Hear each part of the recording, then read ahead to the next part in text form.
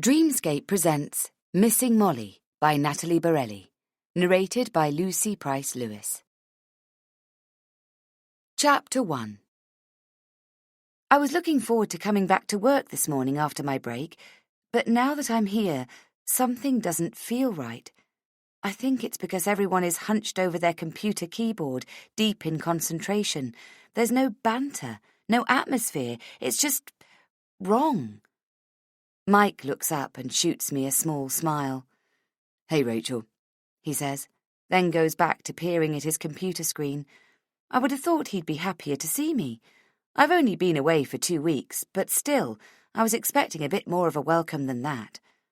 For a moment, I wonder if I've done something wrong. I look around for Vivian, but she's not here yet, so I walk over to Mike, undoing my coat at the same time. "Hey yourself, good morning," I say, as I perch myself on the corner of his desk. "You look busy, for a change," I add with a wink.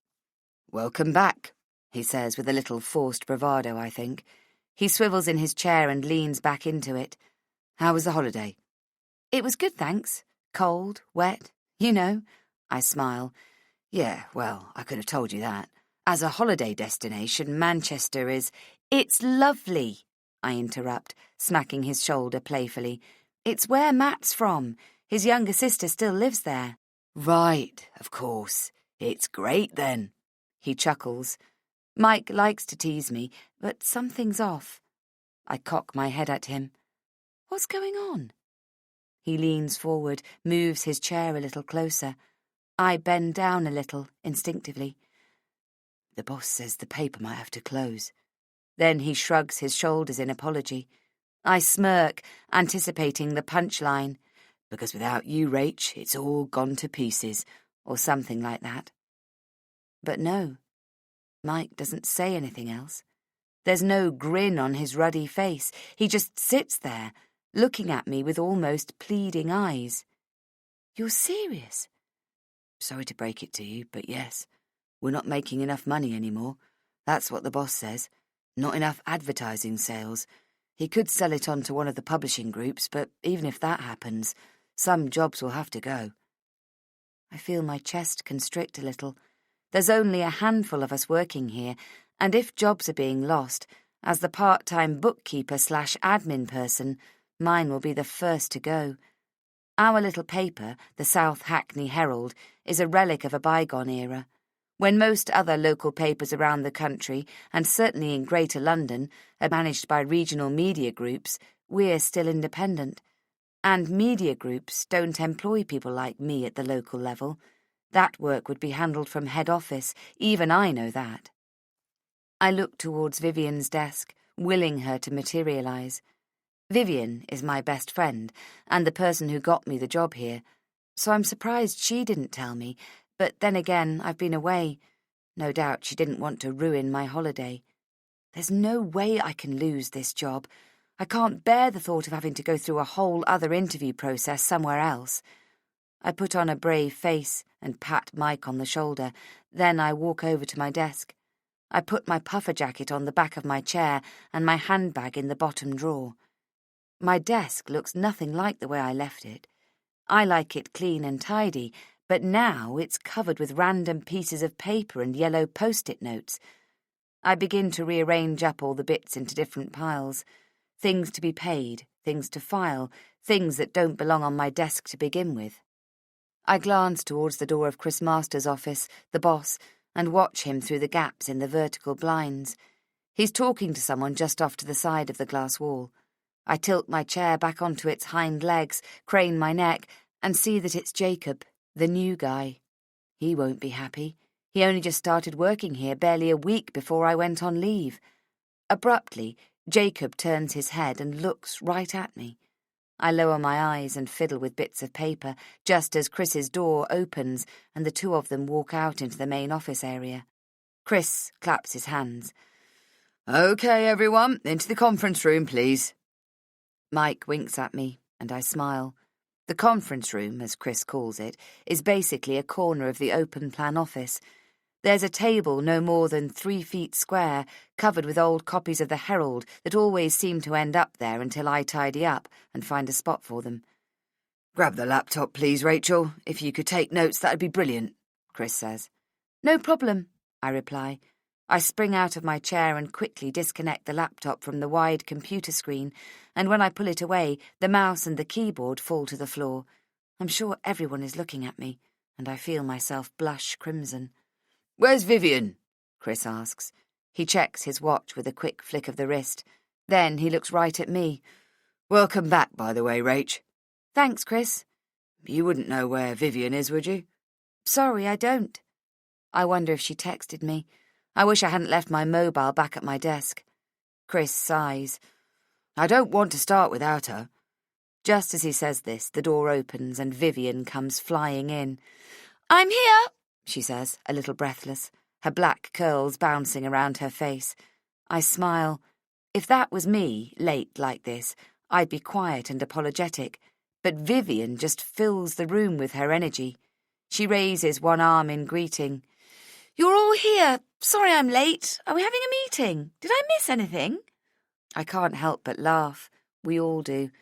She brings a chair over and positions it next to me. I'm dying to talk to her about what's going on here, but I'll have to wait.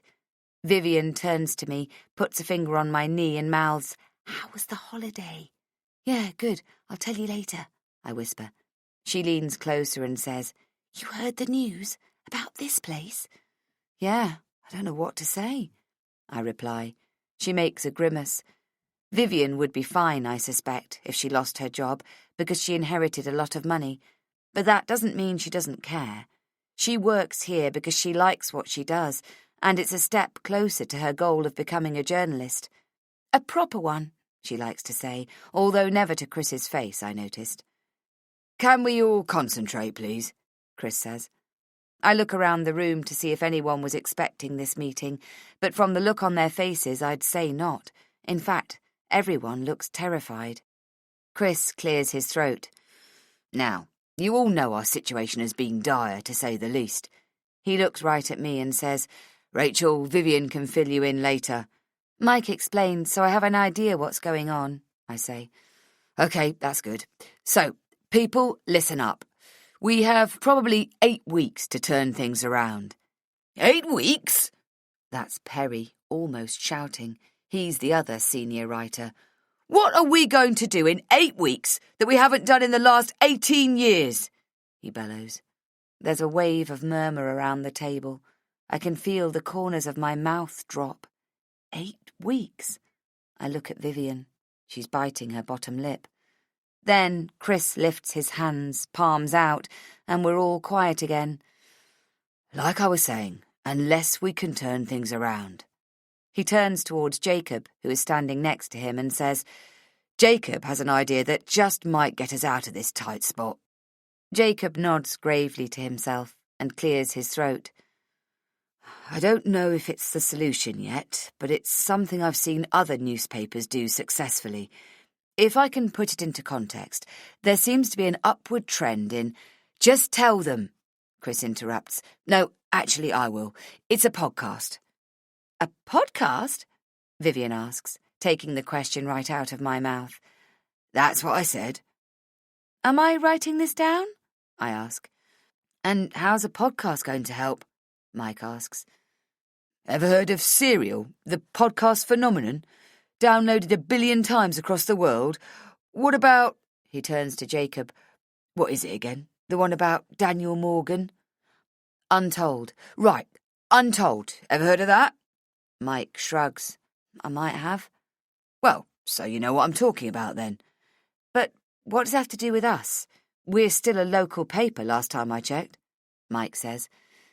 It's coming, hold your horses. Jacob here got the idea from... What was it, Jacob? Well, as I was saying, there are a number of newspapers who are doing this successfully. By that, I mean introduce an investigative podcast as part of... It will bring audiences, Chris interrupts again. And what comes after audiences? He asks this as if we're in a classroom and he's the headmaster. Geez, let me think. Advertisers? Mike replies. That's right! Sponsors, advertisers. Chris is now rocking on the balls of his feet. Podcasts are all the rage these days and sponsors love 'em. I can tell he's waiting for us to say something, but we're all confused or in shock. A podcast? I can see how that would work, Vivian says. You do? I ask. Sure. How good was Serial? We loved it, Rach, remember? I don't think I loved it. I know she did.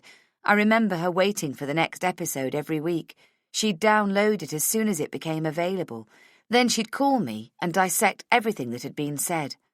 Personally, I never really understood the attraction. These were real people. I thought it was awful. I don't know why I never told her that. Right now, it's the best we've got, Chris says. Vivian, I'd like you to work with Jacob, who'll be the producer and in charge. He'll need some research done and maybe some legwork. I expect everyone to chip in as needed, on top of your usual scribbles, mind you. We're trying to save the paper and our jobs here. Got that? I turn to look at Vivian. I wonder what she thinks about Jacob being in charge, but she's just nodding along, unfazed. I'm expecting you all to pull up your socks and do your best. It's a good plan, and we can make it work. We're putting out the first episode in 2 weeks. 2 weeks? We all say at the same time. No time like the present. I put my hand up. Can we propose ideas? No need, Rach. We already know what we're going to do. It ticks all the boxes. Chris begins to count on his fingers. It's a true crime story. It's not too far from here, because it's not like we have the budget to send you lot across the world, and it's unsolved, sort of. OK, I'll bite, Mike says. What is it? Everyone is silent while we wait for Chris to tell us. He puts his hands behind his back, still like a schoolmaster at an assembly, and again, rocking on his feet, he says, We're going to find little Molly Forster. I can feel the colour drain from my face. My heart starts to thud in my chest so hard I can't breathe, and all I can hear is the blood roaring in my ears. Because I am Molly Forster. Chapter 2.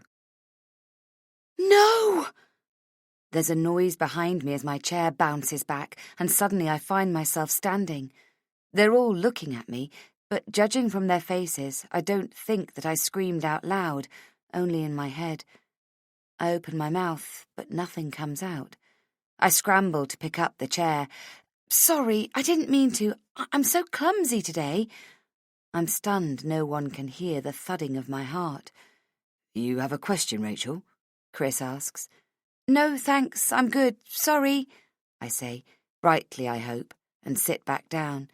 If Chris thinks I'm behaving strangely, he's keeping it to himself.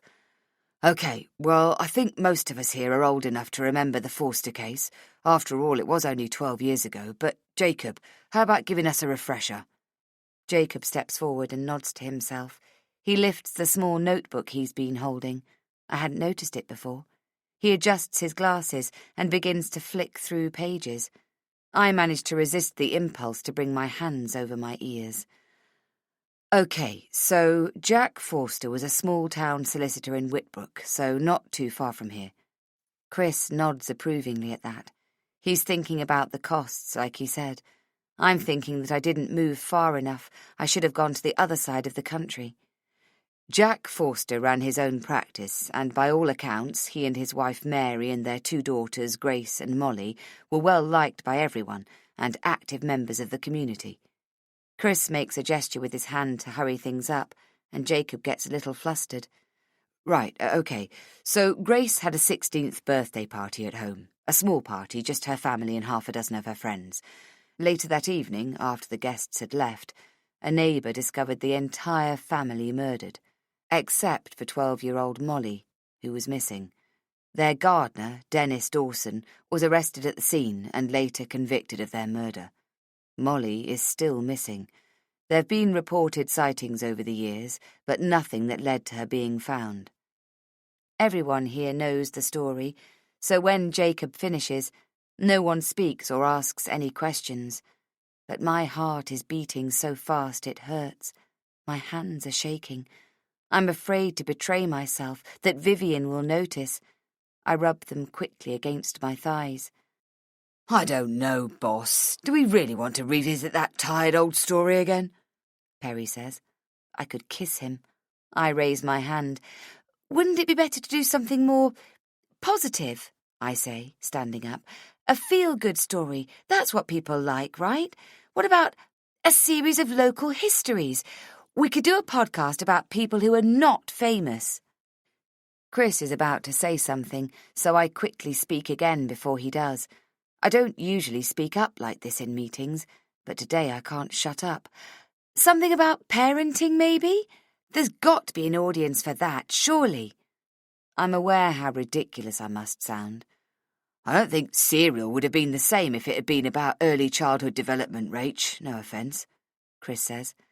But that case is closed, I almost whine. What's wrong with you? Didn't you hear what I just said? We're not going to solve the Forster murders. We're going to find little Molly. And can you sit back down, please? I do as I'm told. I look at Jacob. He's looking at me too, of course. They all are. I try to read the expression in his eyes, but he just looks slightly puzzled. I can feel a headache coming on. Chris makes a point that I can't argue, not without calling even more attention to myself, so I shrug as if defeated and say nothing. He talks about the practicalities and logistics after that, deferring to Jacob now and then. We're calling it Finding Molly, Chris says. Oh, God. Jacob leans across to him. I thought we agreed on Missing Molly? Yes, that's right, sorry. Missing Molly. I do like a good alliteration, Perry mutters. There's going to be a website dedicated to the podcast where anyone can post tips, anonymously if they wish. Then we'll have a phone number so people can call and leave a message, also anonymously.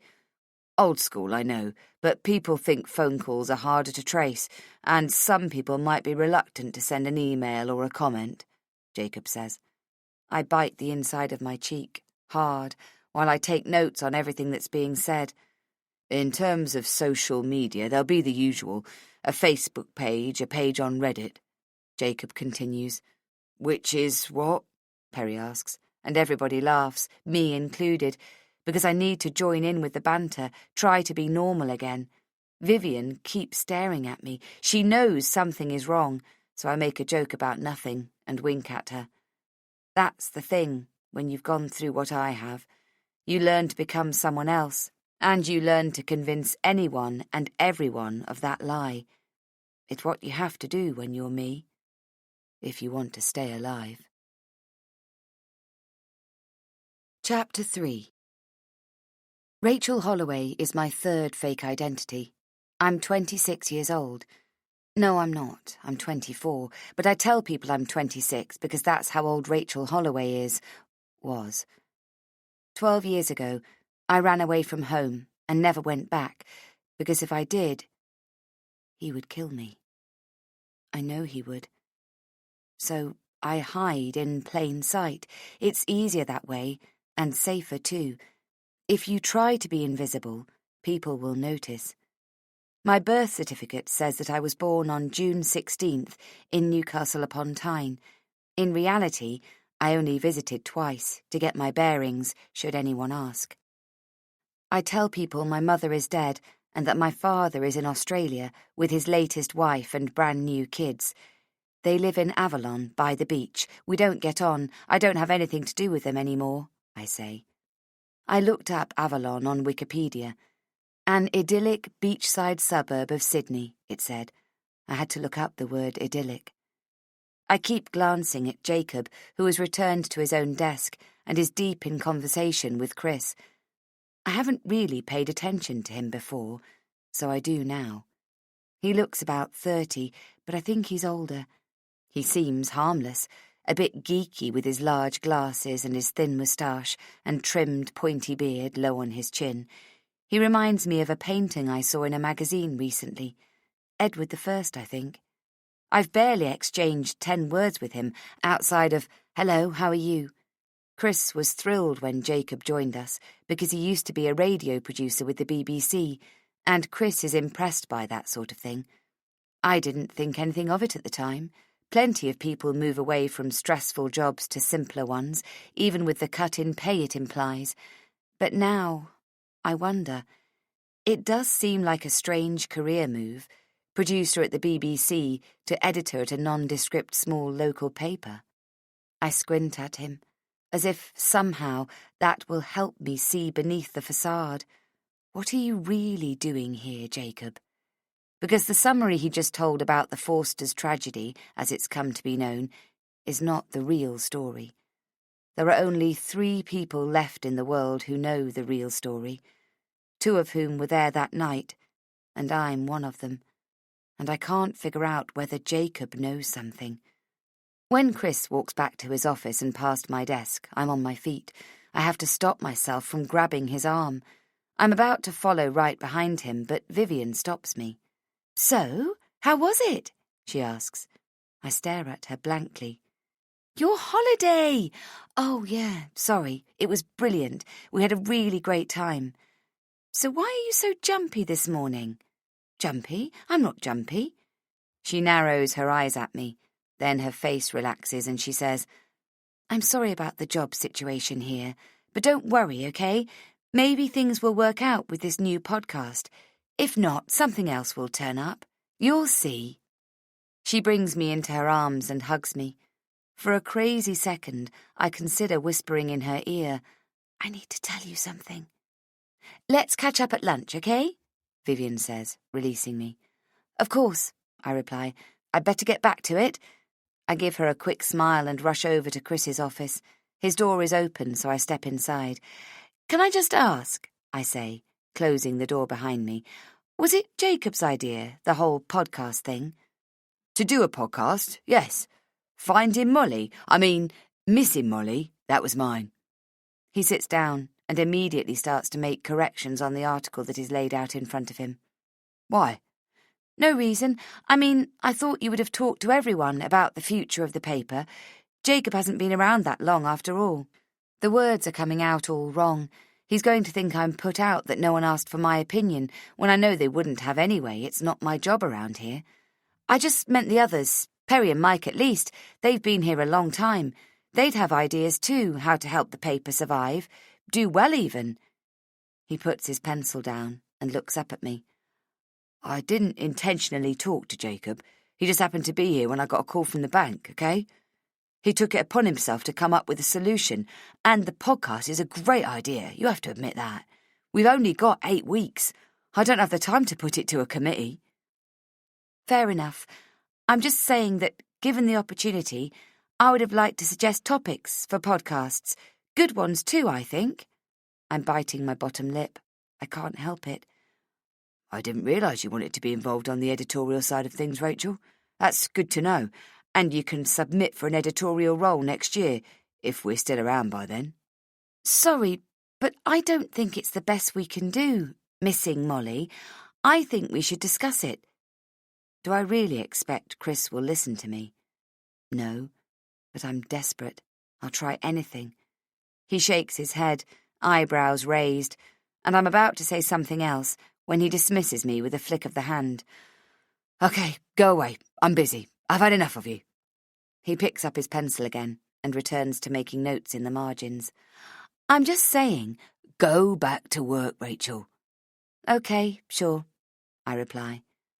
Back at my desk, I do my best to look busy, get some work done even. I can't get over the fact that the local paper I work for is going to do a podcast about finding me. But then, I guess I'm still the most famous missing person case in the country. If you're going to do a true crime podcast, finding out what happened to little Molly is always going to be up there as a top contender. Still, I just don't trust Jacob. I only work half a day on Monday, and then Vivian and I always have lunch together. I think it's best to keep up the routine, but I didn't say much on the way here. I just listened to her talk about the podcast, about how exciting it all is. "I'm starving," she says now, as we sit down at our usual table. Me too. I'm not. My stomach is tied up in knots, and I can't wait to get out of here and go home. "Usual, ladies?" Carla has materialised next to us, pen poised above her notepad. We do indeed order our usual, Caesar salads for both of us, and then Vivian starts chatting away. About the podcast again, the odds that the paper will close, my holiday. I do my very best to seem normal. I watch her pick up her napkin and wipe the rim of her glass. We're regulars here, and she's done this for so long that no one gets offended anymore. It's just one of her little quirks. Suddenly, I wonder if we'll have to move on, Matt, Gracie and me, and leave Vivian behind. It brings a prickle of tears to my eyes. We were both working at Marks and Spencer when we met, Vivian and I. I was working in the bakery. My official job title was customer assistant, but really I served behind the counter. Vivian would come in to get her coffee every morning, and eventually we got talking. She's 3 years older than me, but she seemed like a real grown-up to me. She worked in the marketing department. She explained to me what she did once, but it was over my head. All I know is that it had to do with branding and social media and bringing customers into the store. Some days she had lunch there too, which used to surprise me. I spent enough time at work already. I didn't want to eat there too. I thought maybe she was saving her money because we did give the staff a discount. But that wasn't it. Vivian doesn't need to save money. She's already got plenty. One day, it was a Friday, I finished a bit later than usual, and when I came out I almost bumped into her. She was standing alone, watching both sides of the street. "I think I've been stood up," she said when she saw me. "I was supposed to go on a date, and he's not here." "Maybe he's late?" "Half an hour late. Do you think that's long enough to wait?" "Oh, yes. I don't think anyone should keep you waiting for that long. He hasn't called." "No." She waved her mobile in my direction. "And I tried to call him, but there's no reply." "Oh, well." She sighed. Then she turned to me, her face brightening. "Would you like to go for a drink?" "Now?" "Yes. We could go to the pub. Or do you have other plans?" I didn't have other plans. I didn't have a lot of friends either. I was pretty shy back then, and I didn't, and still don't, make friends easily. "Okay." That's how our friendship started, and we've been friends ever since. It's funny, really, because we're a bit like chalk and cheese. We're very different people, from very different backgrounds. I used to think it strange that we became close, but as I got to know her over the last few years, I realised we are much more alike than I'd thought. We're both lonely. We're both abandoned, really. Her parents don't seem to give a shit about her, which I just don't understand. She's a grown woman, but still. Sometimes I don't know which one of us has it worse. Back then I didn't really care what I did for a living. I just wanted to stay alive. Everything else was a bonus. But when I got pregnant with my daughter Gracie, I decided I didn't want to serve food behind a counter for the rest of my life after all, so I started doing night classes in bookkeeping. "Why bookkeeping?" Vivian had asked. "Because I figured I would always have stable and steady work." "You're so practical, Rach. I love that about you. You know what I really want to do?" "What?" "Journalism. I always wanted to be a journalist." "You never told me that. Like the Daily Mail?" "Maybe. I was thinking politics, or investigative journalism. TV anchoring even. Who knows?" She was beside herself when she got a job at the South Hackney Herald. "I'll be reviewing art and culture to start with," she'd said proudly, "which sounds awfully grand, but really it's about flower shows and local music gigs. But I want to write a lifestyle column someday. Once I prove myself there, I'm sure, I hope, they'll let me have a go." She was so excited, and I was pleased for her, but sorry for myself as well. I missed having her at work. But 2 months later, just when I got my diploma, Vivian said her newspaper was looking for someone to do the bookkeeping. She'd already told them she knew the perfect person. "We'll be working together again." I hugged her when she told me. I was so happy, not just that she got me a job, but that she wanted us to work together. Now I can't help but think it was a huge mistake to work at a newspaper, even a small local one. I go back over my conversation with Chris. He said Missing Molly was his idea, but the true crime podcast was Jacob's. But how hard would it be to nudge Chris in the direction of Molly Forster as a topic, and then make it seem like Chris thought of it himself? I can't stop wondering if Jacob just happened to be here by accident. Chapter 4. There are some things I never do on my home computer, like look up anything remotely related to Molly Forster. Just a habit I picked up and have no reason to drop. So when I leave the cafe, I don't go straight back to our flat. Instead, I stop at a place around the corner that still rents out PCs to use the internet. This place is aimed at students and gamers. The front of the shop is a small convenience store that sells mostly junk food and soft drinks. The computers are at the back, behind tall black panels. It's dark in there, but you can make out the users. They look like teenagers, hunched over. Often they've got their hoodie up, and some of them use some kind of console. Can I get 30 minutes, please? That's the maximum time I can spend before I have to go and pick up Gracie from preschool. The man behind the counter is always friendly. I get my ticket and find a spot out the back. I type in Jacob's name in the search bar. The first results that come up are all from the BBC. What I want to see is a photo of him. There's a link to his LinkedIn profile, which I'm pleased to see isn't set to private, since I never signed up. A relaxed and younger Jacob smiles at me from his profile picture. I peer at it, but there's no need to study it. It's obviously him. His summary is generic. I'm a dynamic, creative, talented and experienced audio content producer, etc., etc. So I skip to his experience section. Producer, it reads, along with the relevant dates. He mentions a couple of programs I've never heard of, a breakfast music show, Upbeat, and more recently a religious program called The Spirit. He's listed skills like multi-platform and agile and some podcasting, but even I know anyone could build a LinkedIn page and write whatever they like. I check the BBC website next and find the pages related to the radio programmes he worked on, but there's no mention of Jacob Whitelaw. There's no mention of any producer, so maybe it's no big deal, but it still makes me nervous, and I write the phone number of the programme on my hand. Excuse me? I instinctively close the browser window, and then I turn around and look up at a young woman with heavy black eye makeup. Yes? She glances briefly at the screen and raises her eyebrows. She must be wondering what I'm so keen to hide. I mentally chide myself for being so obvious. Yes, sorry, she says. I was sitting here before and I lost a glove. She lifts her hand to show me. Would you mind? She points to the floor. Oh, sure.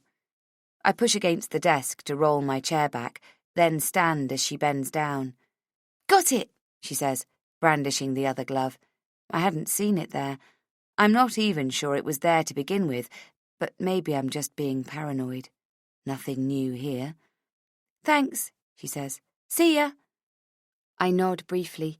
I don't know what else I can find out here anyway, so I grab my bag and go to pick up Gracie. My daughter is almost 3 years old. Sometimes, when I'm at work, I catch myself picturing what she might be doing in that instant. I imagine the feel of her little feet in my hand, the sweet plumpness of her legs. I see traces of my sister in Gracie's face, but she has hair like mine, fair and fuzzy, like pale yellow fairy floss that frizzles in the rain. Mine is more the colour of light copper, somewhere between blonde and red, and I suspect Gracie's will be the same in a few years. I used to colour my hair, all part of my disguise. Claire old chestnut. I styled it straight too. I even darkened my eyebrows. But when Gracie was little, the sight of her angelic pale curls gave me a pang of nostalgia for my own early childhood. Or that's what I told myself, because deep down I suspect it's just that I've relaxed a little too much. First, I forgot to be scared, and then I forgot to be careful. So a couple of years ago I got it cut really short and let the colour grow out. Now it's down to the base of my neck, thick and wavy. I love you like this, Matt said once, caressing my newly styled blonde hair. It's like you're a different person, Rach. Not that different, I hope. You look beautiful. Why would you colour it? Oh, you know me, slave to fashion, I said. Which was funny, because I'm not that at all. I'm more the jeans and sneakers variety, unless I have to go to work, in which case I'll wear a pencil skirt and a white shirt, the office uniform for women all over the world. I touch Gracie's soft curls, and pull myself out of my memories. As we walk home, she chatters about her day, her friends, her little life, already so full. I stop myself from thinking about what's going to happen to us if this podcast goes ahead. I just want to be in the moment with her. In the kitchen, I peel an orange and set its quarters on a small plastic plate shaped like a flower. Gracie is standing next to me on her toes, holding onto the worktop with the tips of her fingers, her arms stretched up and her face upturned. I smile on one side of my mouth. "I love you," I say, handing her the plate. "I love you more," she replies in a sing-song voice. "That's not possible," I whisper to myself. I clean up and make myself a cup of tea, turning over the Jacob situation in my mind. He started at the paper a month ago. Chris had advertised the position on a couple of jobs websites. I'd posted the ad for him. Then Chris interviewed 4 people and picked Jacob. "Heads above the rest," he said to Vivian and me. I take my tea into the living room and settle down on the sofa. Gracie is sitting on cushions and glued to the TV screen. She's watching some kids' program and eating in slow motion. I pick up my mobile and dial the number I wrote on my hand earlier. I spin a story about checking the spelling for the producer of the Spirit program for a local credit, and I find out her name is Alice McGrath. I hang up, then I wait for 20 minutes or so, listening to the sounds of Gracie singing along with the TV. When I call again, I ask for Alice McGrath. "One moment, please." I'm put on hold briefly, and then a different voice comes on the line and announces herself, "Alice McGrath," in the clipped professional tone of someone who doesn't normally answer their own phone. I try to match it. "Hello, it's Catherine Morgan. I'm calling about a work reference for one of your ex-employees, Jacob Whitelaw." She doesn't say anything.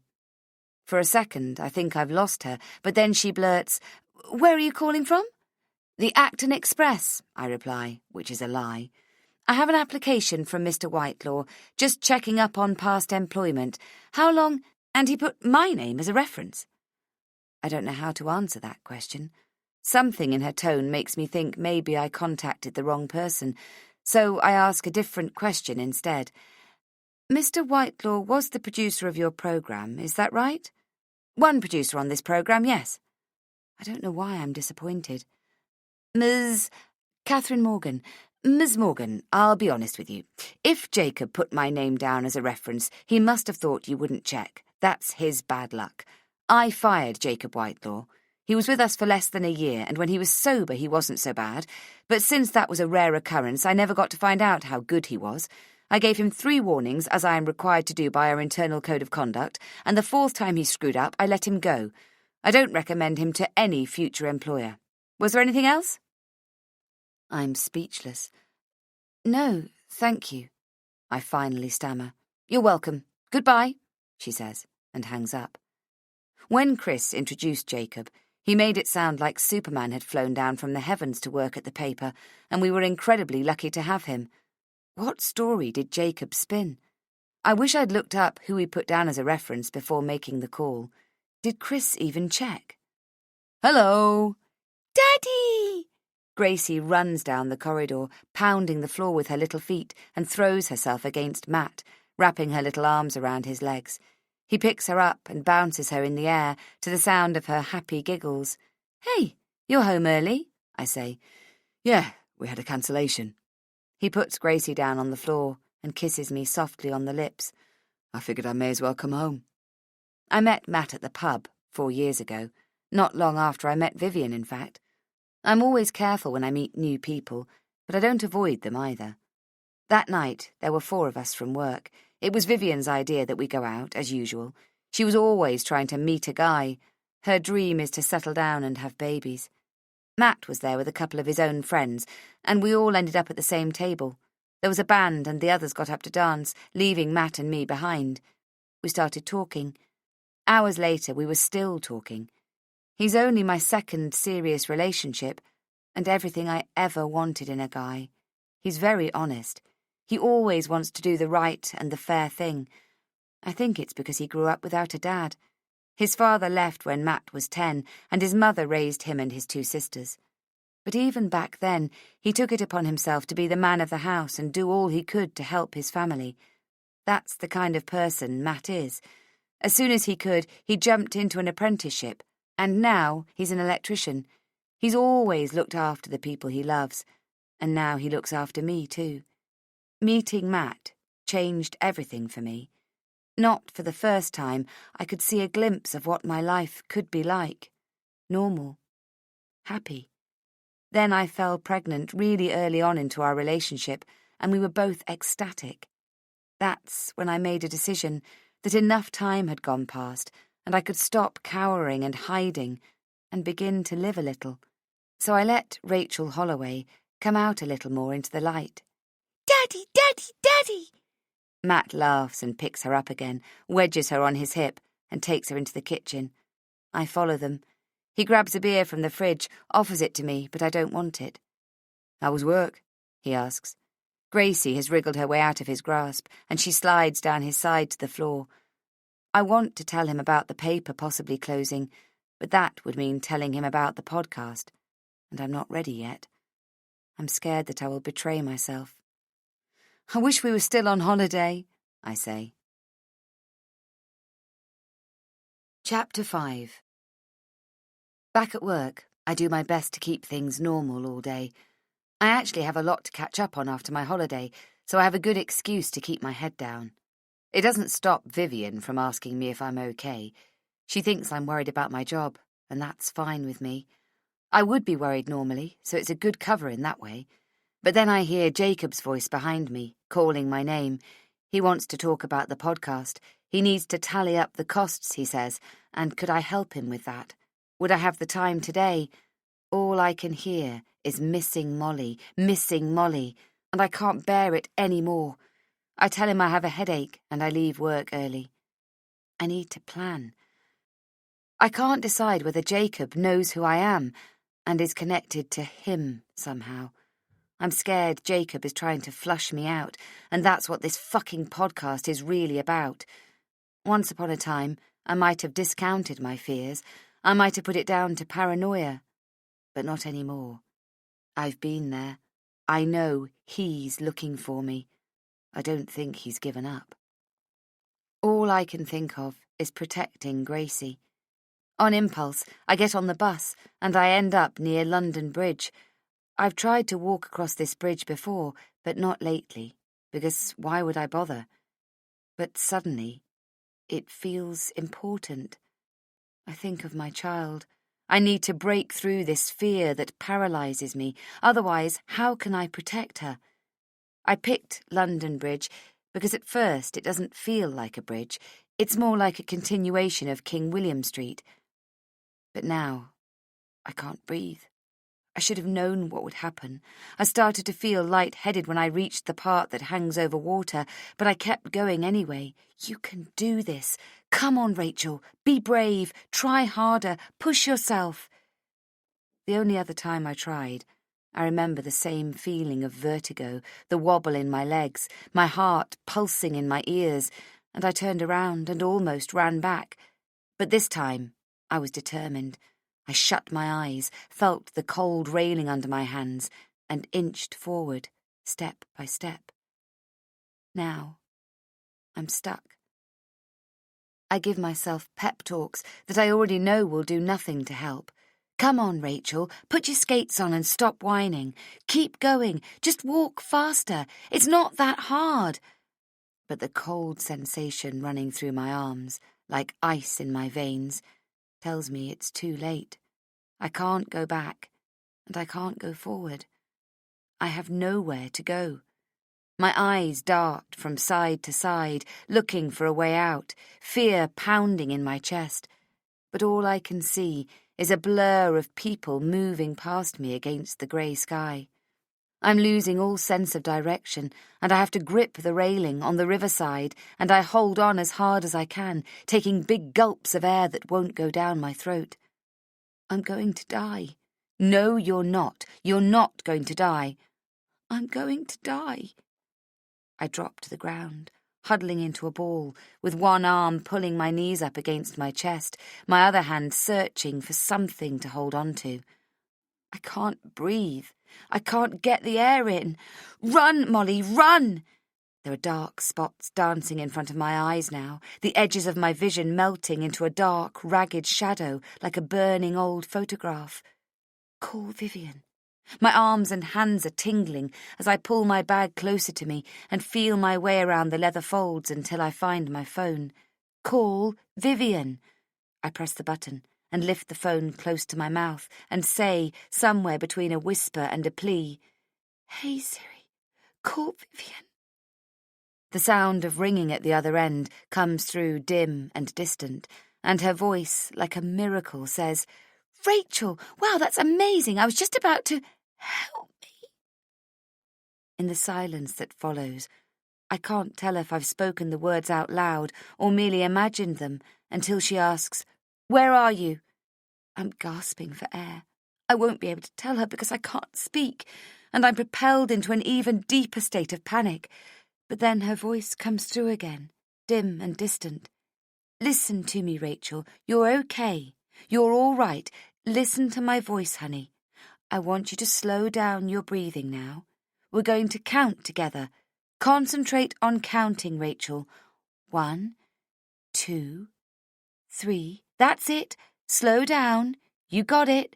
4, 5, 6. Okay, you're doing great, Rachel. Now tell me where you are." "I'm on the bridge." "Okay, just breathe and count. Everything's all right. Breathe and count with me." So I do, and the pressure on my chest begins to loosen ever so slightly. I'm still crouched on the ground. I feel someone put a hand on my back, hear the distant sound of a voice asking if I need help. I shake my head and rest my forehead on my knees. 27, 28. Without looking, I lift one arm to the railing on top of the concrete barrier and pull myself up. Vivian's voice is soothing, soft, and distracting at the same time. She breaks up her counting with anecdotes about our past. "Do you remember the time we laughed so hard you peed your pants?" I release a shaky breath. "I'm walking now," I whisper. "You're doing great, Rach. Just look at the ground and take your time." In what feels like an eternity, but was probably only a couple of minutes, I'm off the bridge, and the relief floods my entire body. I close my eyes and tilt my face to the sky. Vivian's voice is stronger, clearer now. I just relish the feel of the ground under my feet, the sense of peace and safety that has returned to me. I pull a crumpled tissue from the pocket of my coat and wipe my tears, blow my nose. "I'm sorry. It was going to pass. I should have just waited it out," I say into the phone. "I'm glad you called me, honey. Vivian's seen me like this before. She's helped me out of a panic attack more than once. I don't know what I'd do without her." "Thank you," I say softly. "You're welcome. Go and sit down on a bench somewhere. You want me to call you an Uber?" "I'm okay now, Viv. I can do it. I'm sitting down." "Okay. Whose bright idea was this, by the way? Your shrink?" "No, mine." "I see. Did you tell her what you were going to do?" I start crying, more out of sheer exhaustion and disappointment than anything else. "Oh, honey," she says into my ear. "I'm okay, Viv, really. Let me take a moment. I'll get home and call you back." I say goodbye, drop my head between my knees, and wait for the crushing disappointment to abate. Chapter 6. I've spent the past 2 days driving myself crazy, looking into Jacob's background, the little of it I can access online. I can't find anything that ties him to me. We haven't crossed paths before, in any capacity, and I can't quite picture him as the hired assassin trying to flush out his target. But that doesn't necessarily mean anything. What's the expression? Just because you're paranoid doesn't mean they're not out to get you. But I have come up with a plan which is breathtaking in its simplicity. The only person who has the required expertise to produce this podcast is Jacob. Therefore, get rid of Jacob and no podcast. Magic. We'll think of something else to save the paper. There's another way. There always is. I'm back at work now, and it's Friday. Normally, I like Fridays, because what's not to like about Fridays? But also because Vivian and I, and Jenny from work, often go for a beer at the Cat and Mutton, the pub around the corner, and Matt will pick up Gracie from preschool so I can have a break with my friends. But that's hours away. I've only been at the office for 5 minutes, and Vivian is telling me something about a TV show as I turn on my computer and catch sight of Jacob in peripheral vision walking right up to my desk. Hi, Rachel. Hi, Jacob. How are you? I barely look at him. He smiles a little awkwardly. Yeah, good, thanks. Can I have a few minutes of your time? Of course. Did you want to work on budget? Yes, Chris said I should check with you on some costs for the podcast. All right. I hesitate for a second, then I add, do you want to pull up a chair? I indicate the space next to me. He looks around, spots an empty chair at one of the other desks, and wheels it over. I catch a faint whiff of aftershave. I look down at my hands on the keyboard. They're trembling. I rub them together as if to warm them up. Okay, so breaking down what we need. He's flipping through pages of his notebook as he speaks. Can you tell me any costs I haven't thought of? The first thing is the website. I think a blog, so we can post some updates and also let people post any tips anonymously. Right. I scribble a note that makes no sense. It reads, blog, tips, and 2 pound signs. Okay, there shouldn't be any expense for the website. I thought Missing Molly as a domain name had a nice ring to it. I close my eyes and will myself to breathe. But Chris doesn't want a dedicated website. He wants it on the paper's site, so we're good there. Jacob tells me about contact forms and the message bank with a unique phone number and the various social media channels he wants to set up for this podcast. If anyone has anything to say about me, they'll have plenty of opportunities to do so. Money's tight, as you know, so anything that costs extra, it's probably out, he says. Maybe I could make the whole thing sound unaffordable. And if we're over budget, let me know, and I'll make it work. I'm willing to cut any costs down to make sure this happens. I nod. There goes the unaffordable idea. Can I ask you something? I say. Of course. Is there any way I can work on the podcast too? I was thinking it could be a great experience for me. Maybe I could monitor the social media, or the phone messages, or the email account. I could make sure nothing gets missed. That would be great, Rachel, thanks. I'll mention it to Chris if you like. He even writes it down in his notebook. Vivian lays a hand on the back of Jacob's chair. We're still going to the pub later? She asks me. Jacob keeps scribbling, aware the question is not directed at him. I sure hope so, I say. Jacob and I wrap up the rest of our work, and by the time he returns to his desk, I have a list of things to do that will take me a good part of the day. I make myself a cup of tea first. After all, it's not every day you're asked to set up a website to search for yourself. Have you seen Molly Forster? Yes, I have. She's right here, in the office. I work through my list all day, waiting for the right moment, which never comes. I'm massaging my temples when I hear Vivian behind me. You ready? I turn around. She has that long taupe coat on, over her shoulders. She's wearing her floppy hat, the one that makes her look like she's on her way to the French Riviera. I check my watch, shocked that the day has gone by so fast, and I glance at Chris's door. It's closed, but I can see through the vertical blinds behind the glass wall that he's still there. I only have a small window of opportunity to do what I have to. I turn back to Vivian, who by now has her hands on her hips. I'm scrambling for an excuse to catch up with them later so I can get a moment alone with Chris. Why are you looking at me like that? She asks. No reason, I stutter. You look great, Viv. Jenny comes and stands next to her, looking at her up and down. Yeah, you do, Vivian, she says. It's a great look on you. Vivian flicks her hair back. Good, because I'm going out, and later I'm catching up with Tommy. He says he wants to talk, and I reckon there's big news coming. She wriggles her fingers in the air. Really? Jenny asks. He's going to ask you to marry him. Vivian bursts out laughing. No, of course not. But I think he wants to move in with me. He's over at my place all the time anyway. She's beaming with pleasure. I look over at Jacob, hunched over his notebook, scribbling furiously. You want to come too, Jacob? I ask. He looks surprised by the question. To the Cat and Mutton, for a beer, I continue. Of course he's surprised. I've barely said boo to this man, and now I'm asking him out for happy hour. But I'm desperate. Jacob's smile says everything about how rarely he gets included in something like this. Okay, yeah, thanks, he says, and returns to his notebook, the smile not quite vanishing yet from his lips. Great, Vivian says brightly, as if it was settled, as if it had been her idea to ask Jacob. But the look she gives me is more puzzled than put out. I don't know about you all, but I'm ready to go, Jenny says. Jacob stands at that, grabs his jacket from the back of his chair, and bends over his computer, shutting everything down. Ready, Rach? Vivian says. Okay, yes. Let's go. I turn back to my screen and shut everything down too. I stand up, fish my mobile out of my bag, and pretend to read a text. I make a frustrated noise. I just need to make a call. I'll join you all there.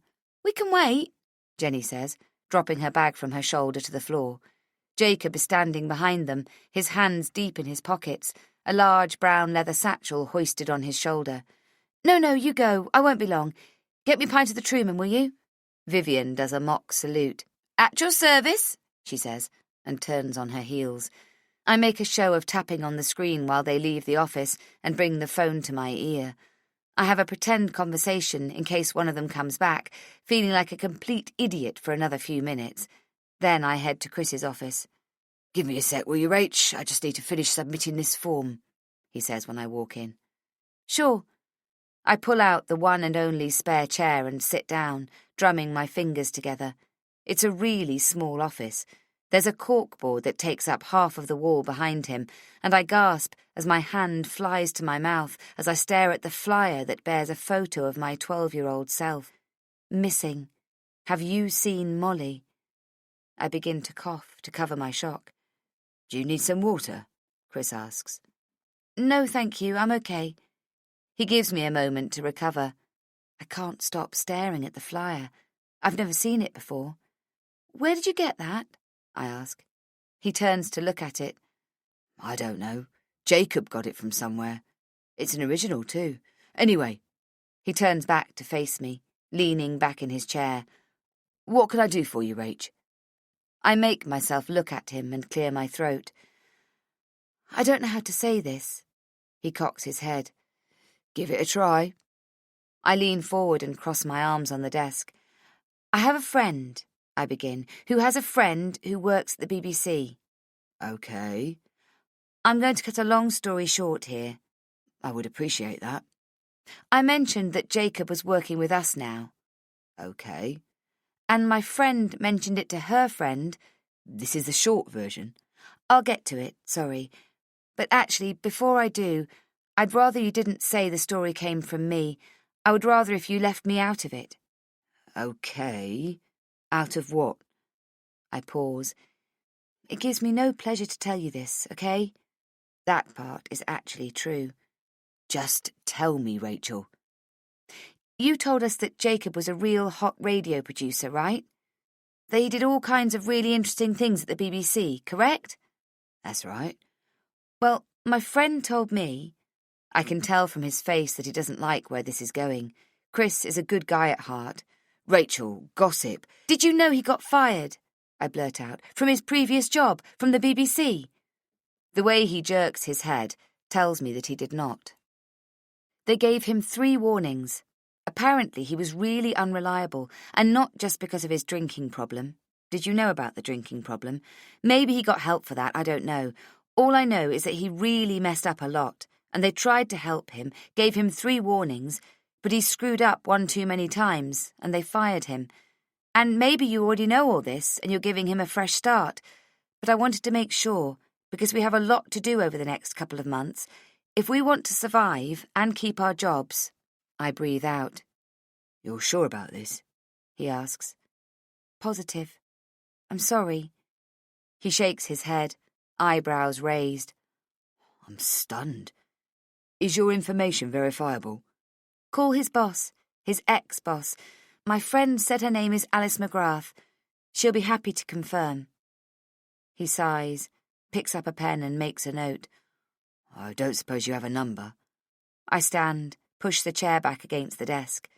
No, sorry, just call the main switchboard. I'm sure they'll put you through.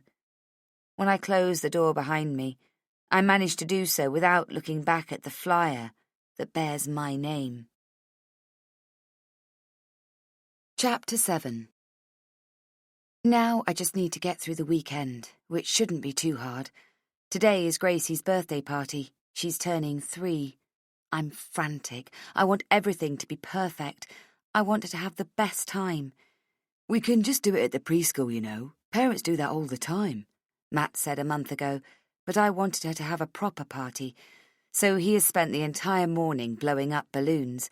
They're bouncing off the furniture everywhere I look. I baked a cake. The living room has been transformed into a playroom with all kinds of activities for the kids. But I'm nervous. Anxiety is stalking me. It's making me worry about everything. I'm worried no one will turn up and she'll be scarred for life, and it will all be my fault. I'm worried that one of the children will fall over on the stairs, or the kids will get food poisoning, or... My God! Did I just walk into the wrong birthday party? It's very quiet. Vivian erupts into our narrow hallway, too many shopping bags for me to count dangling from her arms. You came early. Thank you. I kiss her cold cheek. Here, let me take some of these. What's all this? Oh, you know, trinkets. It doesn't look like trinkets, I say, peering inside the bags. She shrugs. I couldn't decide between the karaoke set and the princess outfit, so I bought everything. I laugh. She's 3 years old. You're outrageous. You shouldn't have.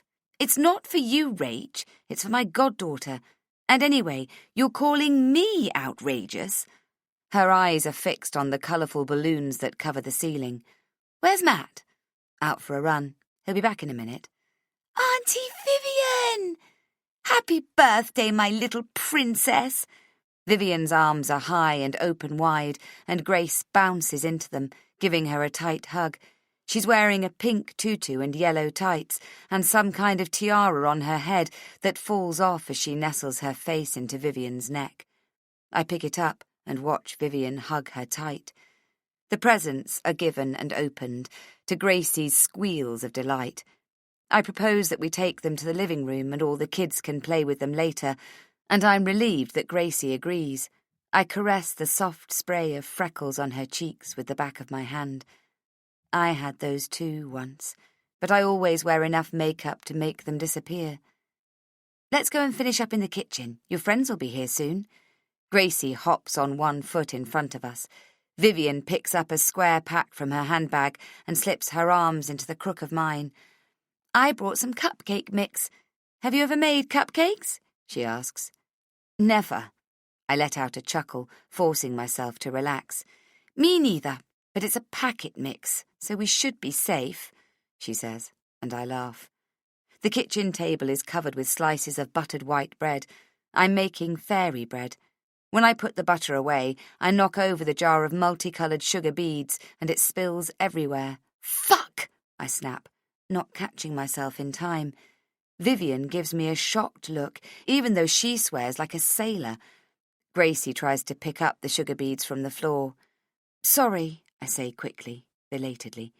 Vivian picks up Gracie and I sweep the floor clean. Is Tommy coming? I ask.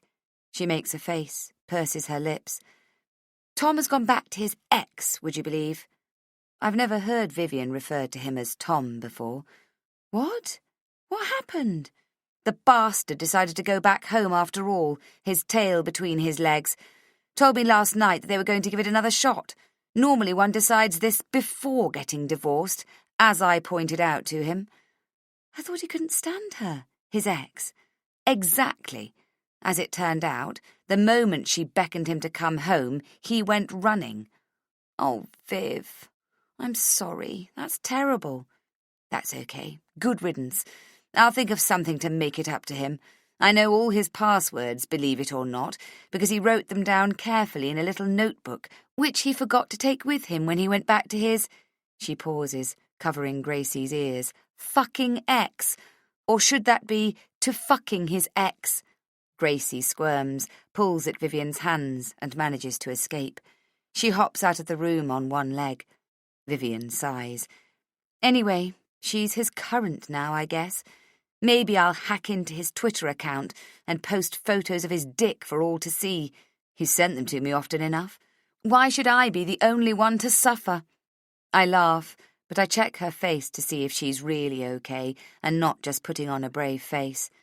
So, it's back to Tinder for me. Cheers. I want to ask her if she's heard anything, about work, about Jacob, but she wouldn't have. It was only yesterday. I just wish I knew. Hello, ladies. I hear there's a party going on here. Matt appears in the doorway, smiling. He comes over to us in 2 long strides. He kisses Vivian on the cheek. Hi, Vivian. How are you? Hello, handsome. I'm very well. Ready to party. You smell nice. Matt chuckles. He stretches his T-shirt to dab at the sweat that's dripping down his face. You should have a shower. Your mum will be here soon, I say. I'm about to. He leans towards me and pushes a strand of hair behind my ear. Did you invite any good-looking blokes for me? Vivian asks. What about Tommy? Who? She says, eyes wide in mock innocence. Oh, it's like that, is it?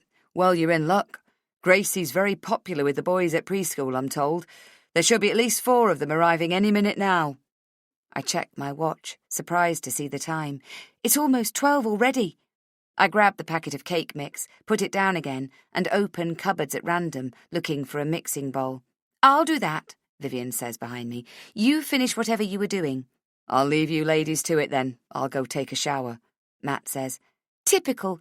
Runs off as soon as there's work to be done, Vivian mutters. We make cupcakes while Matt gets himself presentable, and suddenly our small flat is buzzing with people. His mum is here, and she's baked a cake too. Hers is much better than mine, and it's shaped like a castle.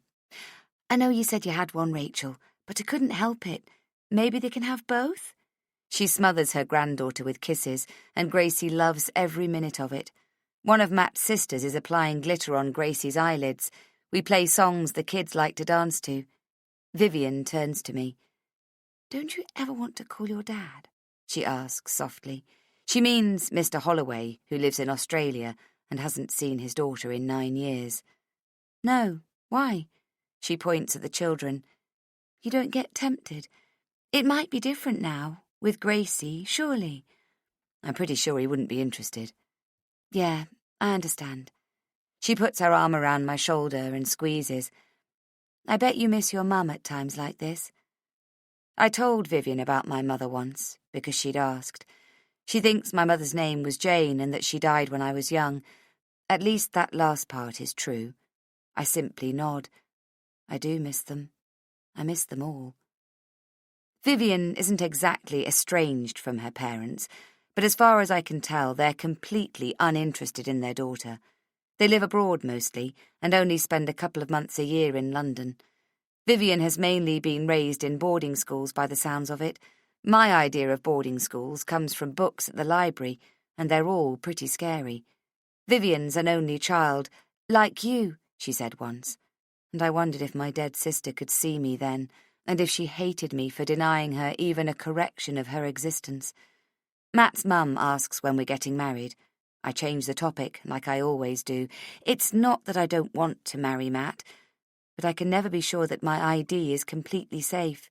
Marriage certificates live closely with birth certificates and death certificates. My birth certificate might not withstand the scrutiny. It's also why I never applied for a passport and never travelled far, and probably never will. Matt puts an arm around my waist, and we chant Happy Birthday. I help Gracie blow the candles on the cake. I would never have dared to hope I'd have a life like this, and I'm desperate to hang on to it. I don't care what it takes. Vivian is saying something that I can't quite hear, and she laughs, so I laugh with her, and I look at Matt and Gracie, and can't help but wonder if life will ever be this happy again.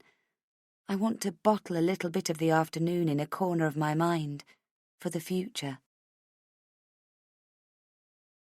Chapter 8. When I get to work on Monday, the first thing I do is look across to Jacob's desk. He isn't here, and his desk looks normal, tidy, the way he left it. Maybe he's just late, so I try to be natural. Mike and I have a usual moment of banter. I notice Vivian is already in Chris's office. I make myself a cup of tea, and suddenly she's by my side. "Jacob's gone," she whispers. "What?" "He's quit. Chris just told me this morning." "What happened?" "No idea." He didn't say why. I'm fairly sure Chris wouldn't have mentioned my name, but my heart gives a small flutter of anxiety anyway. No, that's all I know. I asked if he had another job. I thought maybe he got a better offer, but Chris didn't say. Something happened, I think. I don't know what. "Vivian, come back in here, please," Chris says loudly. Mike lifts his head to look at us. I move towards my desk, just as Chris adds, "You too, please, Rachel." "Of course, me too." I'm so relieved I could sing. Chris is going to tell me not to worry about the budget or anything else. I'm grinning. I can't help it. I have to pinch myself till it hurts to make it stop. I dodged a bullet, and I can't tell anyone about it, but I'm still happy. Chris closes the door behind us, and Vivian perches herself on the corner of the desk, so I sit in the chair. "How can I help?" I ask. "Vivian just told me. Do you want me to take down the Facebook page?" "Why would you do that?" I thought... "You thought what?" "It's my fault," Vivian says. "I just now told Rachel that Jacob had left. I didn't get the chance to explain." "Explain what?" My chest has started to constrict a little. It's what happens when I get tense. It stops me from taking a proper breath. Vivian hops off the desk and raises her fists in the air in a gesture of triumph. "I'm doing the podcast!" she yells. "Not quite," Chris says. My jaw drops. It's such a shock. It takes me longer than it should to react. Finally, I find my voice. "What are you talking about? Jacob's gone, isn't he? You just said..." Chris clears his throat, but Vivian beats him to it. "That's right," she says. "He's gone. And we're sorry about that, aren't we, Chris? But here we are, so Chris asked me." She pumps a fist in the air with a whispered, "Yes." Chris shoots her a stern look. "Vivian, do you mind?" "Sorry, boss." She brings her arms back down and looks at him with an expression somewhere halfway between wide-eyed innocence and chastised sheepishness. "You were saying?" Chris turns to me. "Jacob left us, but there's no reason for us not to go ahead with missing Molly. Vivian's going to do it." The words tumble out before I can stop myself. "But we don't know how. We've never done anything like this before. We'd have to hire someone with experience." I'm working hard to keep the panic out of my voice. "How hard could it be, Rach? It's not that different from what we do here. We're all about content." "Good content. Content that grabs you by the throat and won't let go," Vivian adds in a funny voice, her arms swinging.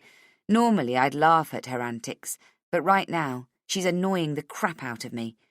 "What about recording the podcast? How would you put it out there?" I ask. "We have no idea how to do that, do we?" "That's where you come in."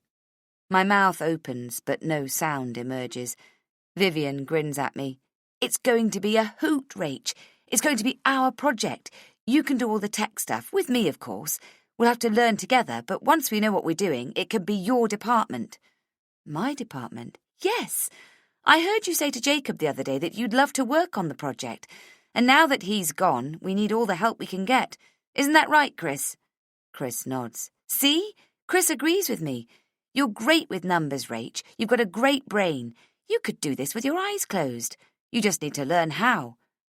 I don't answer, so she leans forward, gets closer to me. "You are pleased, aren't you?" I'm shocked, to be honest.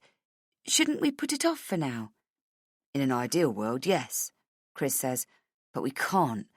The press release went out last Thursday afternoon." "Thursday afternoon?" I can feel the corners of my mouth pulling down. I am crushed with disappointment. So much for my breathtakingly simple plan. "Yes, Thursday. That's all right with you?" he asks. I blink a few times. "Yeah, of course. I'm surprised, that's all. Has it been picked up, the press release?" "You bet." He shuffles papers around the desk. "Ah, there it is.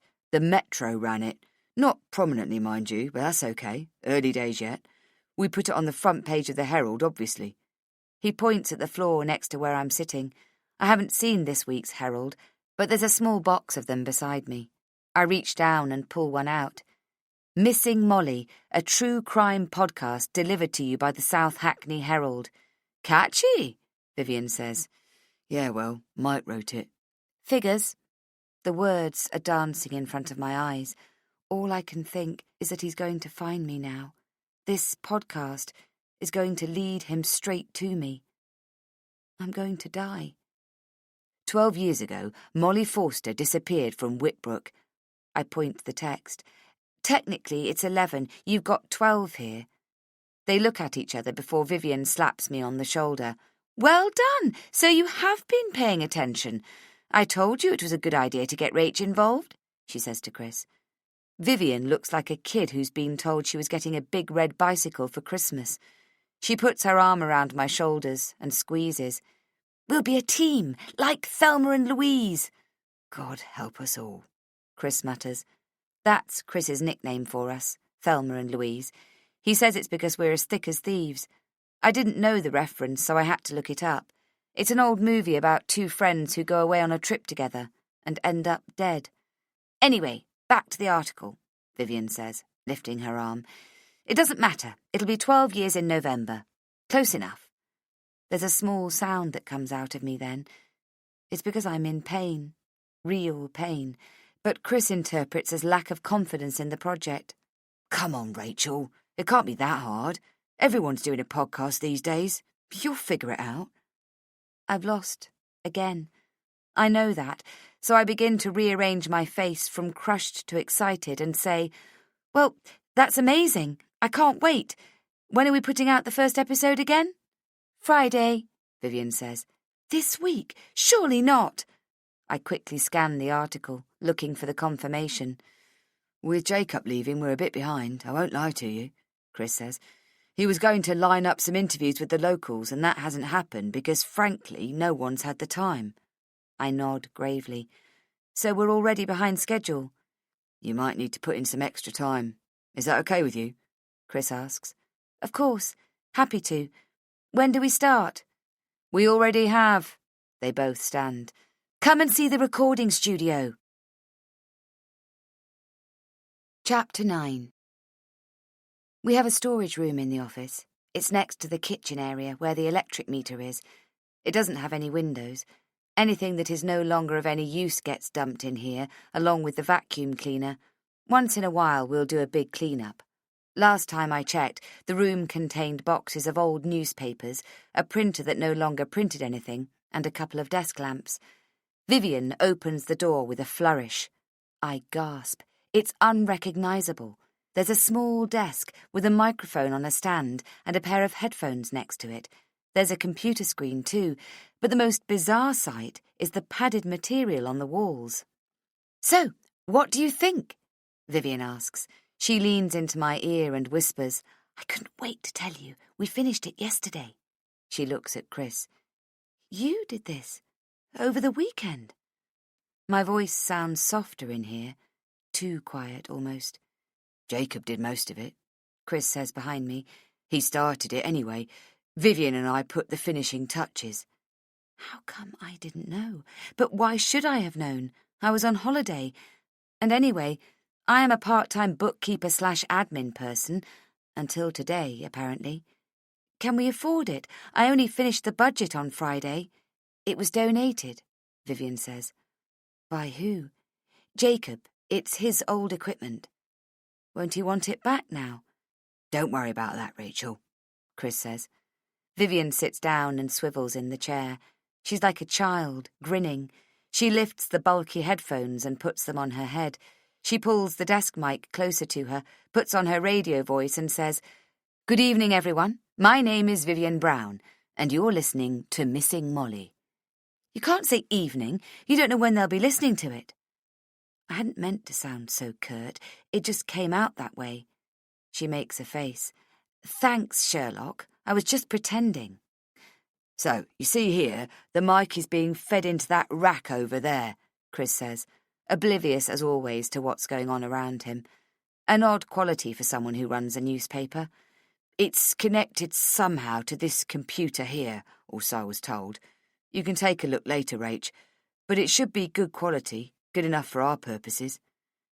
Maybe I could sabotage something here, pretend Jacob didn't really know what he was doing with all those cables, and this setup was never going to work. But what would be the point? That would simply delay the inevitable. Anyway, Rach, we just wanted to bring you up to speed, Chris says, moving back out of the room. Vivian is put out, I can tell from the way she's avoiding my gaze. I've seen her face light up with excitement. It might not be the job she's dreamed about, but it's the closest she's ever come to it so far, and yet I'm being a complete buzzkill.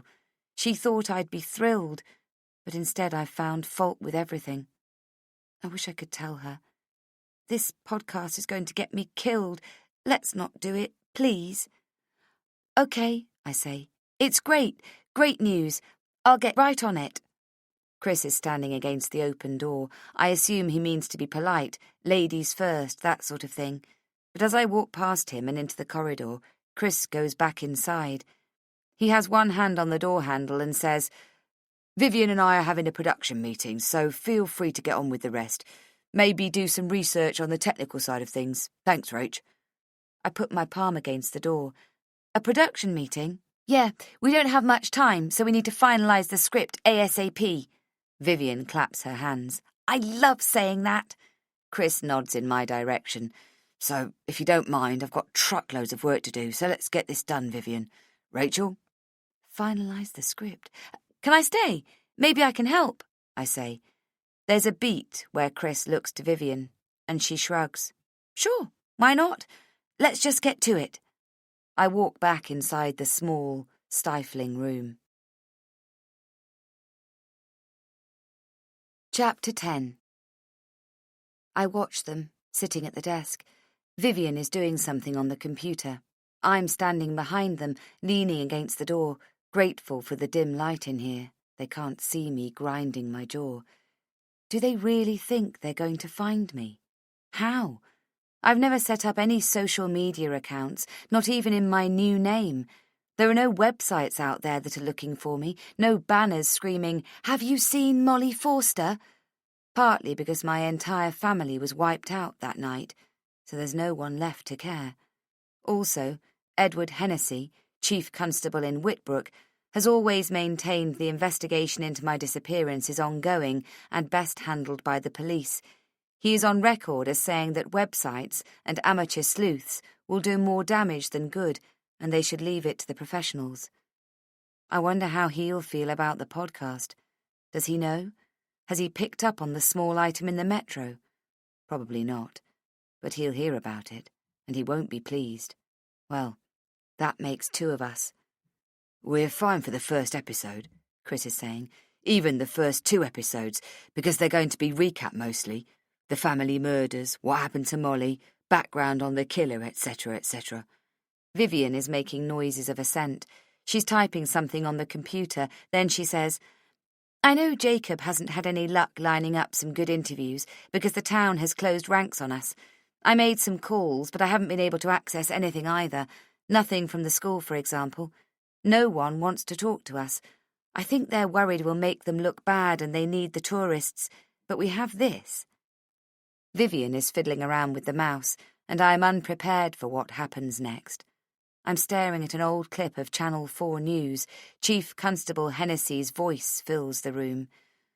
We are pleased to report the arrest of a Mr. Dennis Dawson in conjunction with the Forster family murders. Mr. Dawson was known to the family. He was employed by Mr. Forster as their regular gardener. He had access and a motive. Without going into too much details, we want to reassure our community that this attack was not a random occurrence, the reasons for which I'm not at liberty to discuss at this time. This scene, almost 12 years later, has as much power upon me as it did when I first saw it. I can taste the bile rising up.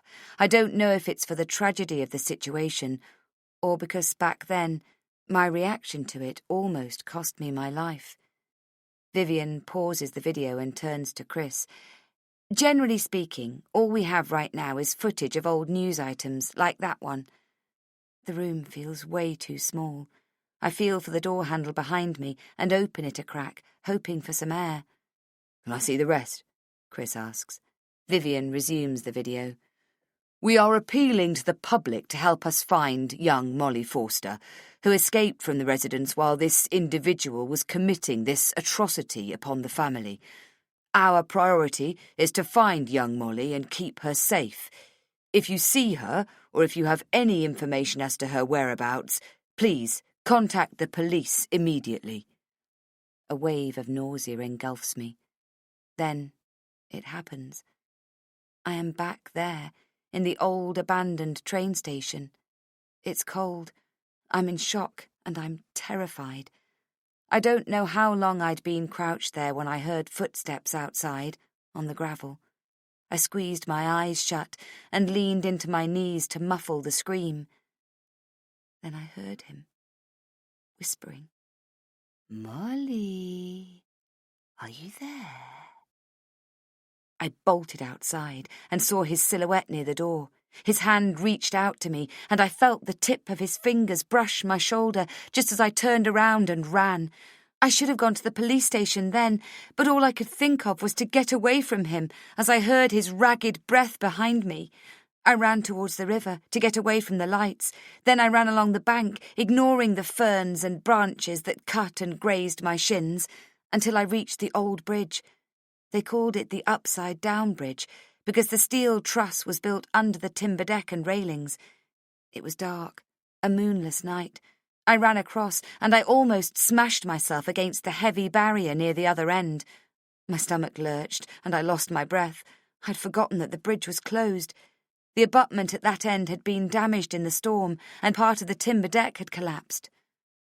"Molly," he sang out behind me, his voice hoarse as he took in raspy breaths. I turned, my legs wobbling under me. He was halfway down the deck, leaning forward, his hands above his knees to support himself. I could hear him catching his breath. Then he stood tall again, and I turned to climb over the metal structure that had been erected there. But I couldn't. It was too high, and I didn't have the strength. I screamed, and in a flash he was almost level with me, his arm outstretched to grab me, and I jumped in the river, praying that I wouldn't hit the rocks I knew were protruding below. I must have fainted in the freezing water, and I didn't know how much time had passed when I came to, wedged against tree roots a few 100 feet from the bridge. There was silence all around me, not even his footsteps. Nothing. I managed to pull myself up the riverbank, my clothes heavy with water and mud. I could see the outline of the bridge in the distance, but I couldn't see him.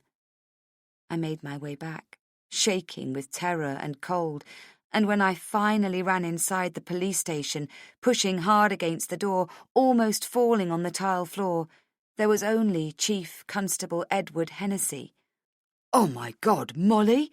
We've been looking all over for you. Molly, sweetheart, are you all right?" "Help me," I said, sobbing. "He's coming for me." "Rachel?" Vivian's voice brings me back to the present. I blink a few times, aware they're waiting for me to say something. "Sorry, what did you say?" I ask, shaking the vision out of my mind's eye. "Do you need any help to get started? With your research?" Vivian says. "No, I'll be fine." I open the door to the studio. I need some air. Chapter 11. "What prompted you to do that, Rachel?" Barbara asks. I give Barbara my most incredulous stare. She's my psychiatrist, or my shrink, as Vivian likes to call her, and the NHS pays Barbara lots of money so that she can tell me things I already know. "You suffer from agoraphobia, an anxiety disorder. It's triggered by environments where you feel unsafe, or situations where you feel you can't get away easily. It's bridges, actually, although I'm not crazy about tunnels either. I had a breakdown after Gracie was born. It was pretty bad, so Matt was adamant. Get help, he said. It doesn't matter if it's expensive, we can afford it. I can always work more shifts, he said. We can never go through this again, Rach, he said. Poor Matt. It wasn't just him that had insisted. Social services made it a condition for the first 12 months. Now I keep coming anyway. I want to get better. I thought that was self-evident, I tell Barbara. She nods. But that's what we're doing here every week. And you're making progress, Rachel. I make a sarcastic noise. It doesn't feel like it. And I figured that if I just practiced doing it, I could teach myself to do it. Which is a lie. I haven't practiced attempting to cross a bridge exactly. Not like every day. Just once or twice, and then I sort of forgot to. It didn't bother me that much anymore that I can't cross a bridge on foot. I can cross a bridge if I'm on a bus. I can drive across a bridge. I don't like it much, but I can do it. Why didn't you tell me? I wanted it to be a surprise. She raises her eyebrows. We could have discussed it. I could have helped you. Then it wouldn't have been a surprise, would it? I say this a little petulantly. I don't feel like being scolded for attempting to heal myself. Why now? She asks after a moment. What do you mean? You've been coming here for over 2 years for treatment, and I never heard you say you wanted to overcome this particular aspect of your phobia. I nod. So why now? I look outside the window. The sky is pale grey, almost white. Small diagonal drops of rain land on the window. I need to get better, that's all.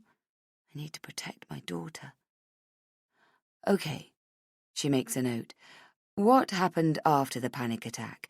How did you get out of it? I called a friend. I can't help it. The tears well up, and I can't speak for a while.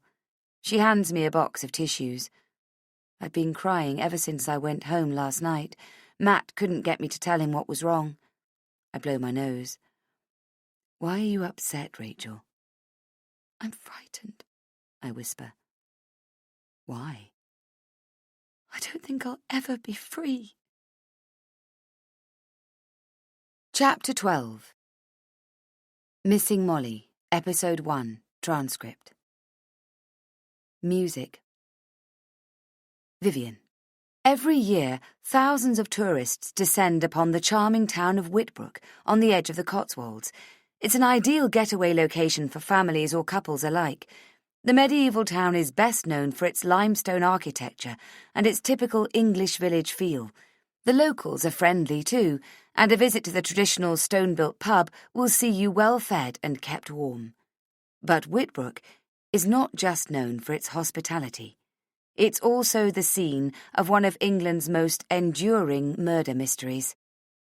Voiceover. Radio 1 Evening News Report of the killings. Vivian. What you just heard is the news report broadcast on BBC Radio 1 the day after 3 members of the Forster family were brutally killed. The tragic event dominated the news in this country for months, and for those of us who are old enough to remember, one of the most disturbing aspects of this tragedy is that the youngest daughter of the family, Molly, disappeared that night without a trace. Molly was 12 years old. I'm Vivian Brown, and you're listening to Missing Molly. If you have any information about the disappearance of Molly Forster, please contact your local police station, or you can leave me a message here on 020 7946 0318. You can also go to our website and follow the prompts to leave a comment. You can choose to remain anonymous if you wish. Music.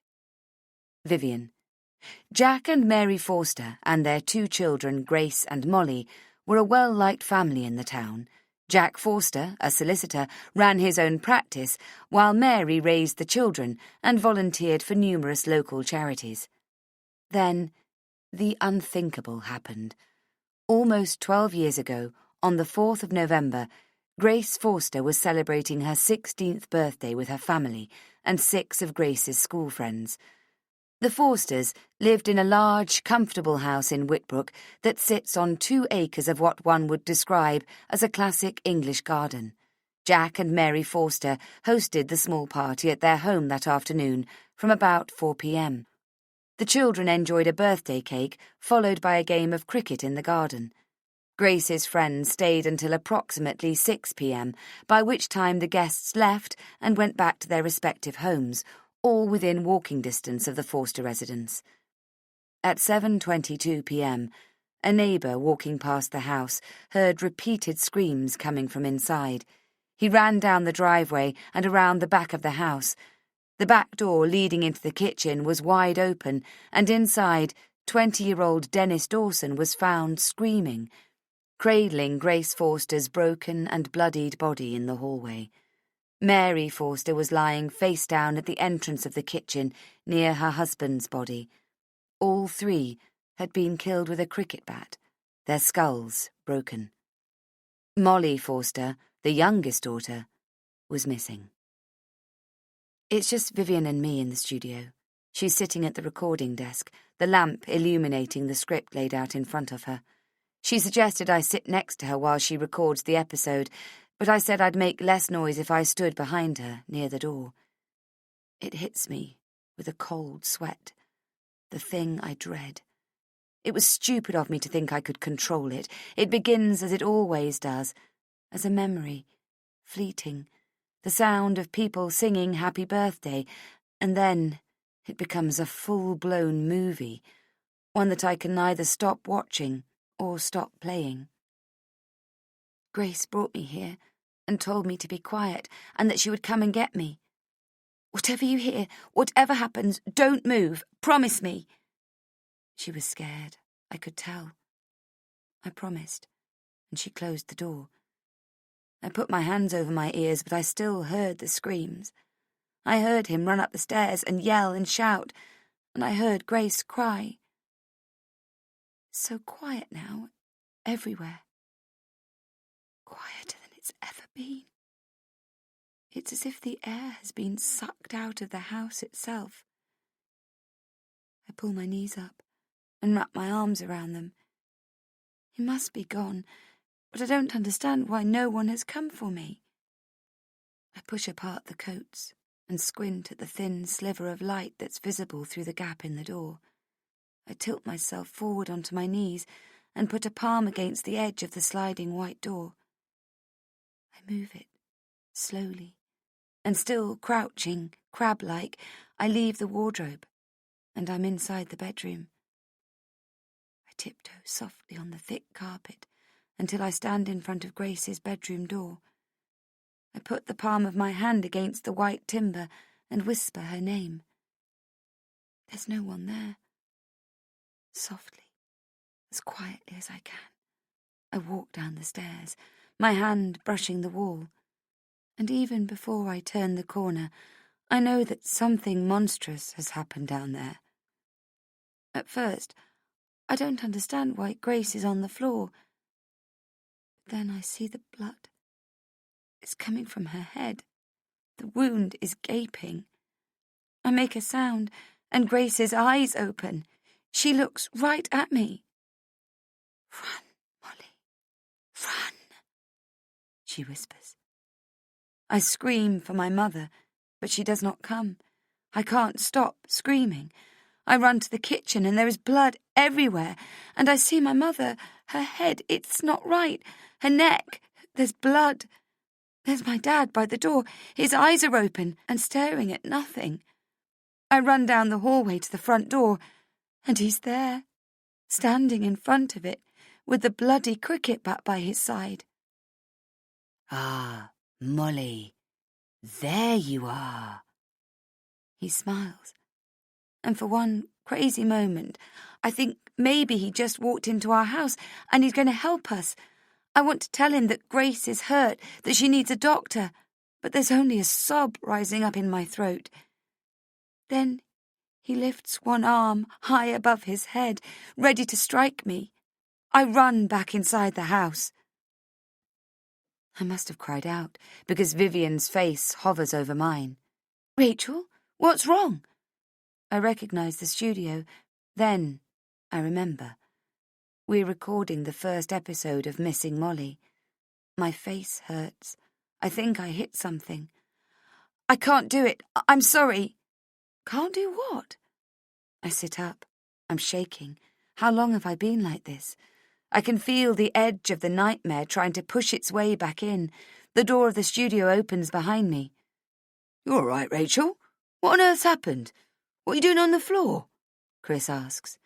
She's not feeling well, Vivian says. She pushes him gently back out. Give us a minute. We'll come and see you in a bit. Everything's fine. She crouches next to me and helps me sit up. It's this room. It's too claustrophobic.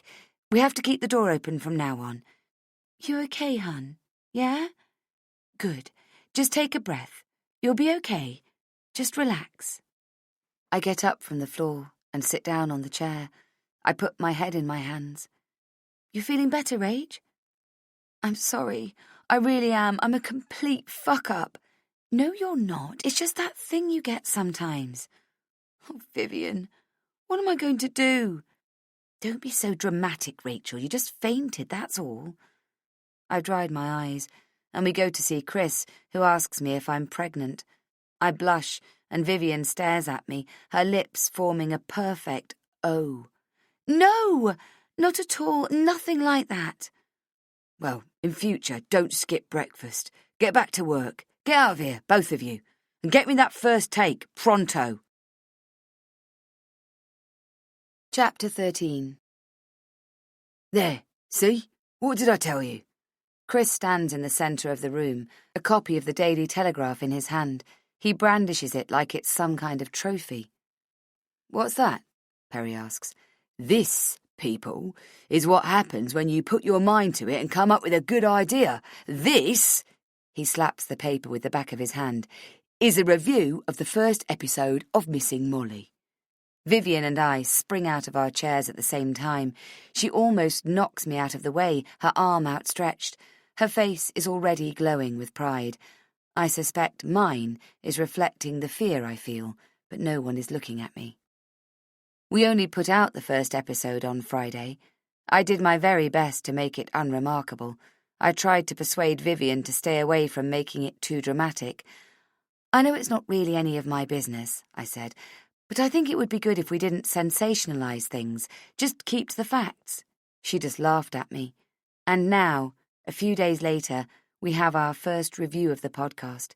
Chris still has the paper in his grip, his arm up high, out of Vivian's reach. She's literally jumping up and down for it, and we all crack up laughing, or they do, and I pretend to.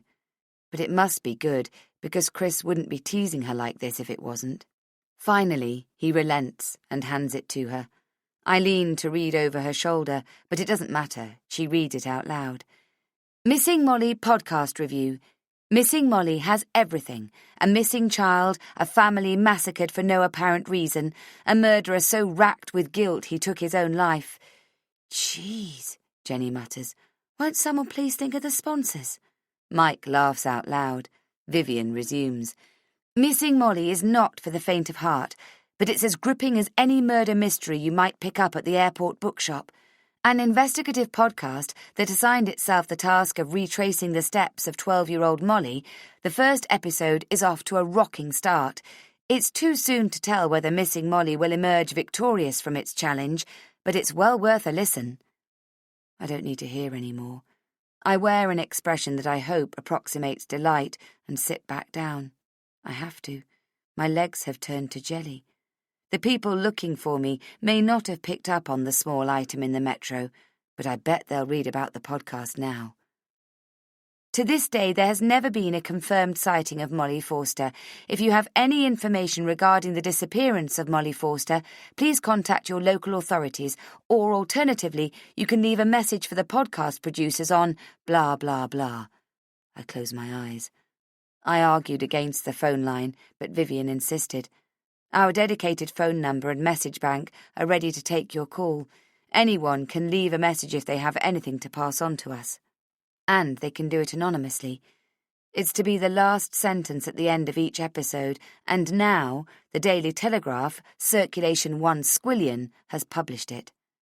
When I open my eyes, the entire office is looking at me.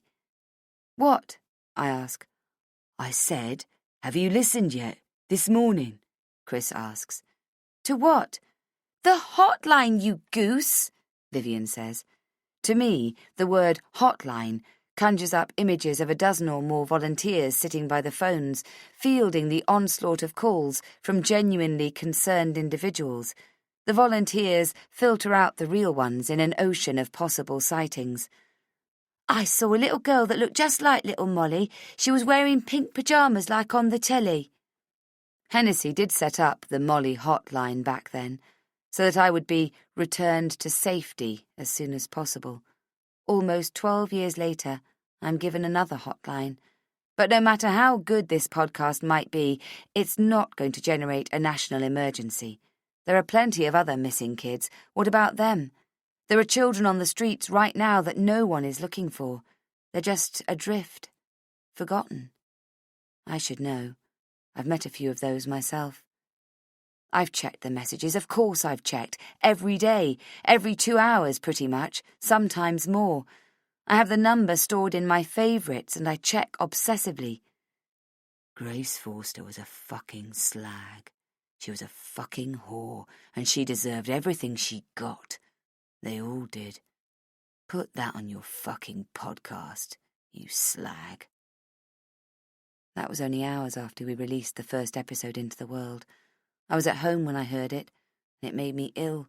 I had to run to the bathroom so Matt wouldn't see me retch. It didn't help that whoever left that message spoke in a low voice, as if they didn't want to be heard. We thought it might happen, trolls coming out of the woodworks. You invite people with information about a missing 12-year-old to contact you, you're going to get a bunch of crazies calling. After I heard that, I just hit delete right away. Delete, delete, delete. I had to wash my hands afterwards, cleanse them from handling the phone that had delivered those disgusting words. No, yes, still nothing. I'll keep checking, I finally say. It's funny that they keep asking the same questions. Has anyone left a message about Molly? Anyone know anything? Somebody must know what happened to her. But there's one thing they never ask. Has Molly called? They don't even realise it. But they all think she's dead. Chapter 14. "You're ready for this meeting, mate?" Chris asks. Vivian is already at the door of his office, ready for this production meeting. She's beaming. I smile at her. Yes, give me 1 minute, I say brightly. He and Vivian disappear into his office as I retrieve my mobile from my pocket and quickly hit the buttons. You have no new messages. I feel the tension in my chest release a little as I stand up and follow them. The time has come to shut this down. Reddit.com is another one of those endless social media sites. Like all social media sites, it can descend into chaos at times, but it's popular with podcast listeners and producers. Anyone can create a page, or a subreddit as they call it, about any topic, within reason, and anyone can join the conversation. If we hadn't created a page for the podcast, and it had become popular, then someone else would have done it, and that person would be controlling everything. Who can post, what gets deleted, who gets banned. So I did it. I created a subreddit called Missing_Molly, so that I could control the conversation. Vivian and I sit across from Chris, each with our notepads at the ready. Chris swivels his computer screen towards us. "You've seen this?" I squint, lean forward. We're staring at the page. Chris taps the screen with an index finger, right on the latest post, the one I put up last night. "Really sad news to share about Molly Forster. Submitted 11 hours ago by Friend of Molly. 7 comments. I hear Vivian gasp behind me and turn to look at her. She's thrilled, I can tell. We were only on episode 1, and already people had stories to share about Molly. From a friend of Molly, no less. Chris clicks on the post heading. Vivian and I both stand and lean closer, our hands on the desk. Her eyes are wide, and I pretend to read the post for the first time. I never used Reddit before, so be nice to me if I'm not doing it right. But I knew her, and she was my friend. I live in Canada, I don't want to say where. Molly was in Canada, but she called herself Melanie. We worked together at one of the Walmart supercenters there. I think it was 2011. We were both single then, and we'd go to the pub after work, and sometimes we'd stay there for hours, drinking gin and tonic. She started telling me stories, but I didn't believe her. Stories like that her parents were dead. They died when she was really young, and her sister too. Her whole family had died. I thought it had been a car accident, you know, but I didn't think she was telling the truth anyway, because we all say things like that when we're really pissed and we're young. But one night she called me crying and slurring in the middle of the night and said that they'd all been murdered, the whole family, and that her name was Molly Forster, and her sister was called Grace, and her dad was Jack, and her mom was Mary, and they'd all been murdered by some psycho, and she'd got away. I calmed her down and told her she just needed to get some sleep, that we could talk tomorrow after she'd slept it off. I went to her house the next morning and thought she was asleep, but she was dead. It was so horrible. She'd taken pills, I don't know what, and she killed herself. I didn't know if her story was true until I heard about the podcast Missing Molly. So I'm really sorry for everybody, but Molly killed herself in 2011. I've never set foot in Canada, but I figured that the further away from here, the better. I could have gone further. I could have gone to Australia, but I'm already using that one for my neglectful father and evil stepmother. Anyway, surely Canada is far enough. Vivian stares at the screen, her hand over her mouth. I shake my head. I don't know what to say. This is amazing, Vivian says. It is, I agree, I guess. How do you want to tackle this? Chris asks, looking from Vivian to me and back again. I can already feel the relief washing over me as the words pour out. There's a little voice in my head that whispers, "It's okay. It's over." I guess we record a short episode and we say that we found her and explain what happened to her, the poor girl, I say, shaking my head again.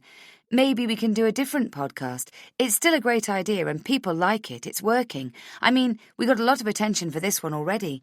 I found this website called Sleuths or something. I'm aware I'm rambling, but I can't help it. Have you heard of it? People post about cold cases. Will you stop talking for a second? Vivian snaps. You're not making any sense. Why would we want to do a different podcast? What do you mean, why? She's dead. I poke at the screen. It says so, right there. Actually, I'm more interested in the comments, Chris says. The comments? My chest contracts again, making it difficult to take a breath. I stare at the section below the post. I saw that first response last night, but it was on its own. I didn't check for any comments after that. I didn't think there would be any more, and if there were, I assumed they'd be irrelevant. That's really sad, friend of Molly. Thank you for posting. Submitted 7 hours ago by I Am Door. I'm a private detective, and I was hired back in 2012 to look for Molly Forster. I didn't find her exactly, but I got close to tracking her down, and I know for a fact that she was in Spain in 2012, so she couldn't have been committing suicide in 2011 in Canada. Submitted 5 hours ago by Anonymous for Now. OMG, that's amazing. But if you knew where she was, why do you say you didn't find her? Submitted 5 hours ago by I Am Door. You worked on finding her. That's awesome. Submitted 5 hours ago by Cry Me a River. The client decided to cancel the assignment at that point. I don't want to say anything else. Submitted 5 hours ago by Anonymous for Now. Did you tell the podcast people? You should talk to them. There's a number you can call. It's on the website. Submitted 4 hours ago by I Am Door. I left a message already. Haven't talked to anyone yet. Submitted 4 hours ago by Anonymous for Now. I ball my hands into fists and put them on my lap to stop them from shaking. There's a trick that Barbara, my shrink, taught me, and it works most times. Breathe through your nose and concentrate on the feeling on your upper lip. Shut out all other sensations and concentrate on the air brushing the skin below your nostrils. Rachel? Yes, Vivian. I said, did you talk to that guy? He said he left a message. She looks confused. I just told everyone moments ago that there were no messages.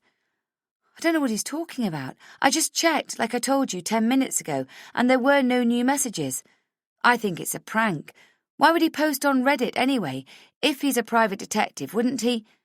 But then it comes to me, tickling the back of my brain. I remember now, the disembodied voice. You have 2 new messages. It was horrible, hearing that bit of filth about Grace. It was so unexpected, so shocking, that I just pressed delete, delete, delete, delete. I wanted it out of my head. I just forgot about the other one. I wonder if it's gone too. Did I delete it at the same time? Do you think it's a tech issue with the hotline? Chris asks. I don't know, but I can reach him through Reddit, I say. If he's real, that is. Chris nods. Good, get on it. I'm about to leave the room when Chris says, How'd you get on with Hennessy, Vivian? I sit back down. Hennessy? Yeah, I spoke to him, Vivian says. Edward Hennessy. My heart is pounding so hard, I'm surprised they can't hear it. What did he say? Chris asks. He was really helpful, actually. He explained how hard they tried to find her back then, put their whole police force onto it, for months, but they never got an inkling of where she disappeared to. He thinks Dennis Dawson probably killed her, but of course the body was never found. She was just a child. He blames himself. I wince.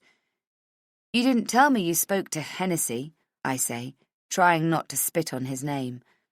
I am now, she replies, her head cocked at me. Why? I just thought that we were working on this together. Thelma and Louise, remember? They both shot me a funny look. It just so happened that you weren't here when he called me. What do you want me to say? What else did he say? Chris asks. He couldn't shed much light on where she might be or what might have happened to her. He doesn't think we'll ever find her. His money is on Dennis Dawson having killed her and buried her somewhere. Yeah, I bet. But we talked about the older sister, Grace, quite a bit. It's funny. She turns to me. I hadn't made the connection before that Molly's sister is called Grace, just like Gracie. Why is that funny? I ask. It was an innocuous thing to say, a matter-of-fact remark. She didn't mean anything by it, I know that, but I can't look at her. She shrugs. It's not, just a figure of speech. So, what did he say about Grace? I ask through gritted teeth. It was a bit sad, actually. We were talking about motive. He said a bunch of stuff that never made it into the papers at the time, but apparently Grace was, how did he put it, secretly promiscuous. Easy with the boys, I think he said. I flinch. Seriously? He said that? He's very old school, I gather. He said there were vague whispers back then that she'd been caught behaving inappropriately, but he hadn't been paying attention to gossip. I said to him it was 12 years ago, maybe more a sign of the times, you know? The way she dressed or whatever, maybe people jumped to conclusions. It's a small town. But he said no, it was nothing like that. As it turned out, there were pictures of her. He almost made it sound like she brought it on herself through her actions. You know the type of talk? No! It just comes out of me, but Vivian misunderstands my burst of anger for shock. Yeah, I know, I was surprised too. He said they kept it out of the papers for obvious reasons. What kind of pictures? The kind that you don't want your mum and dad to see. She posed, for blokes, for money apparently. Playboy would have hesitated to publish them, he said. I thought he meant because she was so young, but he said no, because they were that pornographic. Bullshit. That's what he said. Chris let out a whistle. Did you record the conversation? Of course. We can't use that, I almost shout. We don't even know if it's true. Of course we do. How? Have you seen the photos? I don't need to see them, Rach. He was the chief constable at the CID. He's the mayor now. I think we can take his word for it, don't you? Chris laughs at something Vivian says, and Vivian laughs with him. Is something wrong, Rach? Vivian asks. I'd been looking at my hands in my lap. I look up at her. Don't you find it strange, I begin, that Grace and Hennessy's son were dating when she died? Vivian winks at me. That's right, they were. Glad to see you're on the ball. She flicks through pages of her notebook. Hugo Hennessy. I feel myself grow pale at the sound of his name. So Edward Hennessy just told you Grace Forster was I almost say slag, easy with the boys, and yet he let his son date her. She thinks about it, but only for a second. He said they were only whispers, gossip, he called it. He said he hadn't paid attention to it at the time. But you bring up a good point, Rachel, Chris says. Have you tried to talk to her son, Vivian? I did ask Hennessy Sr. about it, but he said don't even try. It wasn't easy on him losing his girlfriend in such tragic circumstances, and his secretly promiscuous girlfriend, you mean? I blurt before I have time to stop myself. What's the matter with you? Vivian snaps. I raise one hand up. Sorry. Anyway, she resumes, I'll keep trying. It would be a scoop, right? He's never spoken publicly about it. Over my dead body. Does Edward Hennessy have any other suggestions of who we could talk to? Chris asks. Not really. As I said before, he thinks we're wasting our time. Molly's dead, and Dawson killed her. She sighs. I'm not having much luck lining up some good interviews, but I'll keep trying. I'll keep you posted. Chris claps once. Okay, fantastic work. We might not have anything new on Molly herself yet, but we do, I interrupt. We have the post from that girl who knew her, the one in Canada. I don't think it's real, Rachel. Given the chap that's a private detective disproved it, it's probably a prank, kids or something. But we need to track down that bloke. I nod. So much for controlling the conversation. We've got some good audio anyway, with the Hennessy interview. If we don't get anything on Molly for episode 2, we'll have plenty to talk about with Grace. You're going to play that? I ask, incredulous. You're kidding. Of course we are. It's new material. It's great, Vivian says. We are done here. It's over. My attempt at shutting this down failed royally. No one believes my online post, supposedly from a friend of Molly in Canada. It's turned out to be a complete waste of time. I wish I could crumple the post like a piece of paper. I picture myself reaching into the screen and doing it. Chapter 15. Had Hugo Hennessy not murdered my sister Grace, she would have turned 28 next month. I was the baby of the family. I don't think I was planned, but if I was an accident, I'm sure I was a happy one. Grace was beautiful. She had blonde, wavy hair and blue eyes and dimples when she smiled. Hugo was 2 years older than her. The first time I saw them together was at a local soccer game. We'd all gone as a family. Dad liked to support local sport activities. I think he even gave money to the club. I can still picture Hugo standing on the sidelines in his soccer outfit, watching players practice a few moves, his hands on his waist. He exuded so much confidence, he might as well have been the coach. He was very handsome, like Look Twice handsome, with blonde hair that he was always pushing off his forehead and a square jaw that reminded me of a character in a comic book. We were all seated, and he waved to Grace, who waved back. When I turned to look at her, she was blushing.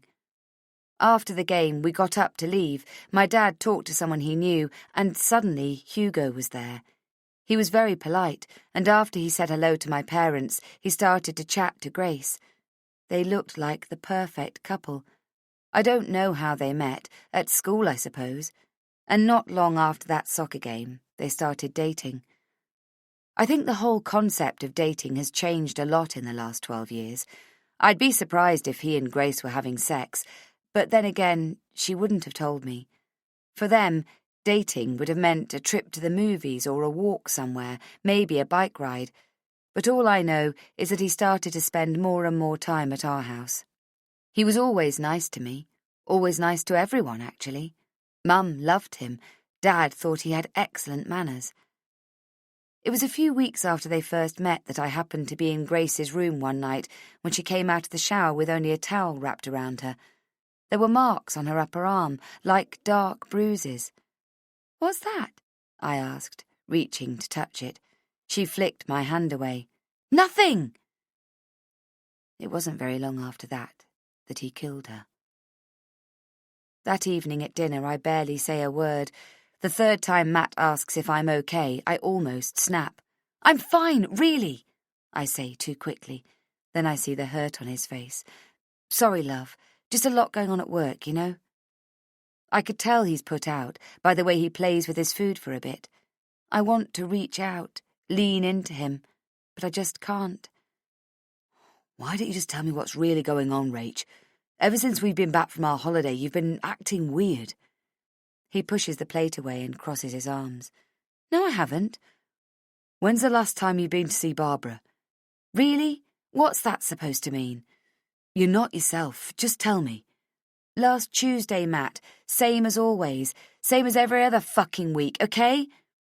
I get up from the table and almost throw my plate into the sink. We barely speak the rest of the evening. And now, in bed, he won't even look at me. He has his back to me, and when I lay a hand on his shoulder, he shrugs it off. I keep thinking about the private detective that was looking for me. I knew I couldn't convince Vivian and Chris that he wasn't real. The problem is, he was telling the truth. He must have been, because I was in Spain in 2012. Terrible things happened there, and at the time I didn't think they were related to Hugo or Molly. But now I don't know anymore. And if there is a connection, then I'm really worried about what's going to happen to Vivian. The thing about Vivian is that she's very good at everything she does. She's taking everything at face value right now, everything that Hennessy says. But at some point, she's going to look for Molly. Really look. And she's going to ask questions, and she's going to want answers. And Edward Hennessy is not going to like it. And if she gets too close to the truth, they'll kill her. Chapter 16. I watch Chris type, one index finger at a time, looking from the keyboard to the screen and back again. That's how he types, and he's never made an effort to learn or even to speed things up. Can I talk to you for a minute? Jesus, Rachel, you scared me. How long have you been standing there? I ignore the question and close the door behind me. Sorry, do you have a second? Not a lot more. What is it? I pick up a rubber band from a small receptacle on the desk and start playing with it, looking for the right words. Chris leans backwards in his chair. I have his full attention. It's about the podcast. He lets out a puff of frustration. I steamroll over it. I did some digging over the last few days. I pull out a piece of paper from my pocket. I unfold it slowly, and I lay it flat on the desk, smoothing out its creases. There, I say, pushing it towards him. It's the phone number of Molly's schoolteacher. What are you talking about? Mrs. Callahan, that's her name. She's retired, but she still lives there. Molly was in her class. I tapped the piece of paper with my finger. The number's current, I checked. I don't remember what Mrs. Callahan looks like exactly, but I remember I liked her. We all did in my class. I figured it wouldn't do any harm if she got on the podcast. What could she possibly say? That she knew me and I was an average student? I called Directory Inquiries and found 2 Mrs. Callahans in the town. I rang them both. I pretended I was doing a survey on behalf of the local council to do with public transport. I knew the second I heard her voice that she was the right one. It's funny, the things you remember. For me, it's the sound of voices. Anyway, it didn't take much for her to tell me she was a retired schoolteacher and that more public transport would be a brilliant idea. Chris is holding the piece of paper as if there's more to read than a bunch of numbers. That's good stuff, Rach. How did you get that? Vivian called the school, but they wouldn't give out any information. I have a source, and it's just the beginning. He smiles. A source? Really? I nod. That's great. Well done. Vivian must be thrilled. He looks through the glass pane towards Vivian's desk. I turn around and do the same. She's on the phone, making notes, oblivious to our stares. She doesn't know yet, I say. There's a problem. Do they want money? No, nothing like that. What then? Well, it's like this. This source only wants to speak to me. They said they'll get me interviews and all they know, but only if it was me, so I want to be a producer on this podcast. He thinks about it for a moment. Then he says, Do you know what a producer does? I feel myself blushing. No, but we all have to start somewhere. Can you even handle the workload? It's not like you don't have a lot on your plate already. Yes, I can. I know I can, I reply. He looks at me, silently, shakes his head. I don't get it. Why won't you tell me how you got that info? You wouldn't believe me if I did. Trust me. Well, if you can bring in this kind of material, I don't see why not. I let out a breath of relief. Thanks, Chris. Also, I want to be part of all the decisions, like who we interview, what direction we take with the podcast, all of that. I bite the inside of my lip. Chris leans back in his chair. Vivian's in charge. I know, and I want us to work together and make decisions together. She's got a lot more experience than you, Rach. What's the problem? There is no problem. We can make you a producer and still have Vivian be the lead. I don't mind giving you the opportunity, but you'll learn a lot more that way. I'm doing this all wrong, but I'm in too deep now. And if I say no? He says. Then you say no. But why would you? I have a lot to contribute to this project. I point at the number with my chin. Chris narrows his eyes. You surprise me. I didn't pick you for being so ambitious. Not like this. I feel my tears well up, and I will them away. Call the number, I say. He dials the number and puts it on speakerphone. Hello? My heart skips a beat. Is this Mrs. Callahan? Yes, it is. Mrs. Callahan, were you Molly Forster's primary school teacher? Yes, why? We're producing a podcast about the disappearance of Molly Forster. We'd like to interview you. Is that possible? How did you get this number? Can I get someone to call you and make a time? Yes, I don't know. I have to go. Thank you, Mrs. Callahan. We'll be in touch soon. He hangs up. Then, without looking at me, he says, You drive a hard bargain there, Rachel. What about hosting? Is Vivian still doing that? Or do you want to be the voice of the podcast too? If I could leave Vivian out altogether, I would. She'd hate me for life, and I'd have to live with that. But there's no way Chris will let me host it. He's only asking because if I say yes, he'll tell me to go back to my bookkeeping and never to mention this again, or he'll fire me.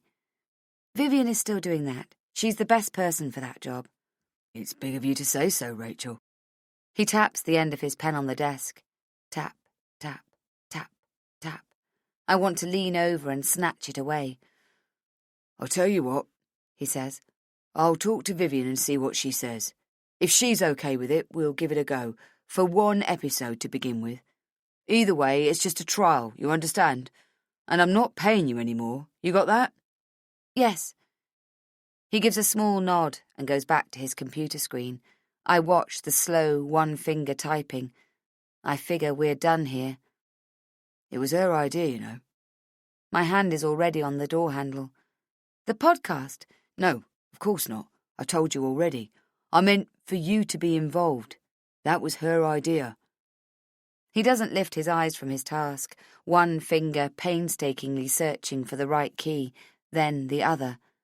I thank him and walk out. I go right over to Vivian. I have to tell her, and I want to find a way to soften the blow. But just as I reach her, I hear Chris behind me call out to her. She looks up, walks over to him, raises a questioning eyebrow at me on the way. I want to find a way to explain, but instead I shrug a timid smile. I find that I am relieved, after all, that Chris will tell her instead of me. I watch them through the glass pane of Chris's office while pretending not to. I'm scribbling randomly on a notepad. At first, she stands quietly, listening to Chris. Then she starts gesticulating. I can hear her voice become louder, but I can't make out what she's saying. Later, when she walks past me, she doesn't look at me. I extend a hand. Vivian, I say softly. She hears me, I know, but it's as if I hadn't spoken. I stand quietly and walk over to her. I rest my fingertips on the edge of her desk. Can we talk? It's a bit late now, don't you think? She says without looking up. Why didn't you tell me? It's just that it's complicated. She shrugs. You know what, Rachel? I don't feel like talking. Let me get back to work. Not long after that, she shuts down her computer, noisily, banging her mouse. She puts her coat on, the lovely black suede one she picked up at the vintage store on the way to my place. Then, without a glance my way, and without her usual, "Bye, everyone! See you tomorrow, everyone!" she's gone. I finish my own work quickly. and then I leave too. Chapter 17. Vivian lives in a lovely flat in Kensington.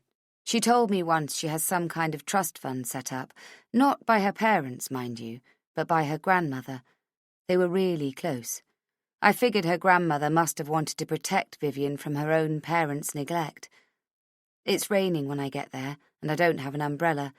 My hair is wet, rain dripping down my neck and down my back. I ring the flat, and she asks who it is.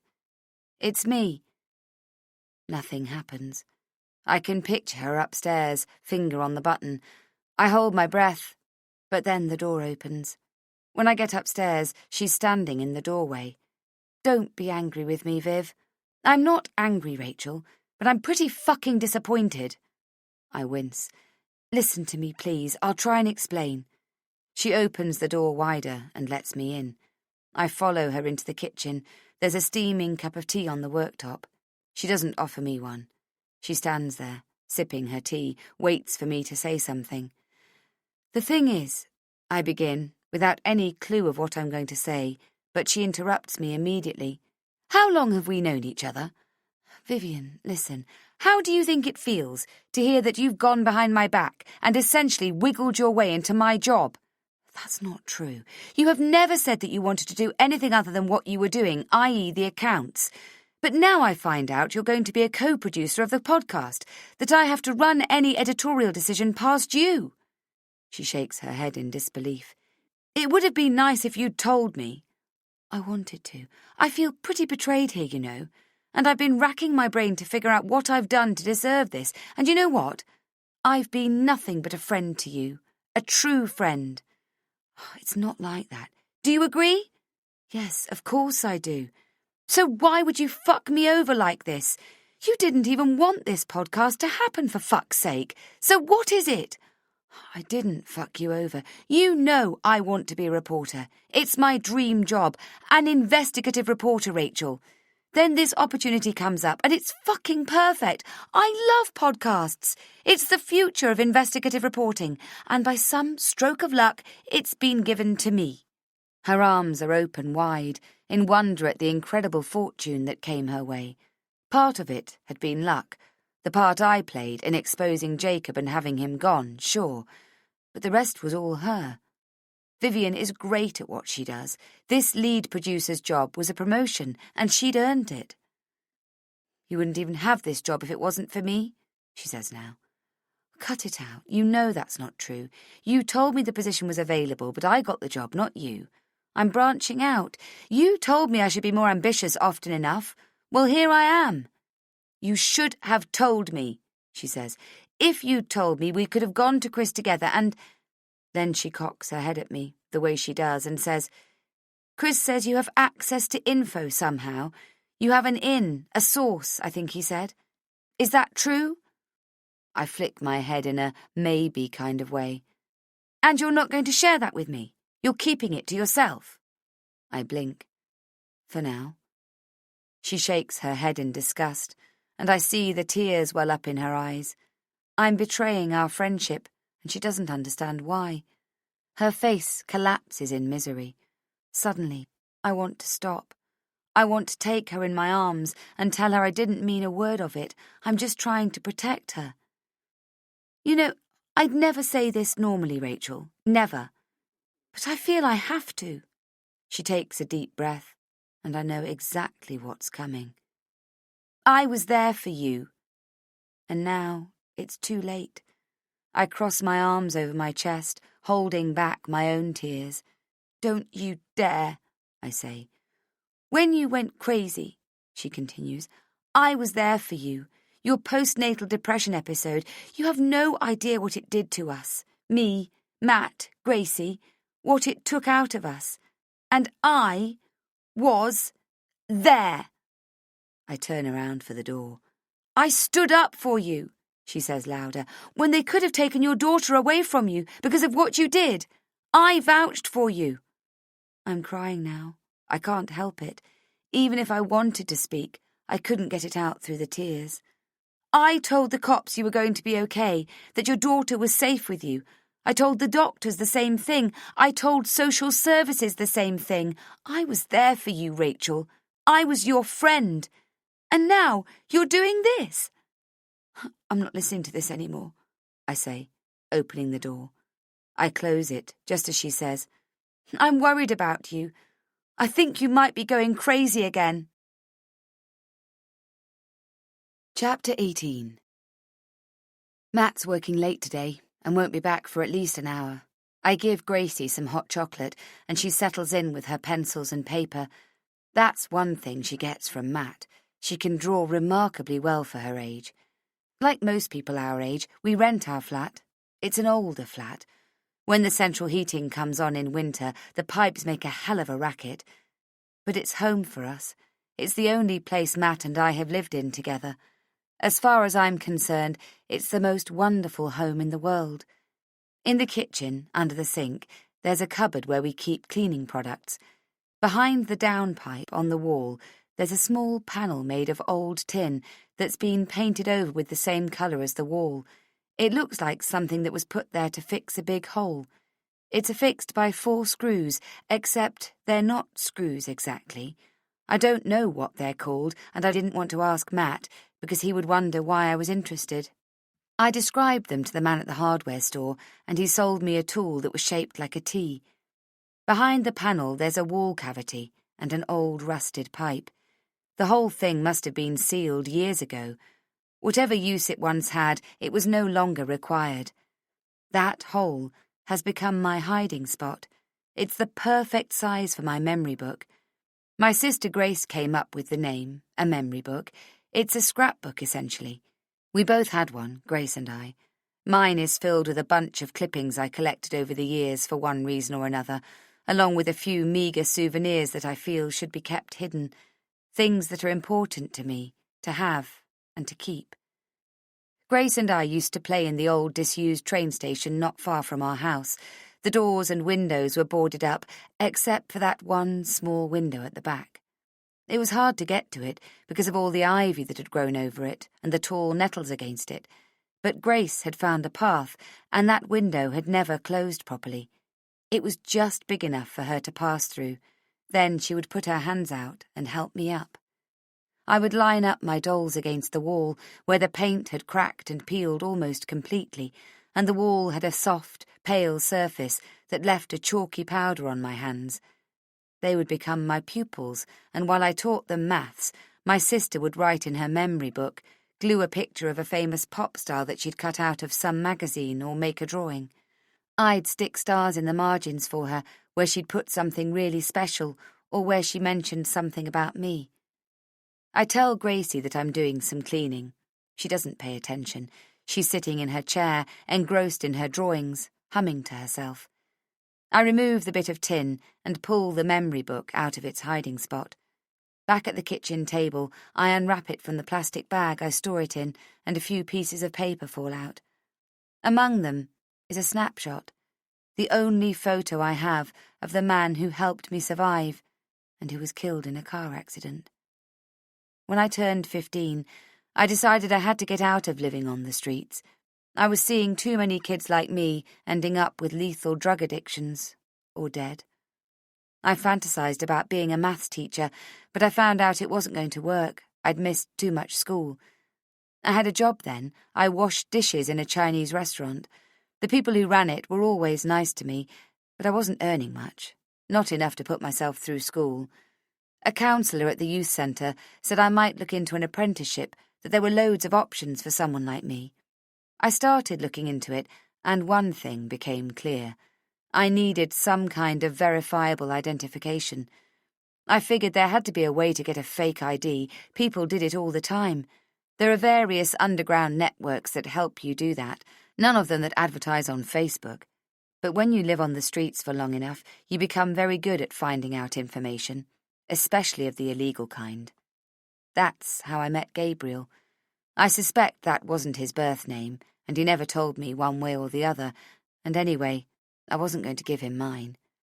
He was considerably older than me, mid-20s at least, maybe because I was so young and so vulnerable, but Gabriel helped me.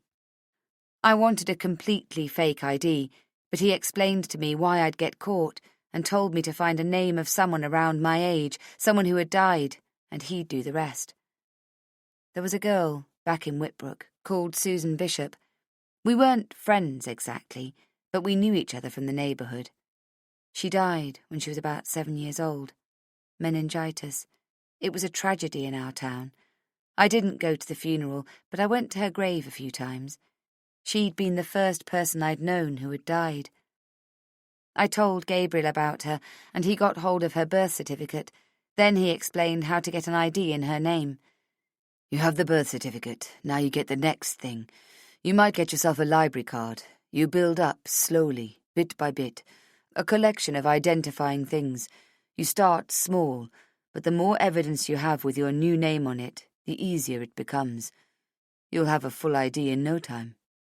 He also told me never to get arrested, probably never to get married, and always to pay my taxes on time. Other than that, it would do for most things, he said.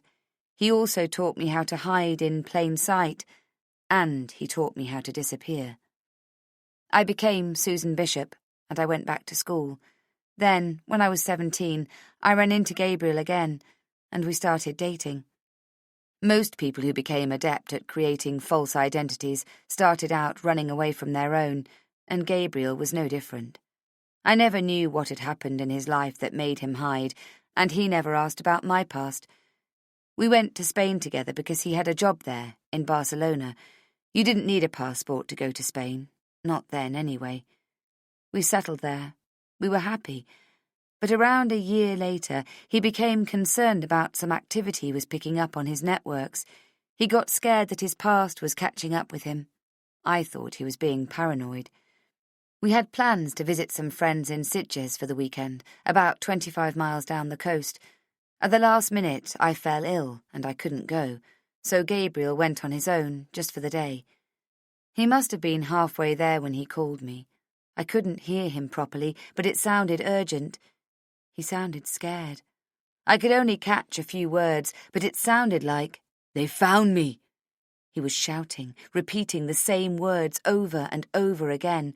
There was too much noise, too much wind, and I couldn't make out the words.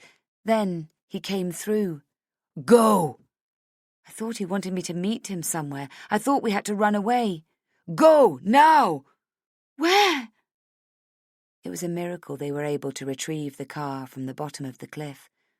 I thought he'd been murdered by whatever had caught up with him. It was our nightmare come true. The police said he didn't have his phone with him, that the phone had been thrown out of the car a few miles back. I returned to England, and I ditched Susan Bishop and became Rachel Holloway. I always assumed it was him they were after, because he was always looking over his shoulder. But after reading the comment from that detective, I think that it was never the case. I think what Gabriel had been trying to say was, "They found you." He was warning me. Go! Run, Molly, run! I hear the key in the door, and I shove all my memories back into the book. Gracie is already chanting, "Daddy, Daddy, Daddy!" And by the time Matt appears in the kitchen, I've only had time to pull a bit of newspaper over the book. It's a copy of the local paper. Missing Molly, a new podcast delivered to you by the South Hackney Herald. You're home early? I don't know why I make it sound like a question. Without answering, he goes to the fridge and pulls out a beer. He offers me one, but I decline. I notice he's wearing his tracksuit bottoms and an old hooded sweatshirt. When he removes it, his t-shirt is damp with sweat. "Daddy!" He picks up Gracie with one arm, and she hugs him tightly, her face flush with happiness. Matt finally smiles. "You went running?" He nuzzles Grace, blows raspberries into her neck, while she giggles and wriggles with joy. "Yeah, we had a cancellation at work, so I got out early," he says at last. He sits down at the kitchen table with Gracie on his lap as she toys with the cord dangling from his hood. I turn a page of the paper, pretending to read. My heart is beating so fast it's making my mouth dry. Please go away, just for a minute. I look at my watch and take a gamble. Do you want to give Gracie her bath, or do you want me to? "I'll do it," he says. He stands, throws her in the air a couple of times, and she screams and squeals. They coo at each other, and he takes her to the bathroom to run the bath. I let out a long breath of relief, quickly fold the paper, and turn on the kitchen tap. Should he return too quickly, I'm ready to make a show of cleaning. But there's no need. I can hear them chatting and laughing, and pretty soon I can hear Gracie splash into the water too. I secure the tin sheeting back in place. Chapter 19. When I walk in the following morning, she's already here, sitting at her desk, typing at 1,000,000 miles an hour. "Tip dancing," she called typing sometimes. It made me laugh. We'd start speaking with a New Zealand accent, sending each other into hoots of laughter. But not today. You can tell the atmosphere in the room has shifted. It's like we don't know what to say to each other. At first, she pretends not to notice me, which is silly. She knows I've arrived. I'm standing a few feet away from her. Then she raises her head and says hi with a pretend cheerfulness. I reply with the same awkwardness. Mike looks up, and though normally he would have said something, now he's mute. I hook my bag on the back of my chair and take my jacket to the coat rack in the corner of the room, with its curly tentacles pointing up and a space at the bottom for umbrellas. "Rachel, in here, please." Chris is standing at the entrance of his office only a few feet away, but by the time I reach the door, he's already gone back in. I don't sit down. Somehow I don't feel invited to do so. "It's not bad." He hands me the script of the new episode that I emailed him last night. He's printed it and made some corrections. "Give it to Vivian and see what she thinks." I take the sheets of paper and notice the paragraph that he has crossed out. It's the part about Dennis Dawson's arrest. I point out that the only reason he got arrested was because he happened to go to the house. But the cricket bat was wiped clean, so it didn't have his fingerprints or anyone else's for that matter. I explained that in the script. It was the cricket bat used in the killing because it still had traces of blood, especially on the handle, where some of it had seeped under the leather.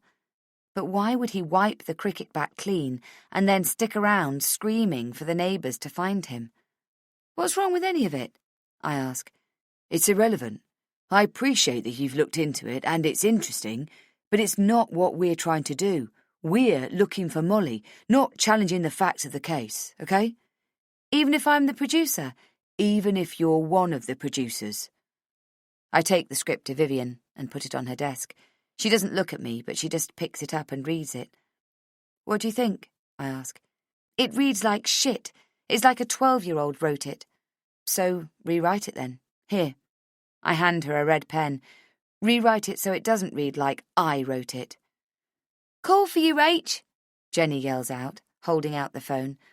"I'll take it over at my desk," I tell her. There's one call I've been waiting for, and I've been dreading at the same time. I did leave a private message on Reddit for the user who calls himself Anonymous for now, asking him to call Rachel Holloway, producer, at the South Hackney Herald. And now, Tom Snedden, private detective, and I are having a short phone conversation. I'm desperate to ask him, who was it? Who hired you back then? But I know better than to do that over the phone. Instead, we agree on a time and a place to meet up. Chapter 20. I'm sitting on a wooden bench in the park near our place, watching Gracie play in the sandpit. She loves coming here, and it's one of those warm autumn days where we still can.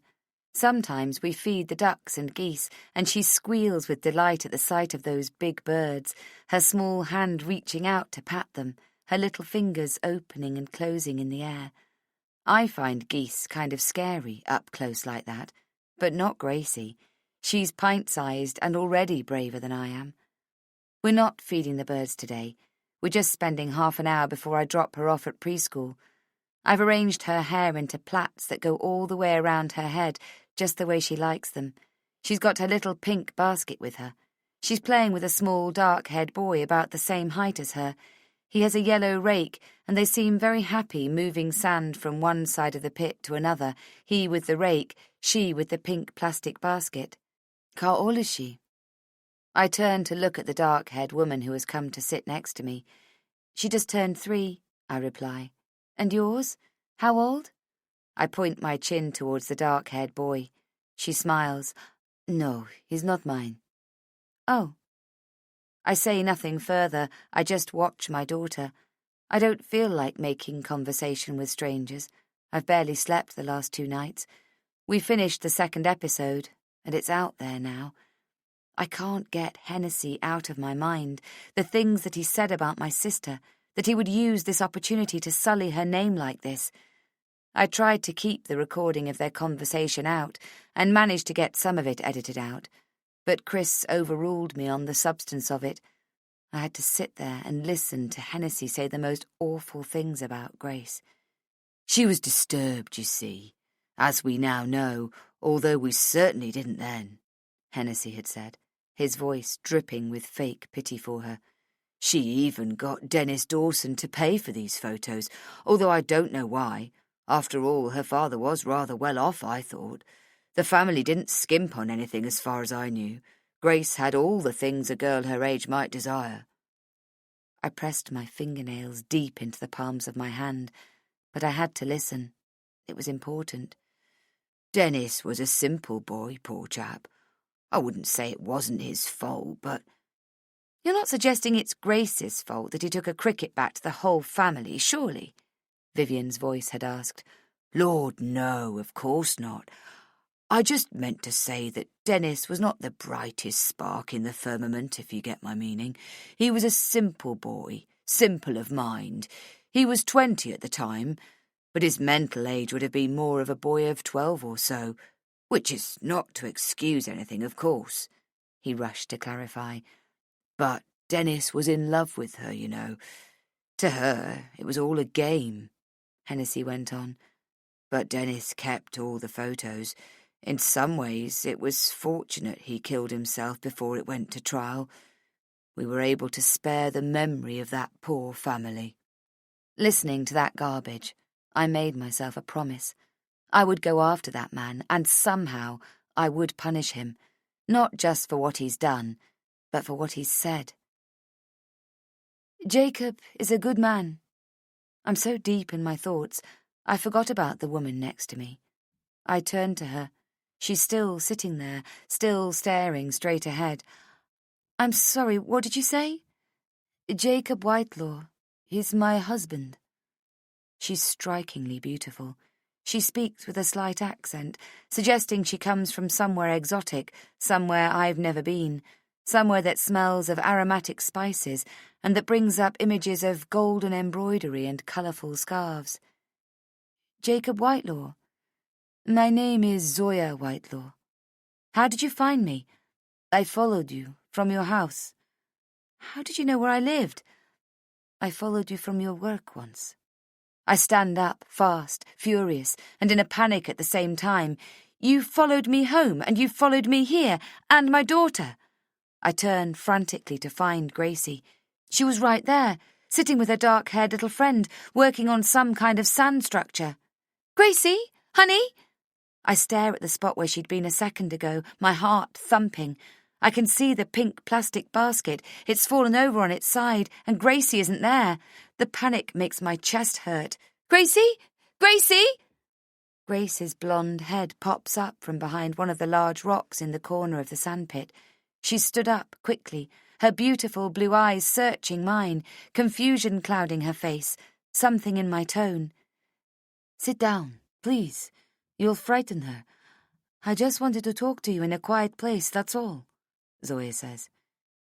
You're pretty frightening, lady, I reply, but I sit down anyway, my legs like jelly. It's okay, honey, just stay on this side, please. Grace's frown dissipates, and she nods. She says something, and the little boy stands up as well. Then they obediently move around the rock to this side of the pit. I simply wanted to tell you something. There's no need to be afraid of me. I'm not afraid of you. Her eyes flicker towards Gracie, who has resumed her games. Gracie is a beautiful name, she says. I was pregnant once, with a little girl. We were going to name her Letitia. Jacob was driving. We were returning from a visit to his brother and his family for Sunday lunch. It happened at a crossroads, 2 streets from their house. The other driver went through a red light. Jacob didn't see him coming, and even if he had, there was nothing he could have done. I was 8 months pregnant. We lost Letitia in the accident. I swallow. I see that she isn't crying, but I figure it's because she's all out of tears. Then we found out I could no longer bear children, also because of the accident. Jacob blamed himself. There was nothing anyone could say or do that would change his mind. You see, he'd had a couple of drinks, and he was just over the legal limit. But the accident was the other driver's fault. It had nothing to do with Jacob's reflexes. But he wouldn't listen to me. As far as he was concerned, he should have protected me and our child, and he had failed. He was shattered. Immediately after the accident, he started to drink, a lot. Anything to numb the pain, you see. He did a fine job at the BBC. You might think I'd say that anyway because I'm his wife, but the truth is that the woman you spoke to... I closed my eyes and let my head loll back in exasperation. Bloody Chris. Look, She puts her hand up again. Really, it's all right. I just wanted you to understand. The woman you spoke to, she wasn't his boss then. She was his colleague, and they were both up for the same promotion. She kept a close eye on Jacob, looking for anything that would make him unsuitable. I shudder. I've essentially done the same thing. She found the bottles of vodka in a drawer of his desk. She had her suspicions. They all did. He wasn't hiding it very well. There was a scene, a terrible scene. I think the organization would have helped him find a way to deal with it, but he didn't want to. He walked out, went to the nearest bar, and drank himself a little further into his grave. He stayed out all night. When he came home, he could barely walk. He was sobbing like a child. I gave him an ultimatum that night. He would find a way back to being the man I loved, or I would leave him. I couldn't watch him kill himself anymore. I'd already lost a child. There were many more tears, and it's a testimony of how much we love each other that he came back to me. And he hasn't touched a drop of alcohol since. He found a new position, as you know, at your paper. He loved it, I think. He thought he had something to contribute. He was finding his feet again, being appreciated. He liked working with all of you. She stands, pulls the strap of her handbag a little higher on her shoulder.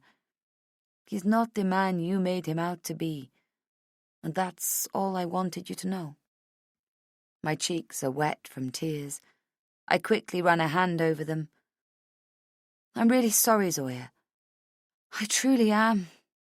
I sigh, thinking of all the mistakes I've been making lately. I am not that person either.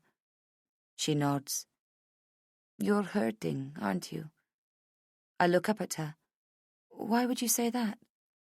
Women like us, who have known pain that sliced something inside that can never be closed again, we can smell it on each other.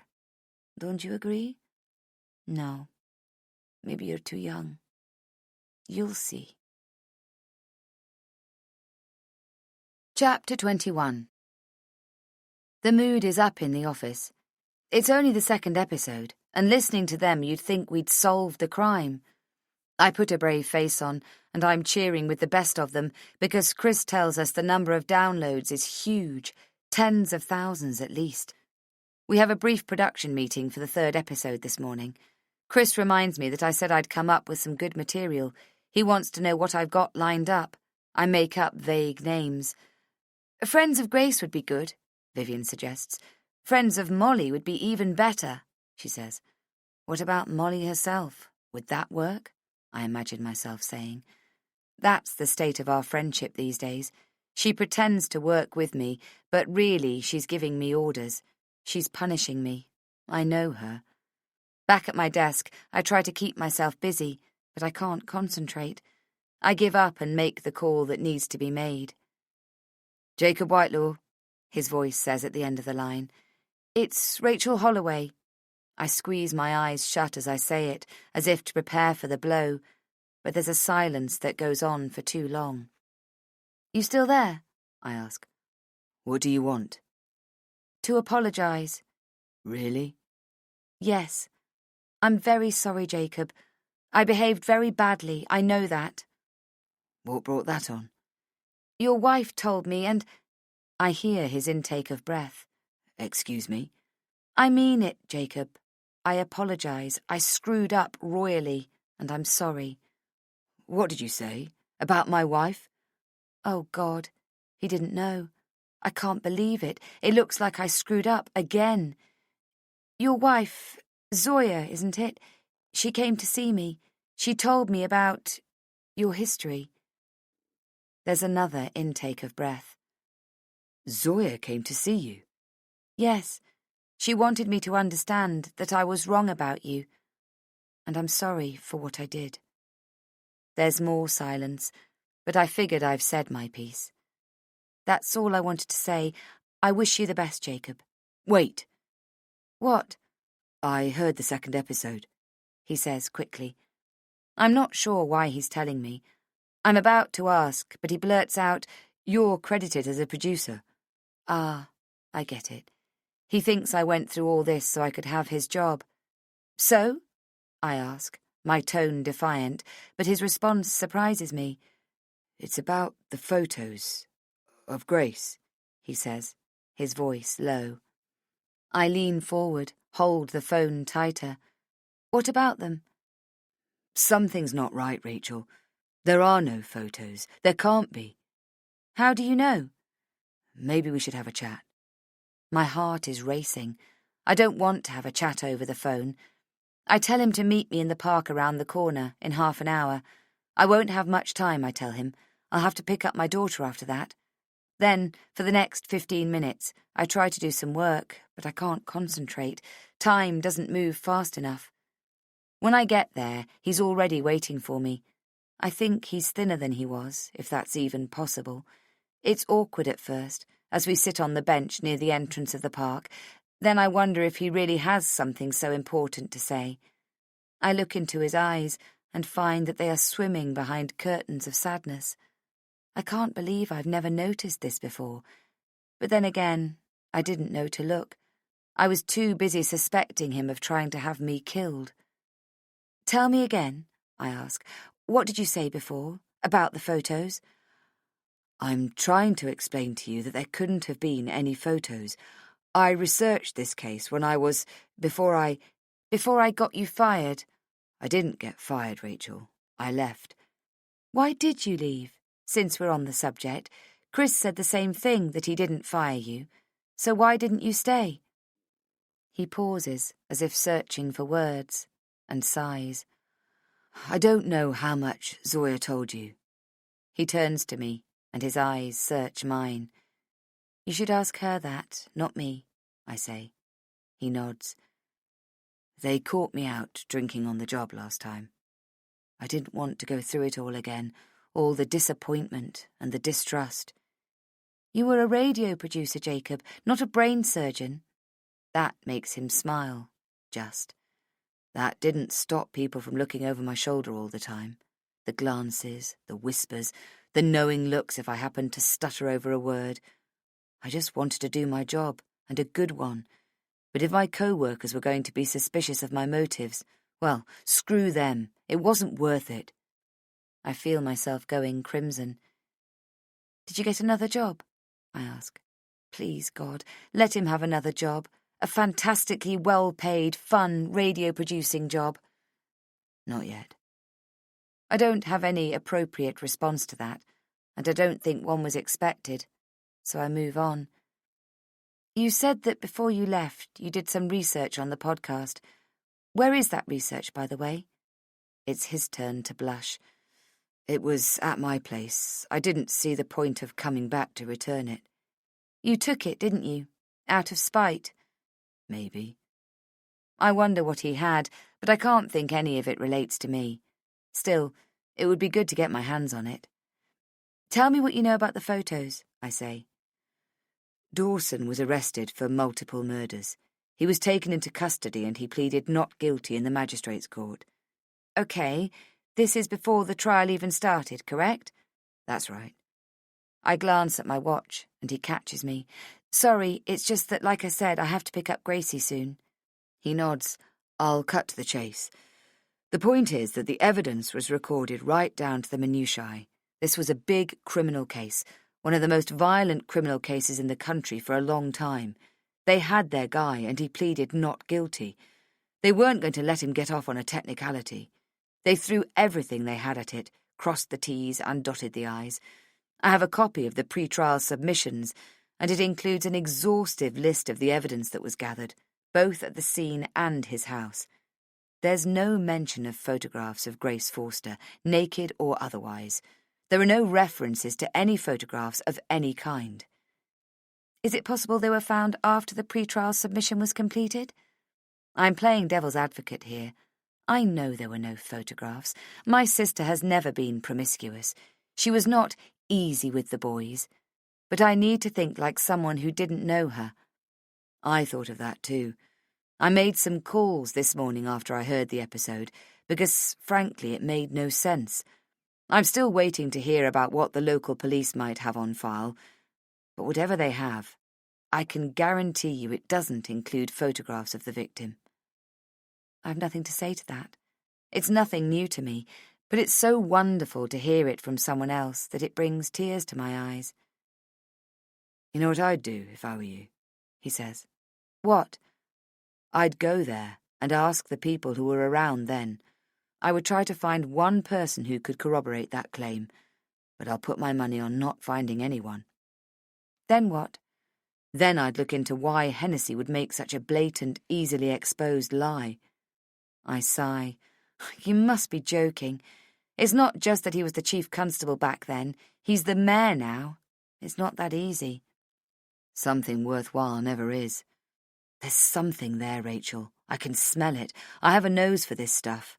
Something isn't right. His words sink in, and for the first time in my life, I hear someone inching close to the truth. I hear someone doubting Edward Hennessy, someone who dug deep enough to see more than the story that's already been told. He stands up. You should go to your daughter. I don't want to make you late. We walk out of the park together. Before Jacob goes off to the station, he says, There's another thing. Yeah? You never changed the podcast website. My mobile number is still there, listed as the producer. Okay, so? I'll take it down today if it bothers you so much. Mrs. Dawson called me. Mrs. Dawson? She's the mother of Dennis Dawson. Right. The man who was arrested for the murders. I know that. Why would she call you? Why wouldn't she call the hotline? He shrugs. I'd say she wanted to speak to someone real, and she found my number. Does it matter? No, of course, you're right. My mouth is dry. What did she say? I ask. She said she has proof that Dennis couldn't have done it. Chapter 22. It's the first time in my life that someone has suggested things may not have been as they seemed. It's not just making me dizzy with excitement. It's like there's a sliver of light at the end of the tunnel, the ghost of a possibility. Which is why I'm back in Chris's office, begging and praying. You cannot be serious, Rachel. Please! Chris bellows. He's thrown his pen across the desk and it's bounced off to the floor by my feet. I bend down to pick it up. I've never been so serious in my life, I say, depositing the pen back on the desk. Don't be so dramatic. I've already got a headache. Chris drops an Alka-Seltzer in the tall glass of water. It bubbles and fizzes. I point a finger at the glass. That's not going to help you. Those are for heartburn. I've got that too. Close the door. He sits down with a sigh.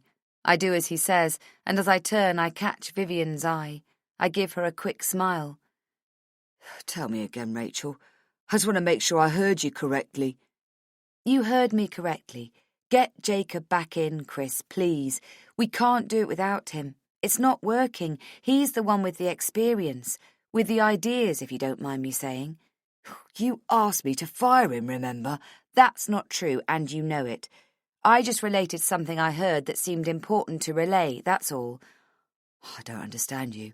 One minute you tell me not to trust him, the next you can't live without him. Which is it today? It's about priorities.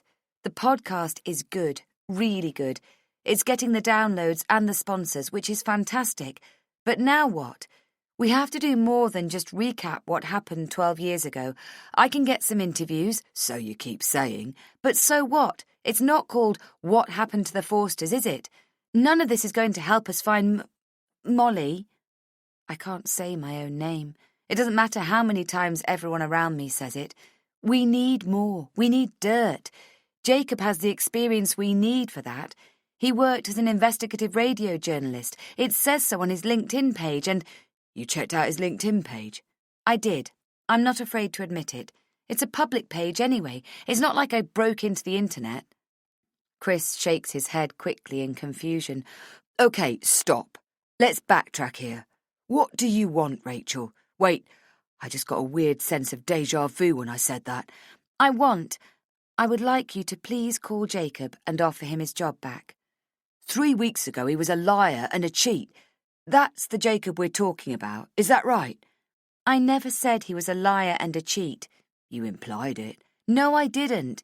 He was a liar, true, if omitting something is a lie, but I never said he was a cheat.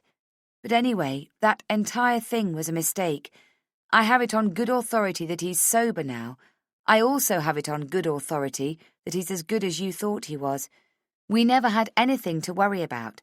That ex-boss just had an axe to grind. Rachel, I made a mistake. I'm admitting that. And I've already apologised to him personally. That raises Chris's eyebrows. Now I'm apologising to you, I continue. I'm sorry I made a mess of things, Chris. But I'm trying to fix them, and we need him. We need him to get this podcast to the next level. I swear if you hadn't just been on a holiday, I'd tell you to take one. He eyes the ceiling. What does Vivian say? I haven't told her yet. I wanted to talk to you first. Can you get her in here, please? This is good.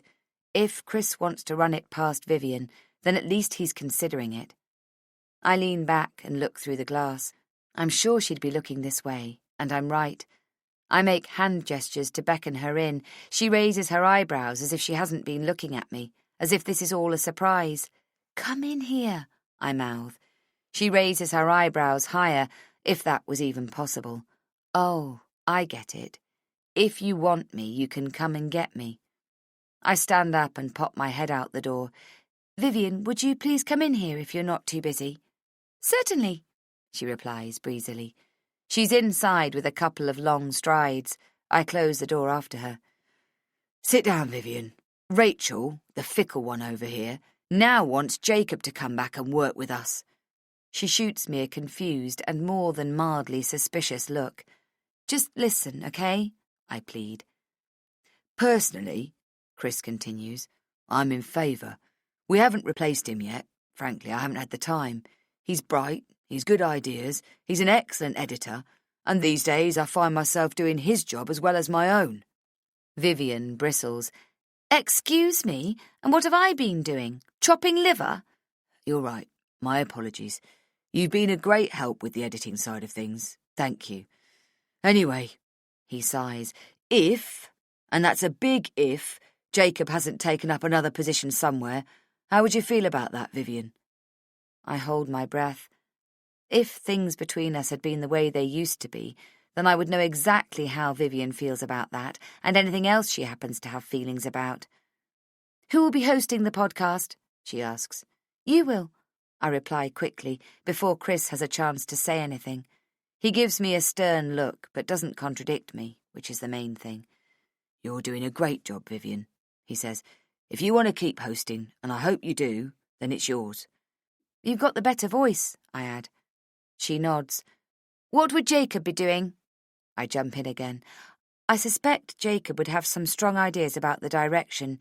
He's got the experience. He knows where to dig. She scoffs. I think I've done just fine on my own. I note that she's excluded me, but I don't bite. Yes, but things are really heating up now. I think, between the three of us, We can get this podcast to move in the perfect direction. We can bring the focus back to Molly. What about as news editor? Is he going to take over from me? I've been doing the bulk of it, she says. I make a face. Maybe you could share the load? I suggest, just as Chris says, yes, he would take over from you. Just as Vivian says, because I can't do everything around here. I laugh with relief. I thought you wanted to do it. Keep doing it, I mean. No way. The podcast? Yes. My own column? Absolutely. Editing the freaking paper? Excuse my French, Chris. He blinks his forgiveness. But that's hard work, and, no offence, but it's boring. Okay, then, he says. I clap my hands. Let me think about it, he adds. Okay. Thanks, Chris. When I get back to my desk, I see through the blinds that Chris is already on the phone. What was all that about? Vivian whispers beside me. I'm so surprised that she's talking to me the way she used to, I don't know what to say for a second. I kind of made a mistake, I reply softly. I'm trying to fix it. What did you do? I misjudged him. She shrugs. Sounds like you're making a lot of mistakes, Rach. Chapter 23. I've never met someone who works out of a coffee shop before, but that's what Tom Snedden does. He doesn't want to meet in our office, and frankly, I couldn't care less. But I don't feel very confident handling this interview by myself for the obvious reasons. I'm worried I would give myself away. He is a private detective, after all. Since Jacob is working with us again, I got him to meet us too. It's a pretty ordinary coffee shop, which is fine, but it's not particularly inviting. There's no background music, no pretty flowers on the formica tables. I don't have to ask for help in order to pick Snedden out. He's the one sitting at a corner table that is covered with files dripping with papers. The only other people are a young couple at a table by the window and an attractive woman in her 60s reading a newspaper. Are you Tom Snedden? He stands and offers his hand for me to shake. You must be Rachel, please. He indicates a chair for me to sit. I tell him that Jacob will be here shortly and order an espresso, then immediately regret it. I'm jittery enough as it is. I hear Jacob's voice next to me. Sorry I'm late. No problem, I reply. I'm so relieved to see him, I could kiss him. I turn to Tom. So you still work as a private detective? I ask, unsure how to begin. Not really, not anymore. I'm retired now, but I still get the odd job here and there. This place is handy for meetings. They don't mind me. Jacob has introduced himself and now pulls out what looks like a heavy-duty audio recorder. It's a Zoom, he explains, watching me studying it up close. Broadcast quality. I nod. He puts on a pair of heavy-duty headphones while Tom shuffles through the papers on the table until he finds what he's looking for. It's all a bit bulky, isn't it? Not exactly spy material, I say to Jacob, pointing my chin at the equipment. We're not spying on anyone, Rachel. I wonder what Snedden thinks of our mindless chatter. Then Jacob winks at me. But I do have a wireless mic, too. He pulls out what looks to me like a small black box. He explains to me how it works, that it has a receiver which looks to me like the exact same box, and you plug that one into the Zoom, and the other is wireless with a 50-metre range, but it's not quite as good quality as the mic on the Zoom, and pretty soon I wish I'd never mentioned it. It was an odd case, that one, Snedden says, flicking through a notebook. 6 years ago, I received a call to track a missing person. That's not an unusual task for me. It's the bulk of my work. I don't do divorces. Anyway, I remembered the case, of course, the Forster murders. Sorry, wait, who hired you? Jacob asks. I don't know. What do you mean? He shrugs. It's not that unusual. People want to stay anonymous for reasons that they're not prepared to share with me. But as long as they don't ask for anything illegal and I still get paid, I don't care. My clients expect confidentiality. It comes with the territory. Okay, could you start from the beginning? Sure. He takes a sip of his coffee, licks his lips. I got a call from a man, let's call him John Smith. I'd been recommended to him. He didn't say by who. Again, this happens. I don't need to know. He wanted to find Molly Forster. He said he was writing a book about the case. Was he? I ask. He shrugs. Who knows? There hasn't been a book, but what does that mean? Maybe he gave up the project, but he wanted to find Molly, even though the chief constable at the time, Edward Hennessy, was certain that Dawson, the bloke who killed the Forsters, must have killed Molly outside the house and buried her somewhere. But Dawson had already left 3 bodies behind in the house. Why would he go to the trouble of hiding Molly's? That's what I don't understand, Jacob says. That's right, and that was John Smith's point as well. He didn't think Dawson had hidden her. I'm staring at my hands. You said Molly was in Spain 6 years ago. How do you know? Jacob asks. I did all the checks to see if she'd surfaced anywhere as Molly Forster, but she hadn't. So she was either dead, which is where I'd have placed my bet back then, or she no longer called herself Molly Forster.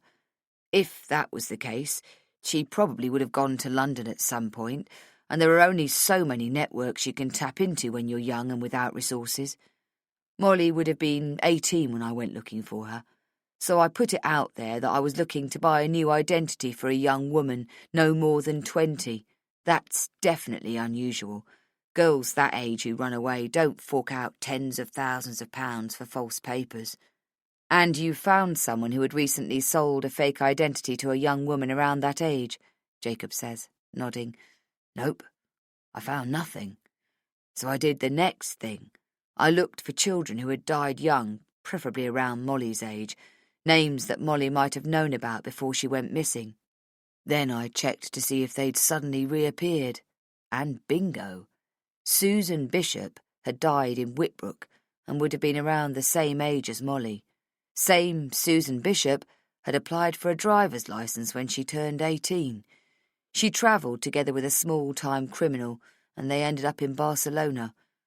I lost her trail, but I found him through a car he hired. He marked me, though. He was smart, that one. I told my client I might have found her, that she might be the girl living with that bloke, but we had to move pretty fast. These people know how to disappear, and they know how to do it quickly. Next thing, the client said, "Thanks very much, that'll be all." I got paid in full and some more, and that was that. Gabriel had told me never to get a driver's licence in Susan Bishop's name. When I asked if it would come up that she, was dead, he said, "Not exactly, it's not automatic, but it creates a record out there." When I asked again what would happen if I got one, he said, "Probably nothing, unless someone went looking." I did it anyway.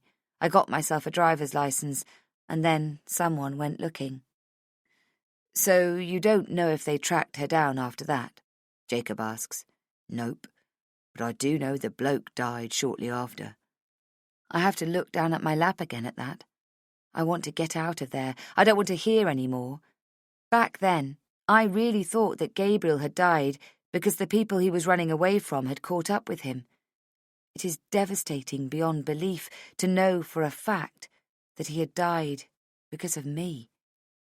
Do you know how? Jacob asks. Car accident. Ran off a cliff. There were no witnesses, but from the state of the car, it was highly possible he got help. What are you saying? I blurt. I think he was chased, and the car got rammed off the cliff. How do you know? I saw it. You did? But I thought you said the client finished the contract. Yeah, but the accident happened the next day. I was still in Barcelona. I was packing up to leave and I saw an item on the news. I recognised the car, so I went to take a look. Did the police say it had been deliberate? Jacob asks. He shrugs. I don't think they looked into it too closely. Like I said, there were no witnesses, no one came forward. The guy had been living on his own, apparently, which was interesting in itself because I knew that wasn't true. The car had some damage. It showed there'd been a crash, and it also looked to me like another car had run into the back of it.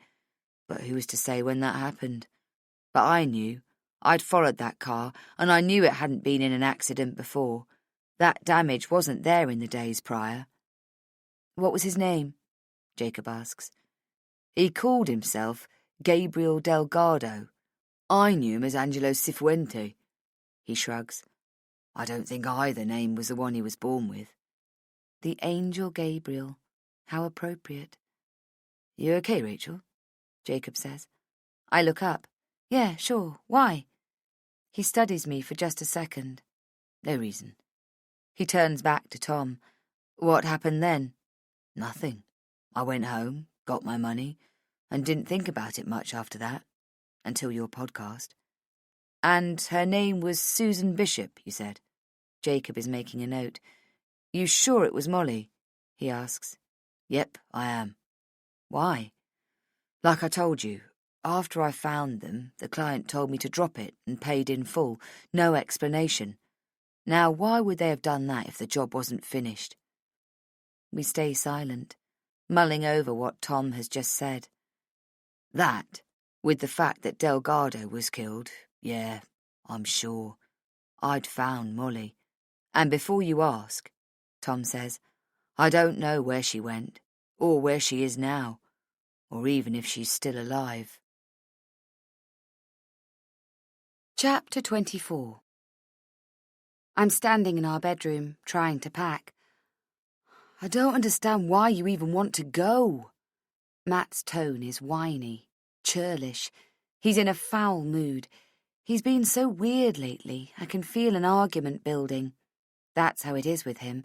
If something is bugging him, he will chip away at it quietly, silently, until it comes out in one big shouting match.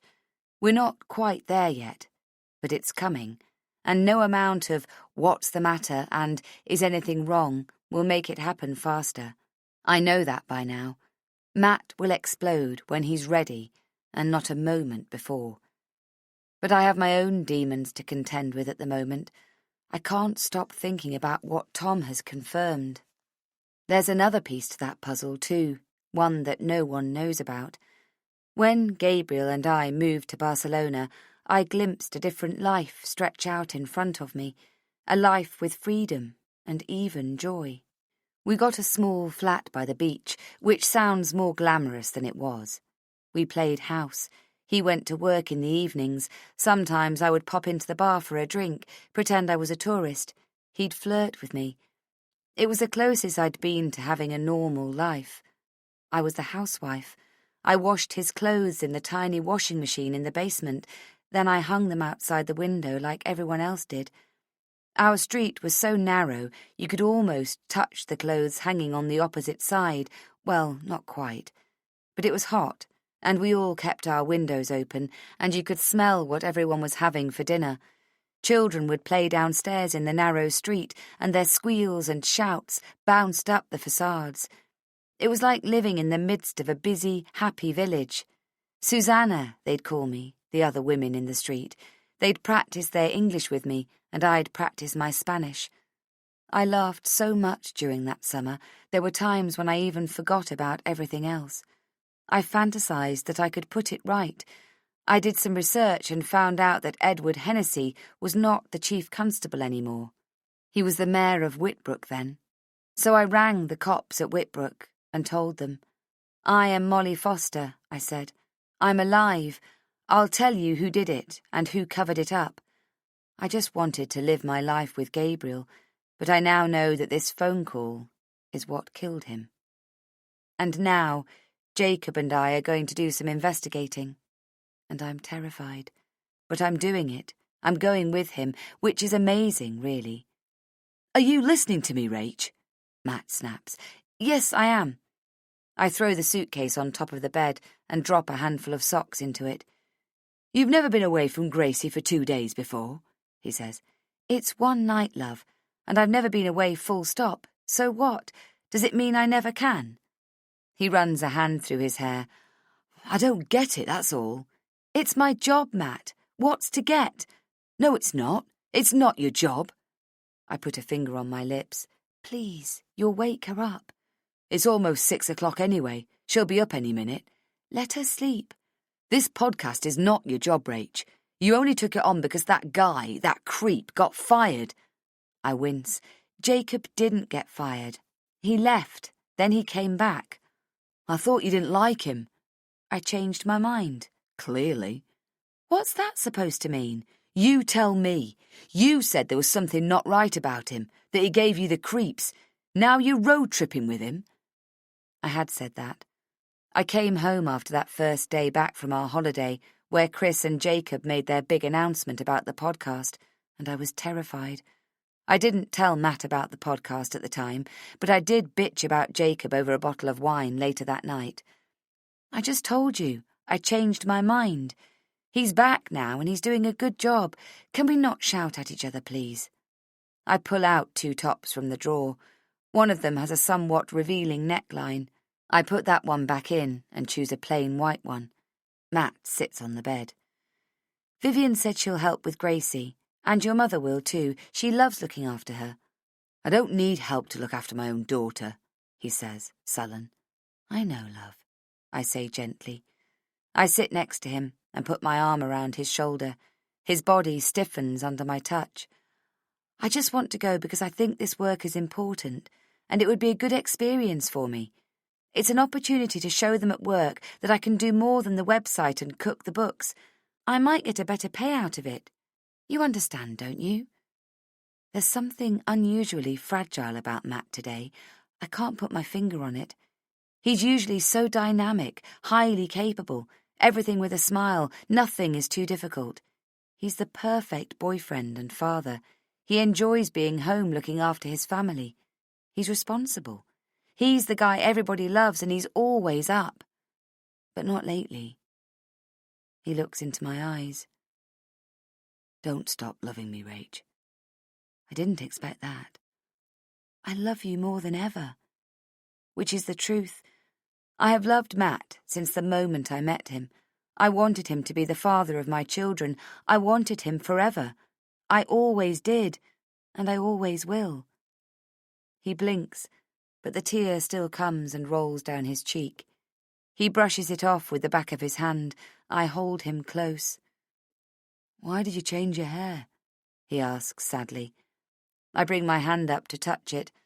I got it cut so short that it doesn't even cover my ears. The colour is different too. Clairol chestnut is back. "You know me, slave to fashion," I reply gently. He rests his head on my shoulder. "I preferred it the way it was." "I know." Matt takes my bag to the car. He says it's to save me the trouble, but I know he wants to check it out, both the car and Jacob. Matt might work as an electrician, but he could just as well be a great mechanic. He can figure anything like that out. He said to me once, "It's all about the signal, Rach. You have to figure out where the current begins and where it ends. It can only go one way, just follow the trail." I guess cars were the same, just follow the fuel. Jacob gets out of the car to say hello, and Matt eyes him like he's some kind of con man, and then grunts. He pushes the bag onto the back seat, and then, before heading back into our building, he says, "Don't drive over the speed limit. Speeding, that's how most accidents happen." Which is something he's seen on a road safety campaign somewhere. I watch him go inside, then climb into the grey Hyundai. "You've changed your hair," Jacob says. I'm still mortified from what just happened. I reach to touch it, self-consciously. "That's right. Do you have any music?" I ask. We're only on the Westway, but there's some kind of roadworks ahead, and the traffic is moving at a snail's pace. Jacob pushes a button on the dashboard, and the CD starts to play. "Is that okay?" "Yeah. What is it?" He smiles. "It's Zoya's, one of her compilation playlists. I don't know who this is." It sounds like a happy Bollywood song to me. I turn the volume up a little. "After we check in, where do we start?" Jacob asks. "You want to go and see Edward Hennessy first?" "Have you got a reply from his office yet?" "No, but we could always do a doorstep. It's not likely to give the same results as an invitation, but it's better than nothing." I've only met Edward Hennessy once, before I ran away. I look nothing like I did then. No adult does. Their hair colouring is just to cover all bases. "We've got Mrs. Dawson this afternoon," he continues. Poor Mrs. Dawson.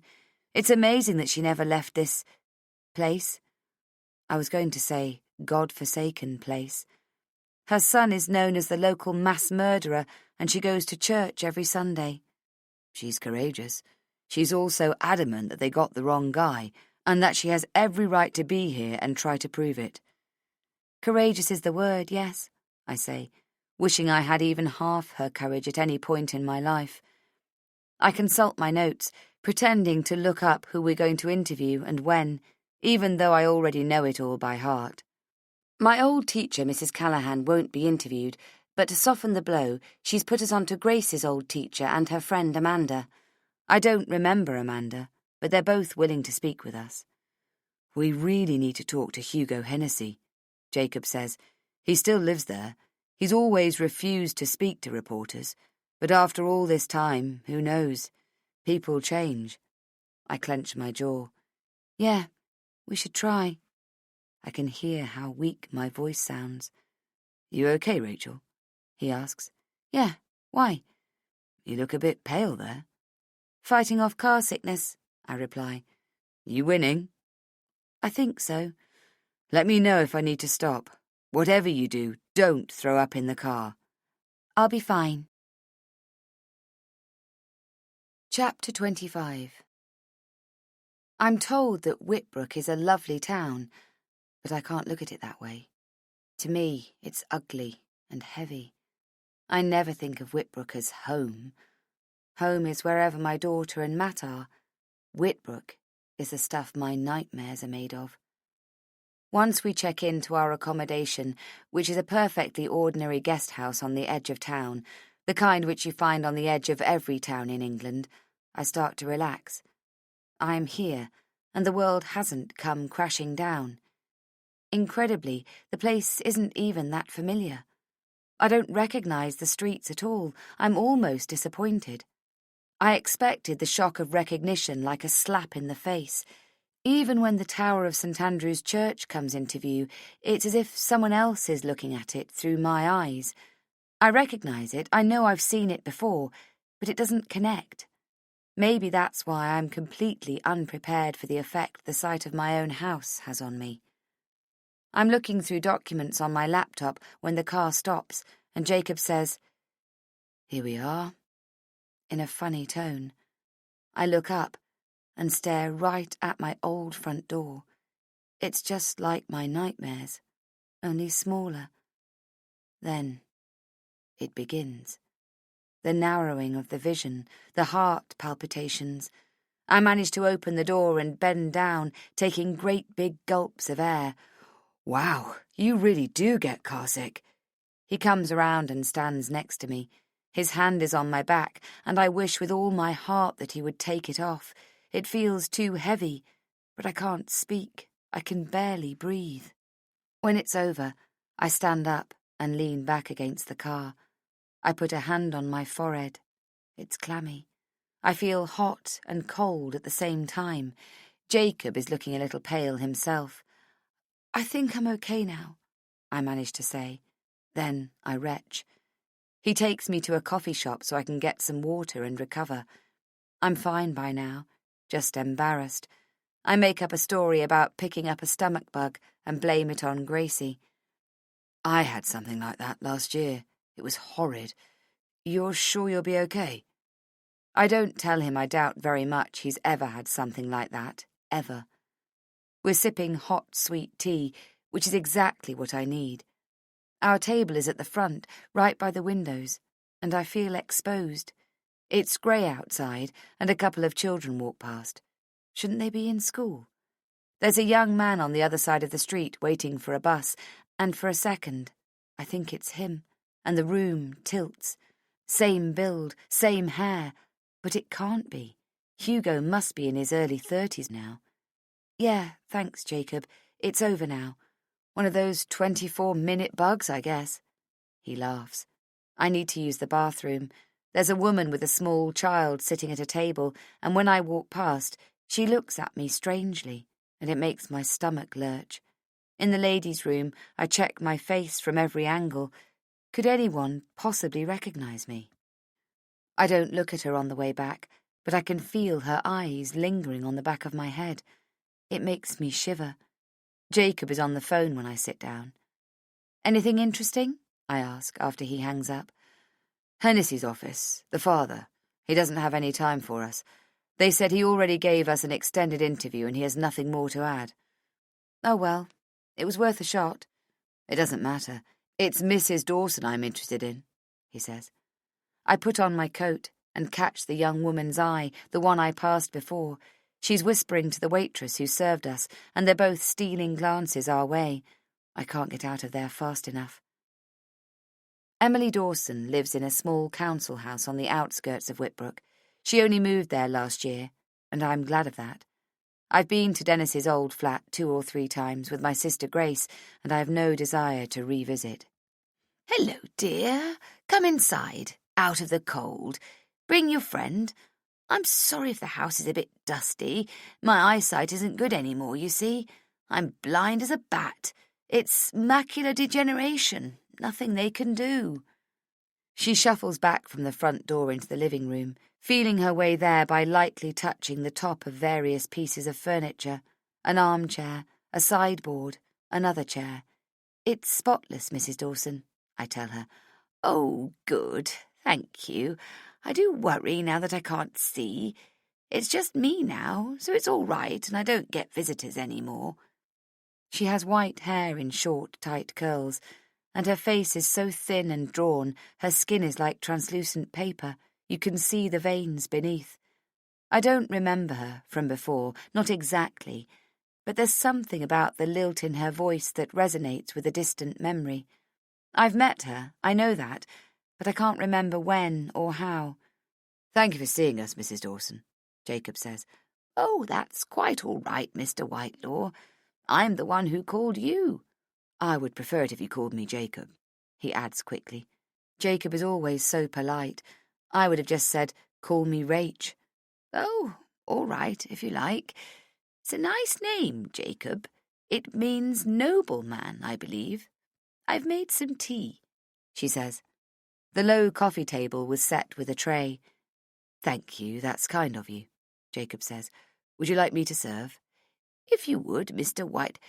Jacob, that would be kind. Thank you. I feel so sad, watching her.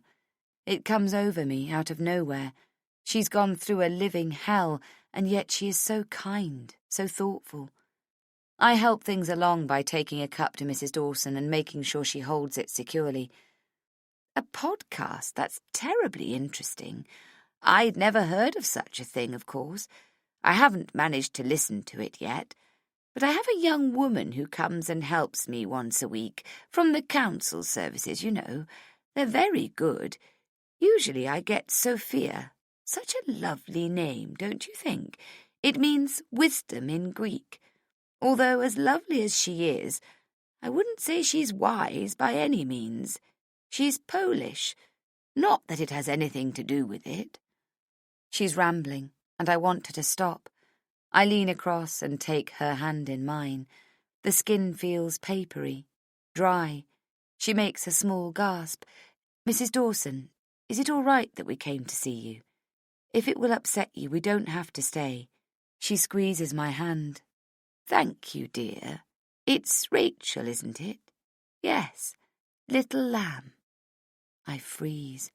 My father used to call me Little Lamb, or Lambkin sometimes, but then she adds, it's Hebrew. She's only talking about the meaning of my name. Rachel means you in Hebrew. I pat her hand softly, willing my heart to slow down. Are you sure you want to talk to us? She nods, very fast, almost frantically, and a single tear pools at the rim of her eyelid and falls. I squeeze her hand. Nothing happened like they said, she says. She pulls her hand away from mine, but not unkindly. She straightens in her seat. Nothing. Jacob explained to her over the phone about the podcast, and he asked her permission to record her, which she'd given. But seeing her now, frail and sad and blind, I can't help feeling like we're taking advantage of her. Jacob has pulled out his Zoom and is fiddling with buttons. I put a hand on his arm. Mrs. Dawson, before we continue, I want to make sure you understand that we're recording you. Everything that you say now, anyone can listen to it, just as if it was on the radio. Do you understand that? Because you don't have to say yes. We can still talk and we don't have to record you if you don't want us to. You record me, young lady, and you, Jacob. For the first time, I understand what the expression, a voice with a steely edge, actually means. You record every single word of what I say, and you put it out there. They didn't want to listen to me back then. They wouldn't let me speak. It's my turn now. Chapter 26. They never let me talk. Not at the police station, not at the courts, not at the town hall. They just wouldn't listen to me. I didn't even know that poor family had been killed, or that he'd been arrested. Can you believe it? My neighbour, Rosemary, she came to tell me the next morning. She'd heard it on the radio. They didn't even tell me themselves. They? The police. They threw him in jail and didn't even bother to call me, his mother. She pulls out a carefully folded handkerchief from inside the cuff of her sleeve and dabs at her eyes. They wouldn't let me see him. I went to the police station and they were celebrating. Can you believe it?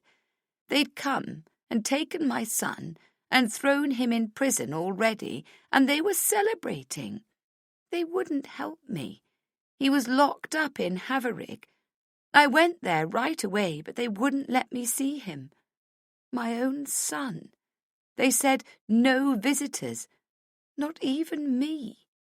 She takes a breath, dabs at her eyes again, and puts the folded handkerchief back in her sleeve. I never saw him again. She's too upset to go on, so we wait, let the moment exist. I look around the room. The drawings on your walls, I say gently. Did you do these? They're mostly pencil drawings, delicate and incredibly detailed, of various buildings. I stand up and take a closer look at the drawing of St. Andrew's Church. Every detail is there, down to the different brick tones. No, dear. Dennis drew those. Really? I didn't know. Jacob raises an eyebrow at me, and I can't believe I just said that. There was no mention of... I scramble to come up with something, but she interrupts me. I always thought he could have been an architect, but he could never get into university. He didn't have the traditional learning abilities. But he was going to college. He was going to be a draftsman, she says. They're beautiful, I say. Jacob nods at me. I've calmed her, and myself. Mrs. Dawson, can we continue to talk about that day, the day Dennis was arrested? That's why you're here, Jacob, and you, Rachel. Where should we begin? Your son, Dennis, was in the Forsters' house when the police arrived. I return to my seat on the sofa. I watch her face closely. He was very distraught, Jacob says. Of course he was. He'd just walked into a massacre. He had blood all over him. He was holding Grace, for heaven's sake. She'd been bleeding profusely. He was trying to help her. Of course he had blood all over him. They never checked to see whether it was just her blood or that of her parents as well. Did you know that? No, we didn't know that, Jacob says. He makes a note. If I could ask about the murder weapon, I say. The cricket bat was wiped down. There were traces of blood on it, but no prints. Why would Dennis do that, if he was prepared to stick around and scream, getting himself found at the murder scene? Do you know why he would do that? You know, Rachel, the chief constable has always dismissed that point as irrelevant. Whenever he was asked about that, and he was, once or twice, by journalists who were prepared to do some work rather than just print the press release, he said Dennis was preparing to leave when Mr. Patel walked in. She makes a frustrated sound. You can't have it both ways. You can't claim Dennis had been caught while on a crazy rampage out of jealousy and hatred, and at the same time paint him as a pragmatic killer, Wiping down the murder weapon because he'd forgotten to wear gloves? The police said he was upset because she hadn't invited him to her birthday party. That was a lie. He had been invited, but he didn't go. I was ill. I had a terrible flu and I had to stay in bed all day. He came to look after me. He cooked some soup in my kitchen. He was at my flat for maybe 3 hours that afternoon. Then he went back to his own flat that evening. And that's when he got the phone call. I've got so many questions about what she just said. I can't get any of them out. Jacob shoots me a look of disbelief. He had an alibi, he asks. That's right. And I presume you told the police about this? Of course. They wouldn't listen. They didn't even write it down. Can you believe that? They never took my statement. Never. They dismissed me. They thought I was lying to protect him. But I wasn't lying. Dennis wouldn't hurt a fly. He was a gentle young man, and he would never have hurt Grace Forster or her parents. He wouldn't hurt anyone. I came in here wanting to get some information from her, anything that would show that they'd arrested the wrong man. I've got that now, and there's nothing I can do with it. We'll put that in the podcast, I'll insist, but it's true that everybody will believe it's a desperate statement from a desolate mother. But I got more than I bargained for. I got to see firsthand the horror that was committed, and not just on my family, but on other families too. The Dawson family didn't deserve this, any more than my family did. At least my family aren't treated like monsters. Why did you say that before? I ask. About a phone call? Dennis cooked some dinner for me. Then he went to the chemist to get my prescription filled. He dropped off my medication on his way home. He only lived around the corner from me on Mill Road. It only took 5 minutes to walk there. He rang when he got back home to ask if I'd be all right if he went out. I said of course I would. I was going to bed. I asked where he was going.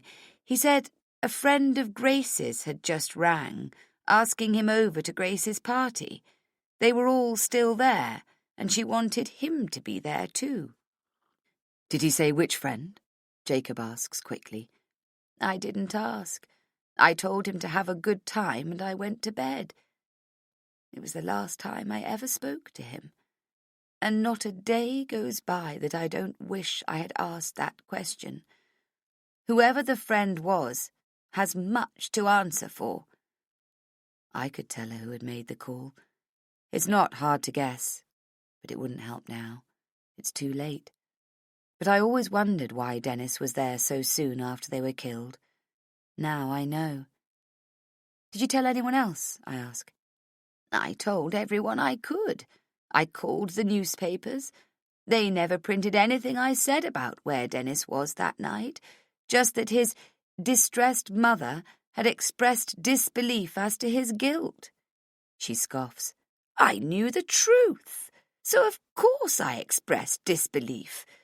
I called the papers to ask them, why didn't you print what I really said, that he was here with me? You know what they said? That the police had advised it would be prejudicial to Dennis for them to discuss his defence. Can you believe that? She shakes her head. But they did print the claim from Chief Constable Hennessy that Dennis had confessed right away, but then he'd recanted. How could he confess to something he didn't do? I never heard anything so ridiculous in my life. She leans forward. It's like she's looking right at me. The police said the family had been killed at least an hour before Mr. Patel arrived. At that time, Dennis was at Boots on High Street. I wrote to the magistrate to tell him. By then, Dennis was already dead. I'm so sorry, Mrs. Dawson, I say. Did you hear back from the magistrate after you sent the letter? Jacob asks. She pulls the handkerchief out again and presses it against her eyes. I already know what she's going to say. Dennis died. Case closed. Forgive me if this question upsets you, but the confession, it was his handwriting. But you don't think he wrote it? Jacob asks gently. Oh, I know it was. I believe he wrote it. My Dennis was autistic, at the extreme end of the spectrum. If you asked him to write a story that he killed these people, he would do it just to please you. He didn't understand the significance of it. It was conveniently reprinted in the papers at the time. They had no problem with that, it seems. She shakes her head quickly. Did you see it? The note. You can see clearly it was written under duress. Anyone can see that. I don't think that rules out the authenticity of what he wrote. I know, but I know what does rule it out. You do? She stands up and feels her way out of the room. Jacob doesn't pause the recording, so I don't say anything. He makes notes, writing quickly. The clock in the hall chimes 4. Emily Dawson returns with what looks like an old prescription. She unfolds it and pulls out a small yellow piece of paper folded in half. I put my hand out and gently tug at a corner of it. She holds on. It's not that I don't trust you, but you have to understand, I'm blind. You could tear it into a million pieces right in front of me, and I'd have no way of knowing. I've kept this safe for all these years, waiting for a day just like this. I release it. What is it?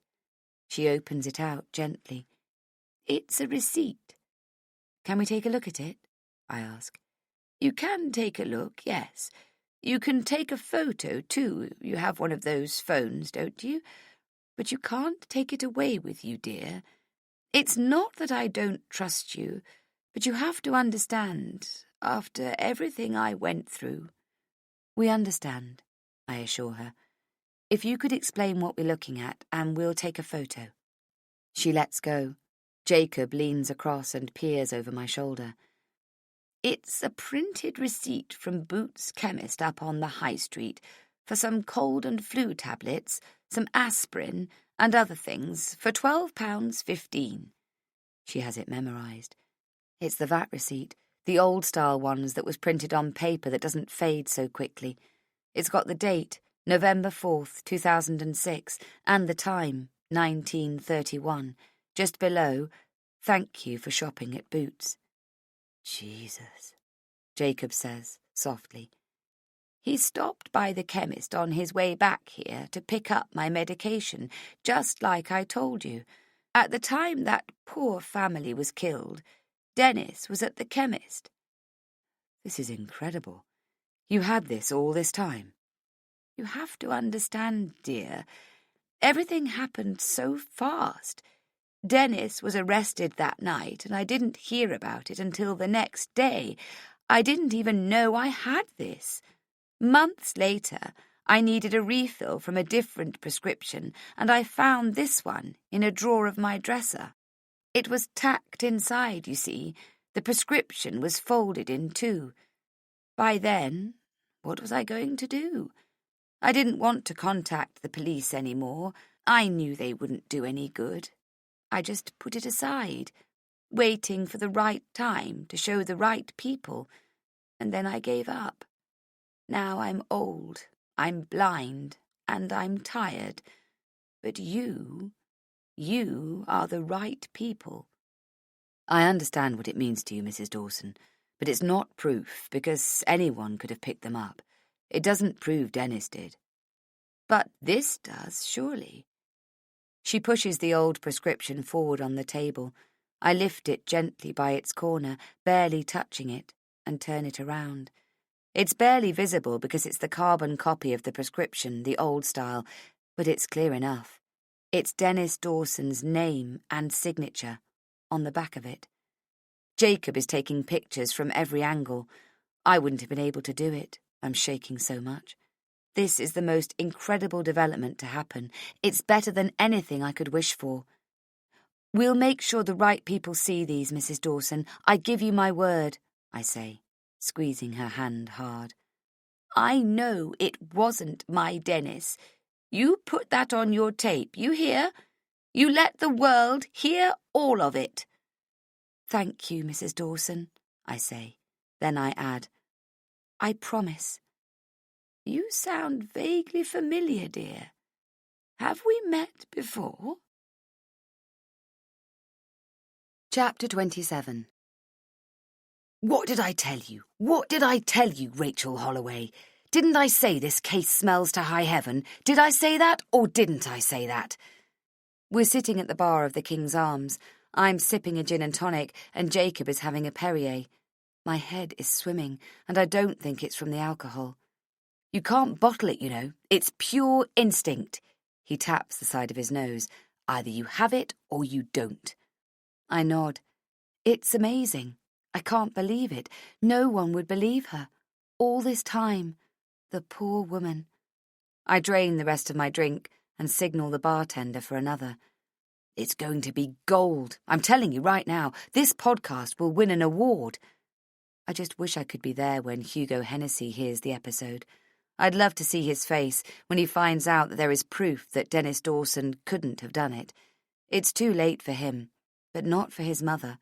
All these years she's been hounded. She'd spawned a monster, they said. She'll be able to spend the rest of her days with her head held high.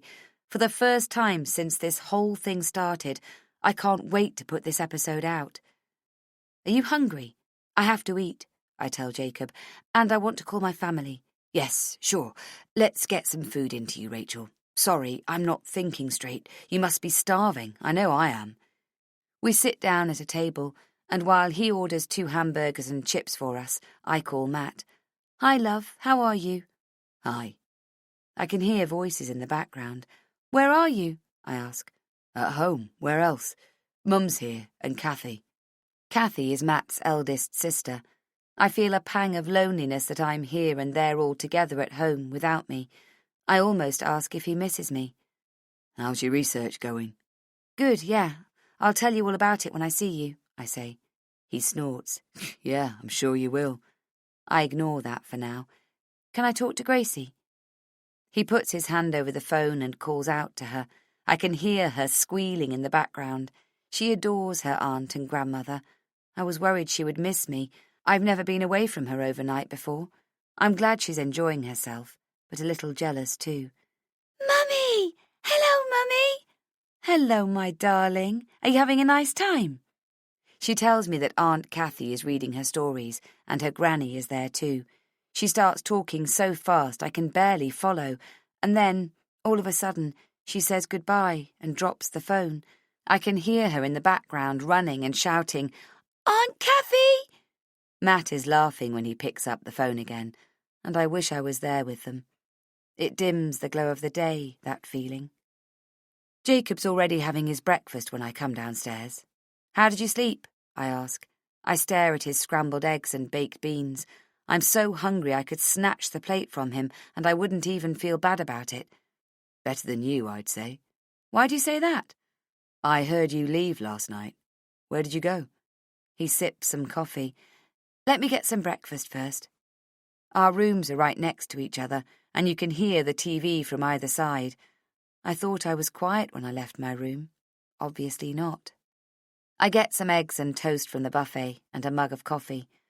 What's on the agenda for today? I ask when I return with my breakfast. But it's no use. Jacob won't be so easily distracted. I heard you leave your room, and I was worried about you. It was after 10 o'clock. I thought maybe you weren't feeling well again. I wasn't, so I went for a walk to get some air. It was freezing out.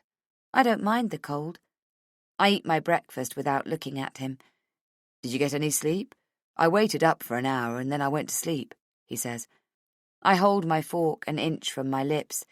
You didn't need to do that. And not much, if I'm honest. Just a lot on my mind. I might hate being back here, but another part of me longed to experience it again. I wanted to revisit a little of before. I wanted to remember the smells, the tastes, the sights. I was born here. All my memories of my sister, my mother, my father are from this place. So I went to take another look at my old house. I stood across the road and watched the lights behind the windows. and pretended it was my family's shadows behind the drapes. Then I went to the old train station. It was so dark, but I could see how overgrown the ivy was over the wall. If I could climb inside, I would have, but there's no way I could have hacked my way through to reach the window. I put my forehead against the cold brick wall, and I told my sister in heaven that I was going to get him. I'll be brave from now on, and I will do what needs to be done. I promise. I promise you, Grace, that Hugo Hennessy will go to jail forever for what he did to you. Sorry to hear that, Jacob says now, and I didn't mean to pry. I was just worried about you. Don't be, I'm fine. Have you heard anything from Hugo Hennessy yet? Nothing. We could go by his office. What do you think? After we interview Mr. Allen. I was going to say the same thing. I can't believe those words came out of my mouth. Hugo Hennessy has never moved away from the town he grew up in. And why should he? He was the son of the chief constable. He could go around and commit the most gruesome murder in the history of the district and get away scot-free. Hennessy, the father, was now the mayor of Whitbrook, and Hugo is a property developer now. He heads a large firm called Lakeside Homes, although he pretends he's only an employee. They build ugly houses and even uglier shopping centres. I know this because I looked it up online. But he does own it. I checked the records, and it wasn't that hard. I wonder what grubby deals father and son get up to every day. Mr. Allen was Grace's teacher. He still works at the school. He's agreed to be interviewed, and we've arranged to visit him this morning. Outside, I pretend to get my bearings. We're not far from the school, so we decide to leave the car parked here and walk. We turn the corner and walk to the next junction, but Jacob thinks we should go the other way. I'm not going to argue. We stand there, stamping our feet, trying to get warm, while he pulls out his mobile to check the map, when suddenly the young woman from the cafe yesterday is by my side. She's got her daughter with her in the buggy. Hi, she says. Hey, hi, Jacob replies. She's so close to me I can smell her deodorant, and I'm still pretending I haven't seen her. I'm too busy buttoning my coat. Is she here for me? Did she follow me? Does she know me? Are you lost? Can I help you? She asks. Thank you, yes. We're looking for St. Agnes Secondary School. I can walk you there if you like. I'm going that way too. I give Jacob a look and a very small shake of the head.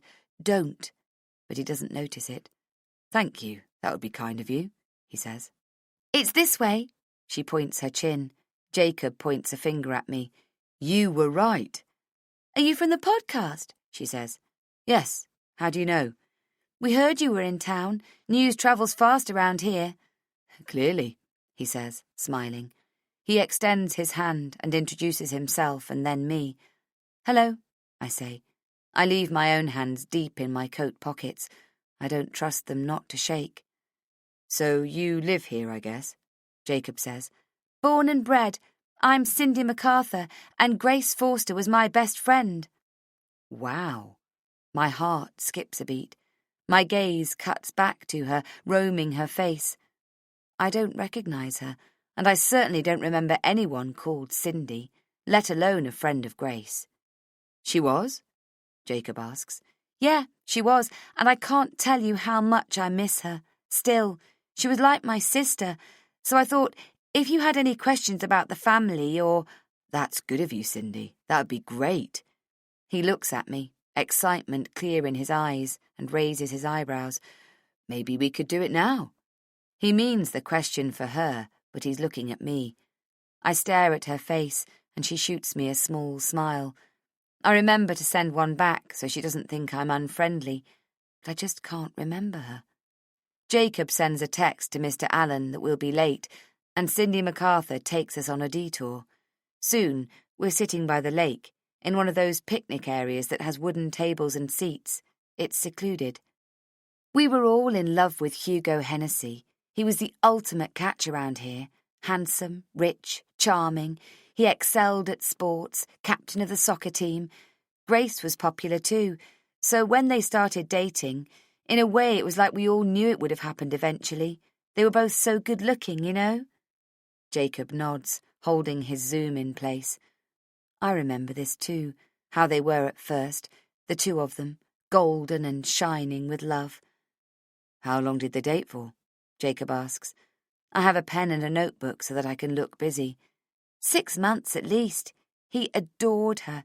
He'd do anything for her. He helped her with school so she'd get good grades. He was there for her and she was besotted. We'd be on the phone for hours, I'm not kidding, and she'd go on and on about how in love she was. She wanted to marry him, and she'd talk about how long she should wait. I see. He must have taken it hard when she died. You've got no idea. I still see him sometimes around the place. I don't think he ever recovered, to be honest. He was crushed, that's the word for it. Jacob is fidgety. We don't have a lot of time, and he must be wondering why we put off Grace's teacher for this. But Cindy is on a roll. He was devastated when she died, she goes on. You should have seen him at the funeral. He was a total write-off. So sad, really. They were so in love and everything. I'm wondering how much longer this will go on before I can't stop myself from hitting her. Anyway, I just wanted to tell you that he was really heartbroken when she died. Jacob steals a look in my direction. By now, he's as confused as I am. We're waiting for some kind of punchline. Why did Cindy come after us? Surely not to tell us things that were common knowledge. Thank you, Cindy. That's good background. We'll be sure to include it, Jacob says. He's about to put his equipment away when she grabs his arm and says, I never said this to anyone, but she was a real slut. I'm speechless. My mouth is gaping, and when I turn to Jacob, he's got exactly the same expression. What did you just say? I ask. I know she was my friend and everything, but I think you should know, that's all. I'm not judging her or anything. I want to stand up, and I really want to hit her, hard. There were photos, she says, naked photos that she took of herself. Did you see them? Jacob asks. Cindy colours. Well, no, I didn't think so, he says, nodding to himself. You heard about that on the podcast, didn't you? No, actually.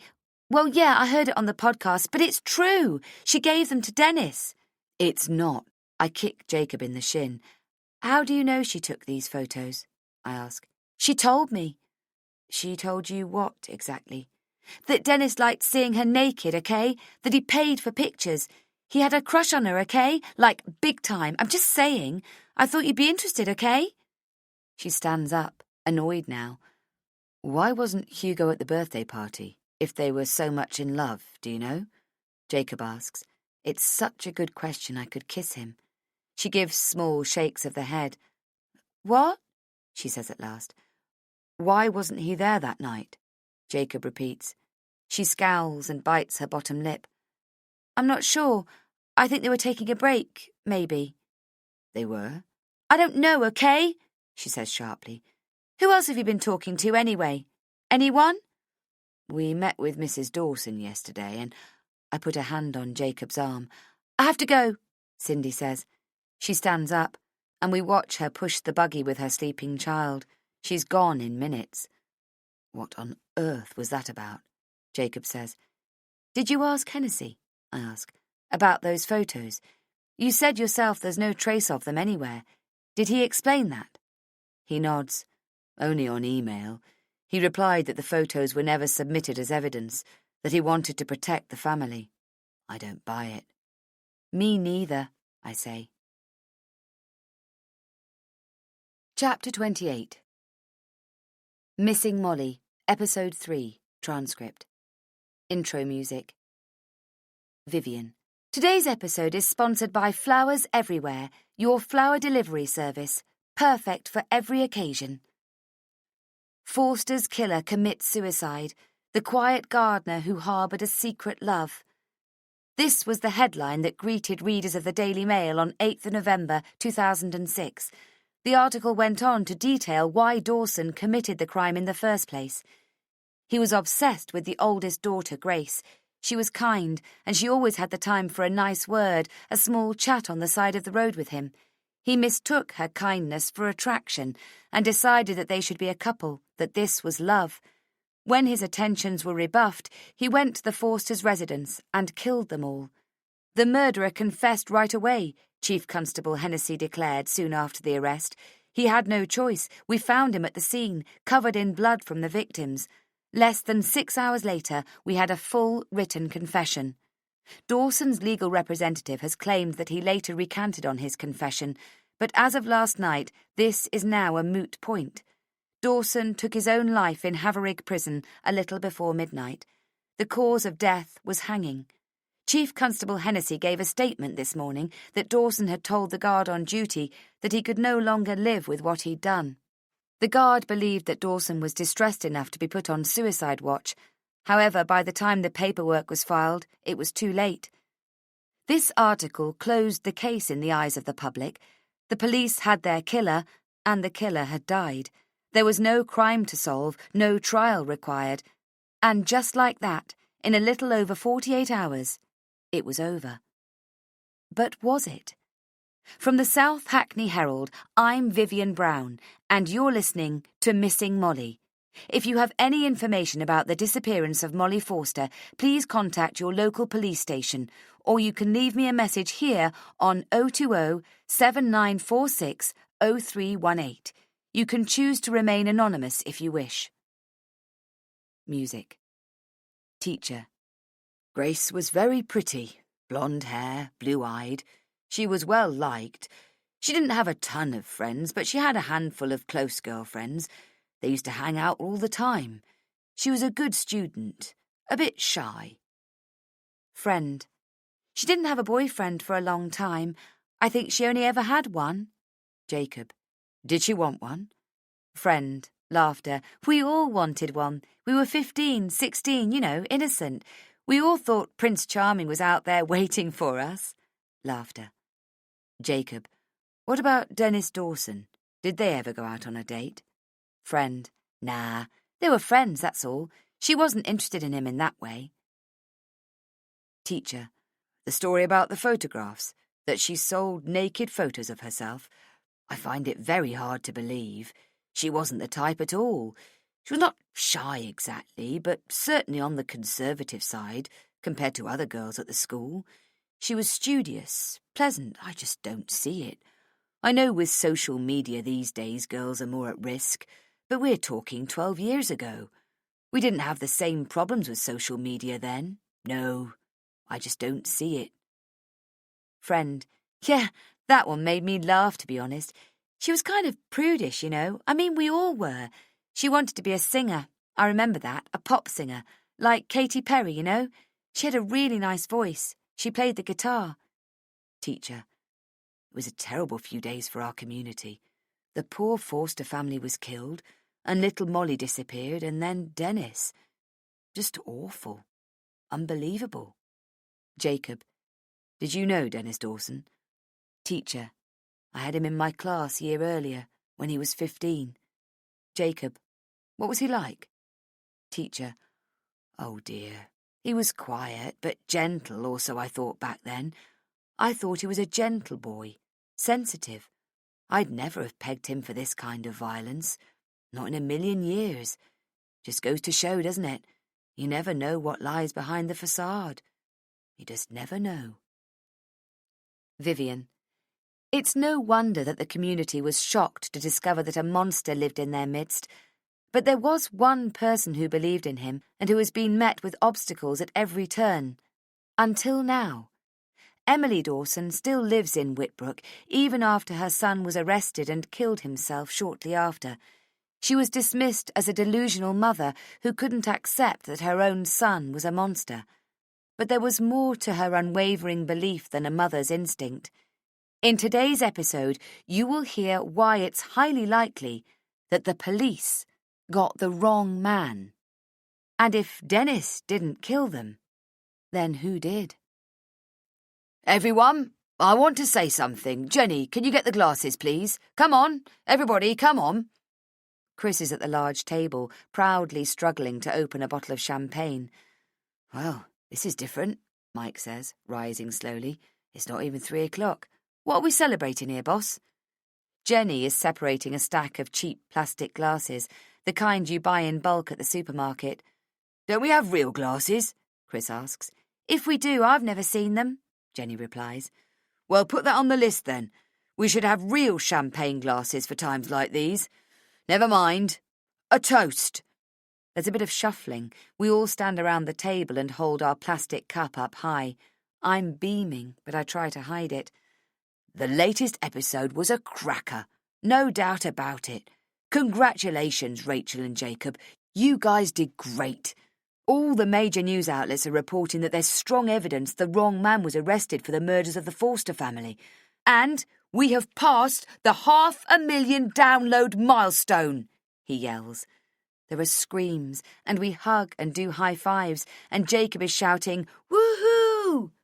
And from the corner of my eye, I see Vivian staring at me. I'm grinning so hard it hurts my cheeks. For a moment, I forget what this podcast is really about, and I feel important right here in this job, like I've really achieved something. I expect her to grin back, but out of all of us, she's the only one who doesn't. She's clapping, even smiling a little, but nothing like the rest of us. If Dawson really was innocent of these murders, then it's really a tragedy, Chris says. I feel for his mother. But let justice prevail. That's got to be the more important outcome here. So what's next, boss? What's the next podcast then? Mike asks. Because I may have an idea or two, you know. I think we could do something on horse racing. I hear there's an interest in it. There's more laughter, and then in a more subdued tone, Chris says, and I can't tell you all how proud I am. So try, Jenny says, just as Jacob, glowing, says, oh, go away. You left out the best part, Jenny says. The sponsors are falling over themselves to be a part of the podcast. We're beating them off with a stick. Don't beat them too hard, Jenny. We need their money, Chris says. Yeah, how else are we going to keep Mike here employed doing bugger all? Hear, hear, Mike exclaims. We're all laughing ourselves silly. Chris raises his hands. Truly, people, I'm delighted. Like Jenny said, that the sponsors are beating at the door. Our little newspaper has earned a reprieve. It's early days, but for now we can all relax. There are more whoops and cheers, and Jenny refills the plastic glasses. Does that mean we should concentrate on finding out who the real killer was then? I ask, since no one else does. Great question, Rach. I suspect that the police department will want to reopen that case soon. They'll be in touch at some point, so please make sure all the recordings are stored safely. I think we should stick with the Molly angle. We're getting so many leads on the phone lines and on email. Let's get back on that track, Vivian says. I agree with Vivian, Jacob says. We should focus back on Molly. I think we should follow up on the boyfriend story, I say. Everyone has dispersed except Vivian and I. She's standing right next to me. I smile at her. We should follow up on the boyfriend story. She's mimicking me, but not in a nice way. She takes a gulp of her champagne. You're doing really well for yourself, Rachel, aren't you? What's that supposed to mean? Who would have thought? Shy little Rachel, who went from making sandwiches to producing the hottest podcast in the country. You're killing it, Rachel. Well done. We're killing it? Oh, you more than most. She rubs a finger over the top of the table. It's funny that Chris sent you to Whitbrook, don't you think? Why? You've got Gracie to look after. Surely it would have been easier for me to go. I asked to go. Ah. She gives me a knowing look before walking off, except I don't even know what it's supposed to mean. I feel awkward all of a sudden, standing there by myself, so I walk over to Jacob's desk. I think we should follow up on the relationship between Hugo Hennessy and Grace, I tell him. The phone rings in the background, and I see from the corner of my eye Jenny walking across to answer it. Especially now that there's doubt over Dennis Dawson as the killer. You said it yourself. Why wasn't Hugo at the party? Why were they having a break? There's a shift in the mood. I become aware that no one is saying anything. They're all staring at Jenny, who is holding the handset in both hands. She looks pale and wide-eyed. You all right there, Jen? Chris says. She pauses. It's as if she doesn't know how to say it. Who's that on the phone? He asks. She blinks. Detective Mary Halliday, CID. For you. She points the handset towards Chris.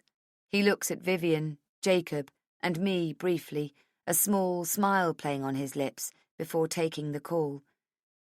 "They're reopening the case. We did it!" I hissed to Jacob, bumping him on the shoulder, just as Jenny says, "It's Emily Dawson. She's dead." Chapter 29. My hand flies to my mouth. "She's dead! Mrs. Dawson!" Jacob looks white. I grab the nearest chair and sit down. "How did she die?" "At the moment, it looks like suicide. They found her hanged in her bedroom." I close my eyes. A moaning sound comes out of me. An image of Emily Dawson's limp, swaying body flashes against my eyelids. I open them again. Chris is talking on the phone, his back to us. Jacob sits down next to me. "It doesn't make sense." "They killed her." "You spoke to her before the episode went live, didn't you, Rach?" Jenny asks. "How did she seem?"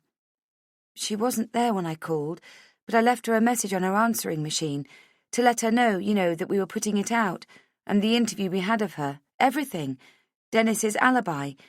I wanted to tell her there would be ramifications, that she should be prepared. The papers will want to talk to you, I told her." "Poor Mrs. Dawson. What could have possibly driven her to do this? Do you know?" Vivian asks me. I bristle. "Driven to do this?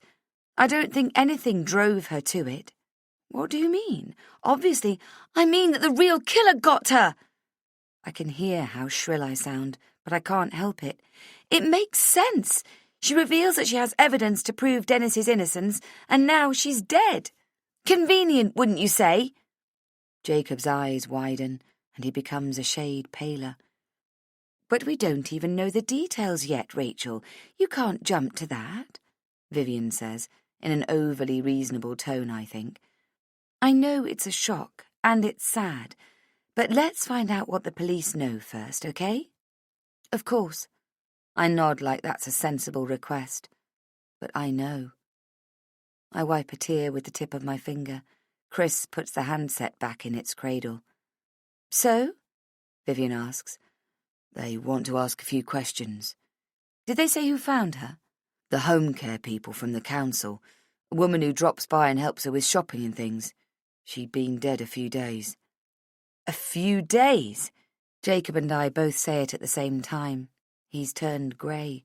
I suspect I have too. "Do they know when exactly?" Jacob asks. "I don't know," Chris says. "You can ask the police when they get here." "What do the cops want?" I ask. "To hear the tapes, apparently." "Why?" "She wrote a suicide note." Chris looks at me and then at Jacob. "I'm sorry, guys. She wrote that she'd made it all up, about the alibi. Dennis was never with her that day. She lied to you. She made it all up." "Bullshit!" I blurt out.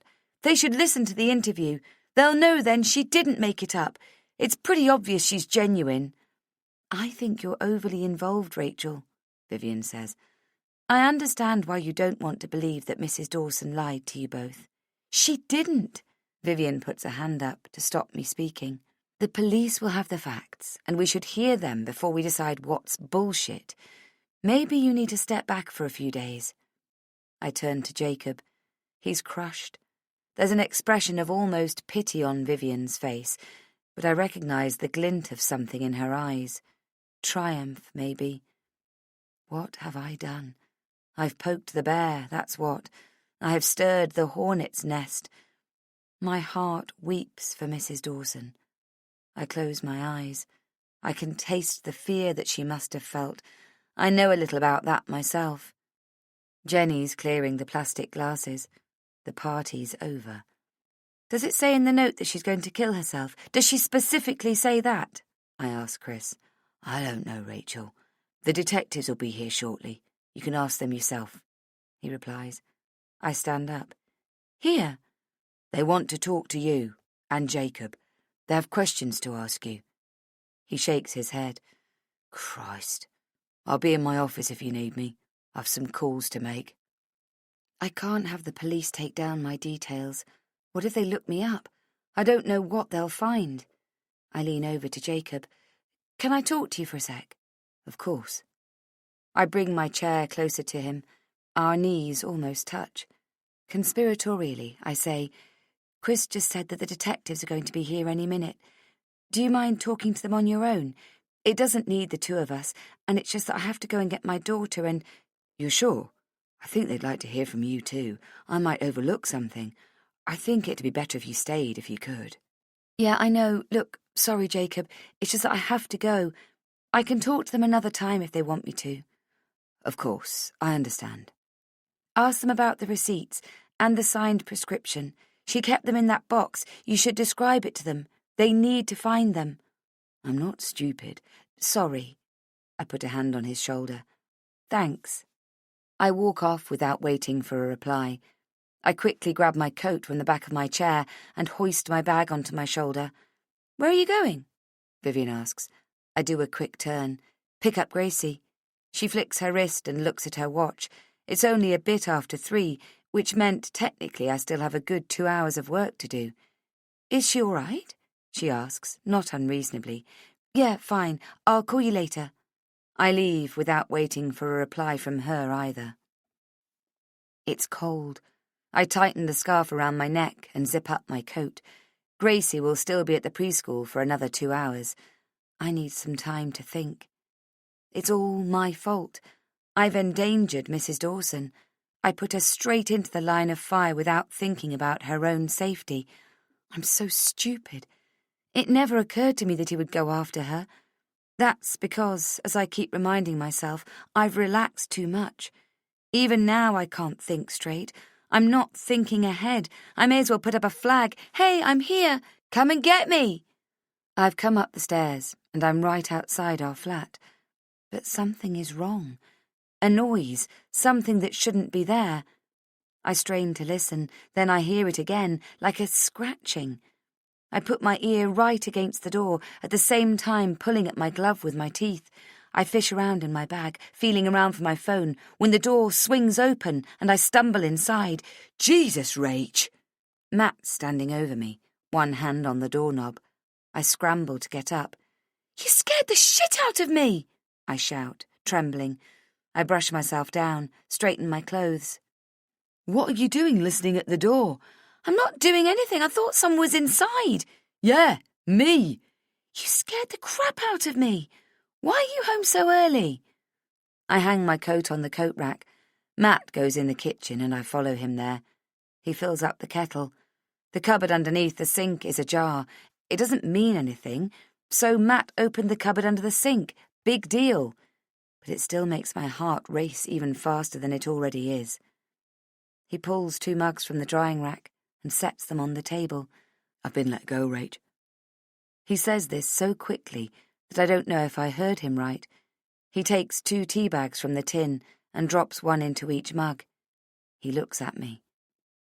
Let go. He nods.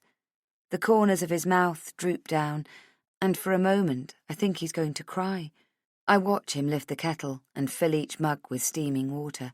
I grab one and drag it across to me. I don't understand. It's not just me, he says quickly. 2 other lads got let go as well. The fusion contract ended, you know, and they didn't get the tenders they'd gone for. John said he would have liked to keep us on, but there just wasn't enough work, you know. Last in are the first to go, that's what John said. Jesus, when did this happen? 2 Fridays ago. 2 weeks ago?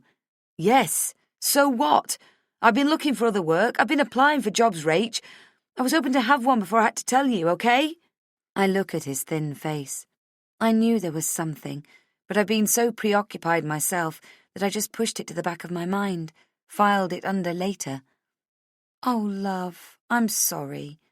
I stand up and take him in my arms. It'll be okay, you'll see.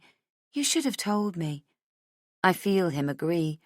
I say words of reassurance, even as it is slowly dawning on me that we barely have any savings, and with the rent and everything else, it's going to be real tight. If Matt doesn't get a job soon, we'll be in trouble. But he's a qualified electrician, and they're in demand all the time. We'll be fine, we will. Do you think the paper will survive? he asks. His eyes are filled with anxiety. I can't bear to think what would happen if we both lost our jobs. I hope so. It depends on the podcast, I guess. I heard the podcast, he says softly. I pull out of our embrace and sit back down. Did you? Of course. When? I ask that as a reflex because I don't want to talk about it yet, after what's happened. I don't have the words. Last Friday, when it came out. Really? Today is Tuesday, and in all that time, Matt has not mentioned anything to me. What did you think? I ask. He shakes his head in awe. It was amazing, Rach, how you got that lady to talk about a son like that, and how it couldn't have been him. I can't tell you how proud I am of you. I can see why you're into this so much. It's important, right? Thanks, love. I move my mug around for a bit, then I say, but something terrible happened. Tell me.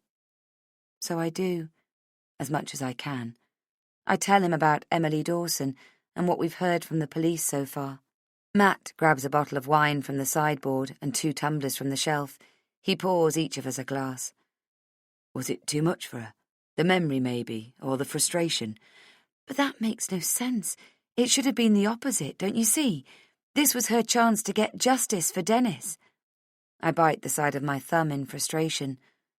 So what do you think happened? You really want to know? Yeah, I do. Well, I think that she was killed. He jerks his head. Wow, really? But why? Because if it wasn't Dennis Dawson, then it was someone else. And that someone else probably doesn't like anyone looking too closely at an alternative to Dennis Dawson. When did she die? He asks. I don't know yet. He drains the rest of his glass in one gulp, then immediately pours himself another glass of wine. I've barely touched mine. I'm sorry about your job, love, I say. He nods, rubs a finger where a small drop of red wine has spilled onto the tabletop. Then he goes to the sink. I watch the back of him as he rinses a cloth, but as I drop my gaze, I notice a small pool of water on the floor beneath the cupboard door. I let out a small, involuntary gasp. What's this water doing there? I ask. Oh, we had a leak earlier. I stand up quickly. What's wrong? He asks. I'll clean it up, I say. No, I'll do it. Sit down. I sit back down, watch him bend and mop the water with a sponge. When did we get a leak? My voice sounds unnatural to my ears, but he doesn't seem to notice. This morning, just before lunch. Lucky I was here. What happened? The joint's under the sink, but it's fixed now. Don't worry about it. I will myself to calm down. I know he would tell me if he'd found the memory book. Wouldn't he? Do you think it's the same people that detective was talking about? The one who tracked her down to Barcelona? He asks. We included a segment of that interview as well. I wasn't mad about that. I made the argument that at that point it was only guesswork and we should wait for more, but I was overruled. I don't know. Maybe? He nods. Did you ever hear about it, when you were there? The guy killed in that car accident. You would have been there around the same time, right? I reason with myself that he doesn't mean anything by this, but still it feels odd that he should ask me all these questions. I study his face, but see nothing other than curiosity. Maybe I shouldn't have told Matt about Barcelona. It was early days in our relationship, and I wanted to impress him. We'd gone to a tapas bar in Soho, and like an idiot, I decided to order in Spanish. To show off, I guess. Oh yeah, I was drunk. So was he, which was just as well because the waiters didn't speak a word of Spanish, but he was impressed anyway. The conversation went a bit like this. I was an exchange student in Barcelona. Oh yeah? That's amazing. Say something in Spanish. Creo que te amo, I whispered, shoving my tongue somewhere in the vicinity of his earlobe. I don't remember a whole lot about that night, but unfortunately, it seems Matt does. I don't think I was there at the same time, I say, a little abruptly. I feel ill. It's not the wine. I've barely touched it. It's the fear. It has crept inside my stomach again. What time is it? I ask, even as my phone was right there on the table in front of me. I grab it. Shit! We both stand up at the same time and say, Gracie! Will you? I ask. He hesitates for a moment. Then he nods. Sure, he replies, grabbing his jacket that is dangling off the back of a chair. I wait 5 seconds after he gets out the door and dive under the kitchen sink. I can see a bit of moisture still and a fresh coating of something white around the joint that meets the tap, but the sheeting looks untouched, thank God. I don't think any water made it down there from the look of things. I don't move the memory book. I leave it there, in its hiding place. I don't have a better spot for it anyway. Chapter 30. The mood in the office this morning is no longer jubilant, obviously. I make a beeline for Jacob, and the first thing he says is, It's official. The police are not treating her death as suspicious. She killed herself. If she killed herself, then I'm the Queen of England, I say sharply. That gets a small smile out of him. The receipts are gone, the prescription, all of it. The cops found burnt fragments in an ashtray. My jaw drops, and I close my eyes for a moment. When I open them again, Jacob is peering at me. That should tell the police something, right? Someone burnt them, that's clear. That dispels the suicide. But Jacob raises a hand. She burnt them because they were fake. That's the theory. Even if they were still there, it means nothing. Anyone can imitate a signature on the back of a prescription. It's not proof. That's what they said. I pull up the nearest chair and sit down heavily. What are we going to do now? I ask. I don't know. First, we have to deal with the fallout. What fallout? It's all over the morning news, Rachel. Haven't you heard? The mother of the convicted killer committed suicide because of our podcast. There's more to this, and you know it. I drum my fingers on the desk. We have to act quickly. We'll say that she had no reason to kill herself. She believed she had proof her son was wrongly accused, so why kill herself now? We'll say that in the next episode, but we have to start looking for the real killer, Jacob. We don't have much time. Chris said to hold off on the next episode. What? I snap around to look at Chris. He's on the phone. He's pressing the heel of his hand against his forehead. His eyes are closed. But that's crazy. It's the last thing we should do. Where's Vivian? We need to come up with a plan here. She's not in. She's been monstered on social media. She's laying low. Check this out. Jacob loads up Vivian's Twitter account. Reading the barrage of abuse makes me gasp. They're all addressed directly to her username. @VivianBrown89. You're a murderer. I hope you're happy now. @VivianBrown89. Your podcast is stupid. @VivianBrown89. What did you do to this old woman? @VivianBrown89. You're a fucking whore and a slag. @VivianBrown89. She's dead because of you. I hope you're proud. @VivianBrown89. You need a good shag. Tell me where you live. Oh my God, that's awful. Facebook's the same, give or take. I didn't talk to her, but Chris said she's taking it in her stride. He suggested she lay low and stay home. It goes on and on, those messages. But then, in the noise, one of them stands out to me. It says, Grace Forster was a fucking slag, and she deserved to die. It's him. He's watching. I know it. I'm back at my desk, and I give Vivian a call. You okay? I ask. Yeah, she says with a sigh. I will be. It's a prank. It's kids. How would you know? I wish I was with her. I wish I could put my arm around her shoulders and hold her. We thought things like that might happen, remember? I reply. We talked about the trolls and the weirdos out there. You need to block this prick and log out of Twitter, and the rest. Done already, that's what Chris said. There was a message on the hotline, right after the first episode. It's the same language, peppered with, you fucking slag, and Grace Forster got everything she deserved. I think it's the same person. I think it's just one person. It'll blow over, Viv. You'll see. A message? You never said anything about that. Waste of everyone's time. She says nothing at first. Then, finally, she replies, If you say so. After I hang up, I take another look at Vivian's Twitter feed and the podcast Twitter feed.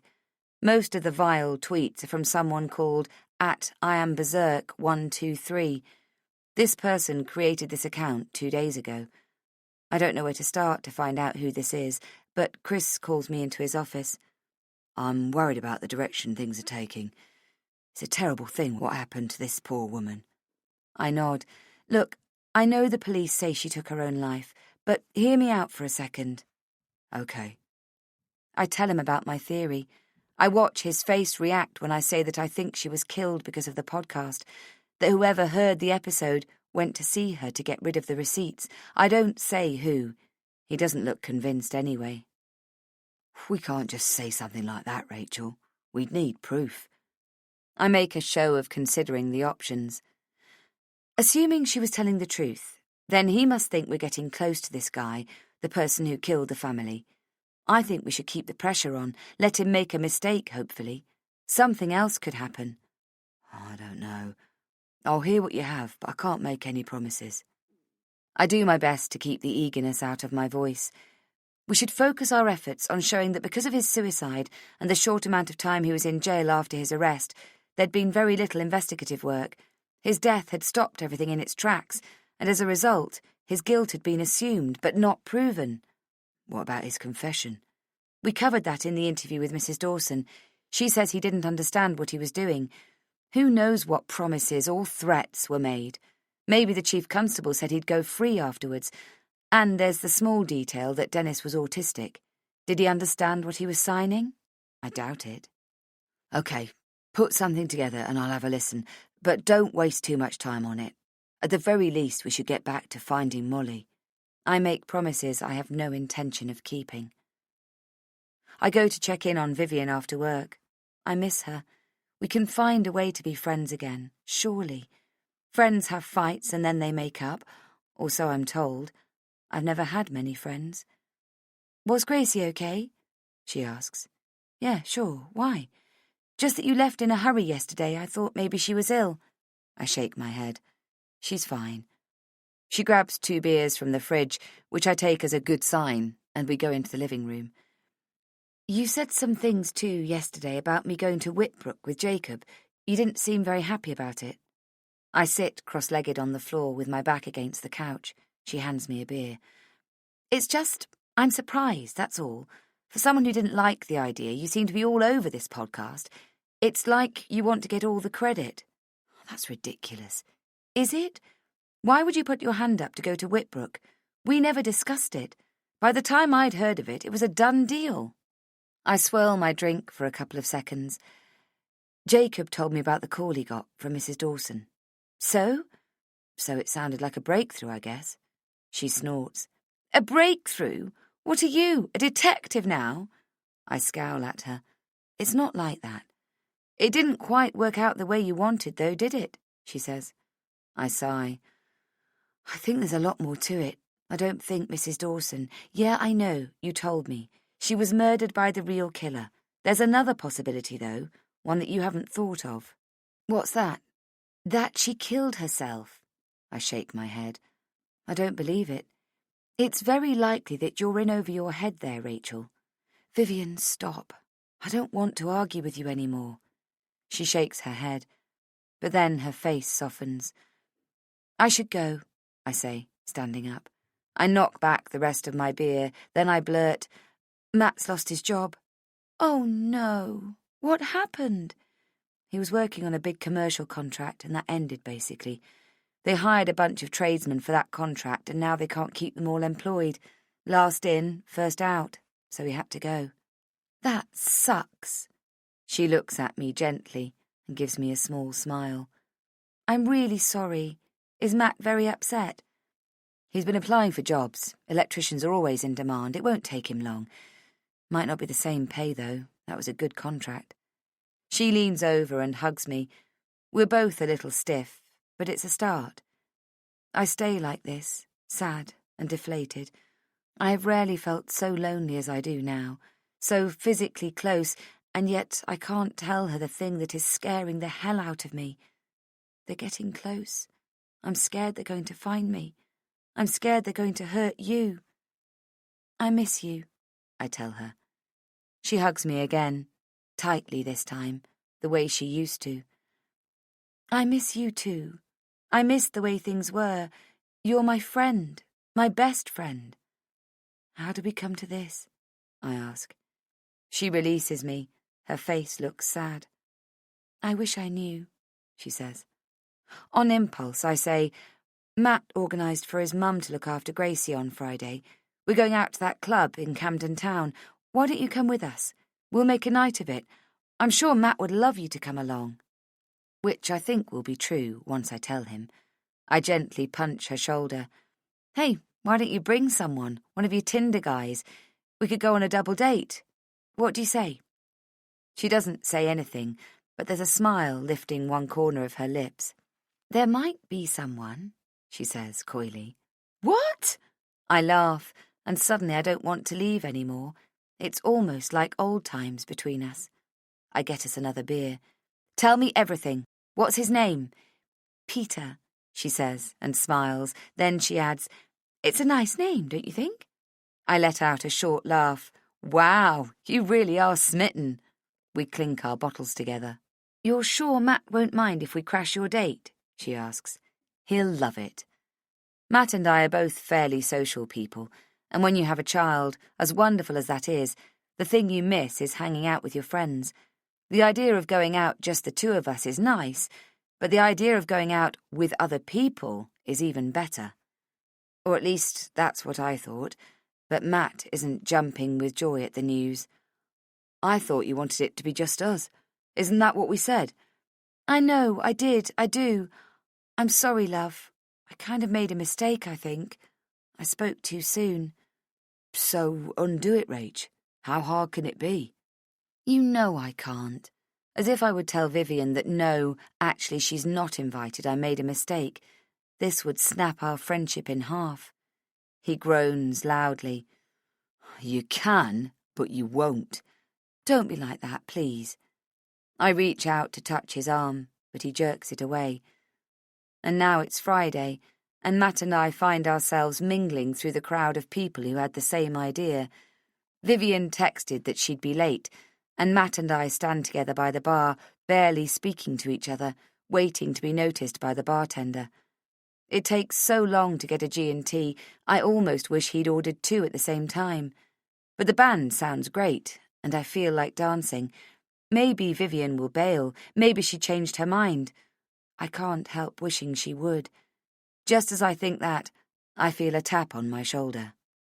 Hey, hun, she says, planting a kiss on my cheek. Then she throws her arms around Matt, who can't help but grin. Maybe it will be all right after all. We got a booth! Come with me! She yells in my ear. She beckons to Matt, and we grab our glasses and follow her, elbowing our way across the room. The table she makes a beeline for has a guy seated already, who smiles warmly at her, and even puts his hand on her arse when she reaches him.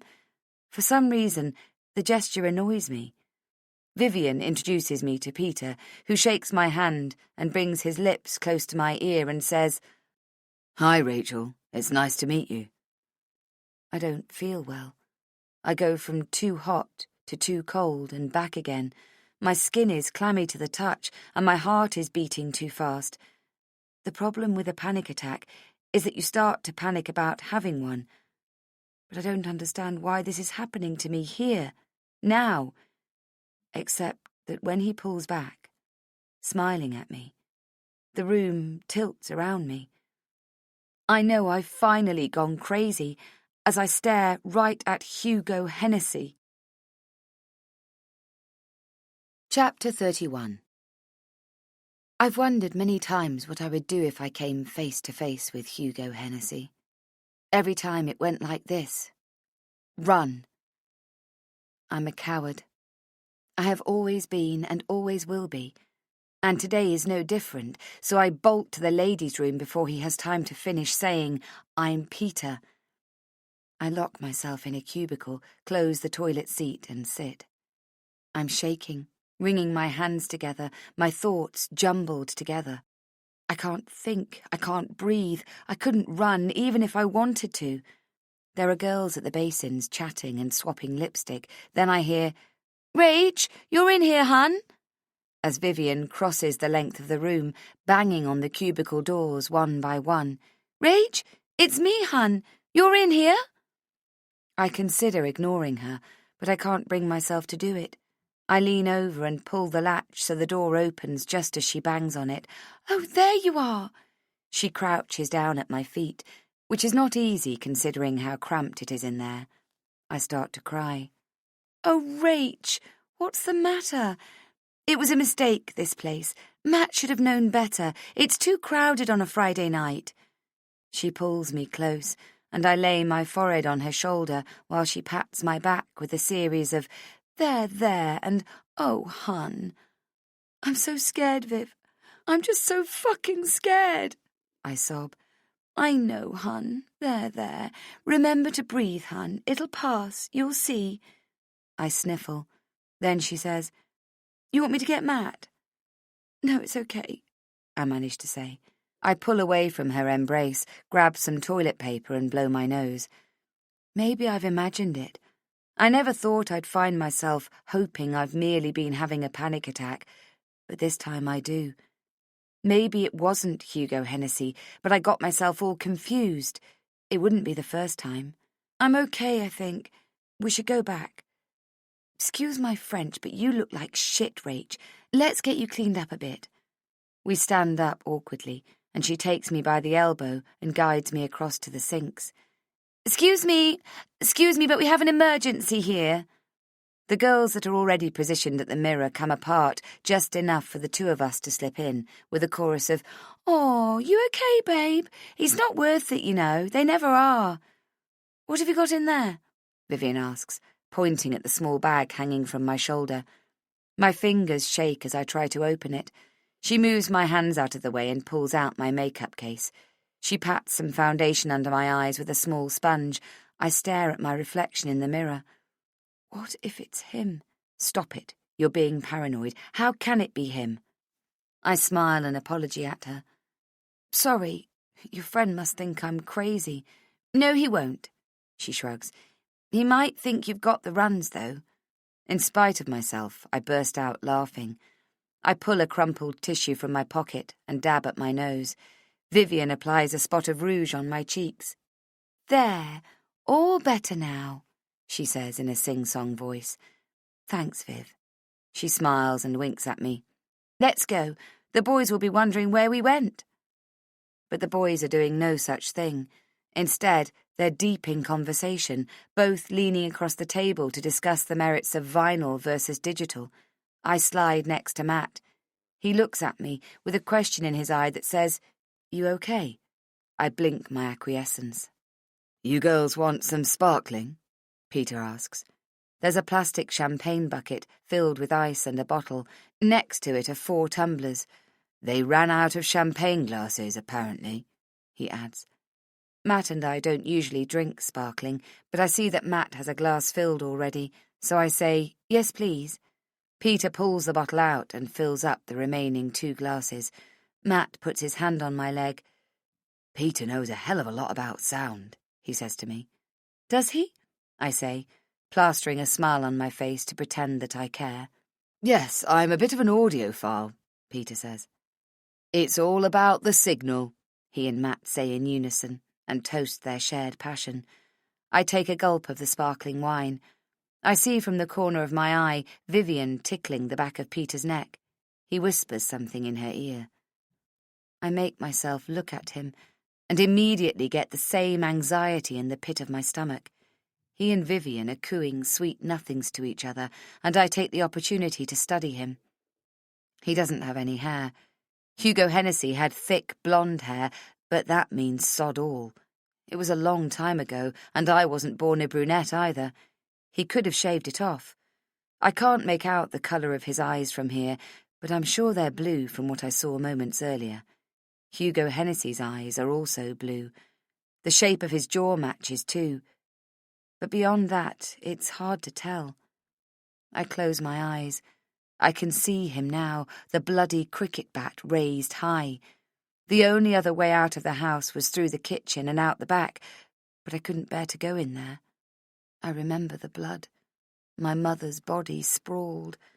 I ran into the bathroom at the back of the house, screaming, and I locked the door. "Open the door, Molly." He started to hit it with the bat, over and over. "Open the fucking door!" I stood on the top of the cistern to reach the small window, and I got out that way. He was still trying to knock the door down. He probably didn't know about the window. I ran as fast as I could to the old station and hid there. And now, all these years later, sitting here with Matt's hand on my thigh, I know, in the pit of my stomach, that it's him. Maybe I could pretend I'm ill and I have to go home. Peter keeps buying bottles of wine and I keep drinking what's put in front of me. We all do. Then Vivian and I dance together and we're both so pissed we have to prop each other up. "What do you think of him?" she slurs in my ear. "Who?" I say, because I think that makes me sound more natural. She pinches my shoulder, but not very hard. "Peter," she says, dragging each vowel so it comes out like Peter. I make a face, pretending to think about it. She looks at me with her big eyes, her face an inch from mine. "So? He's a bit old, isn't he?" I shout into her ear. "What? No! Crap! And what if he is anyway?" "How old is he?" "I don't know. Why?" I shrug, then I grin. She laughs. "You're funny," she says. "He's got nice eyes," I say, and without vomiting too. She smiles. "Yeah, he does. He's sexy, yeah?" She grins, so I make a thumbs-up gesture.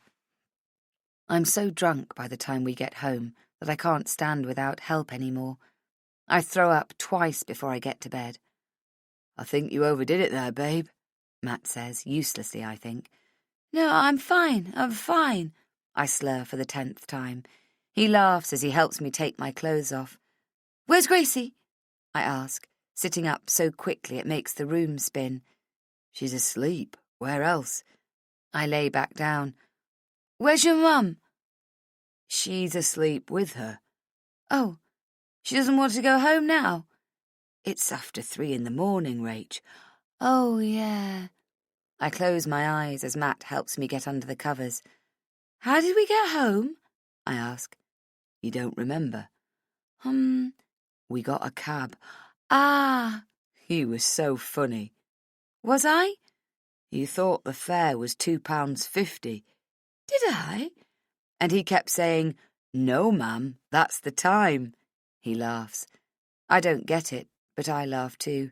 "Ah, that's funny," I say. "Yeah, you go to sleep now, Rach. You're going to have a heck of a hangover tomorrow." "Will I?" "I'd say so." I open my eyes. "What'd you think of Hugo?" I asked. "Who?" I close them again. "Hugo." "Vivian's friend?" "Yeah, him."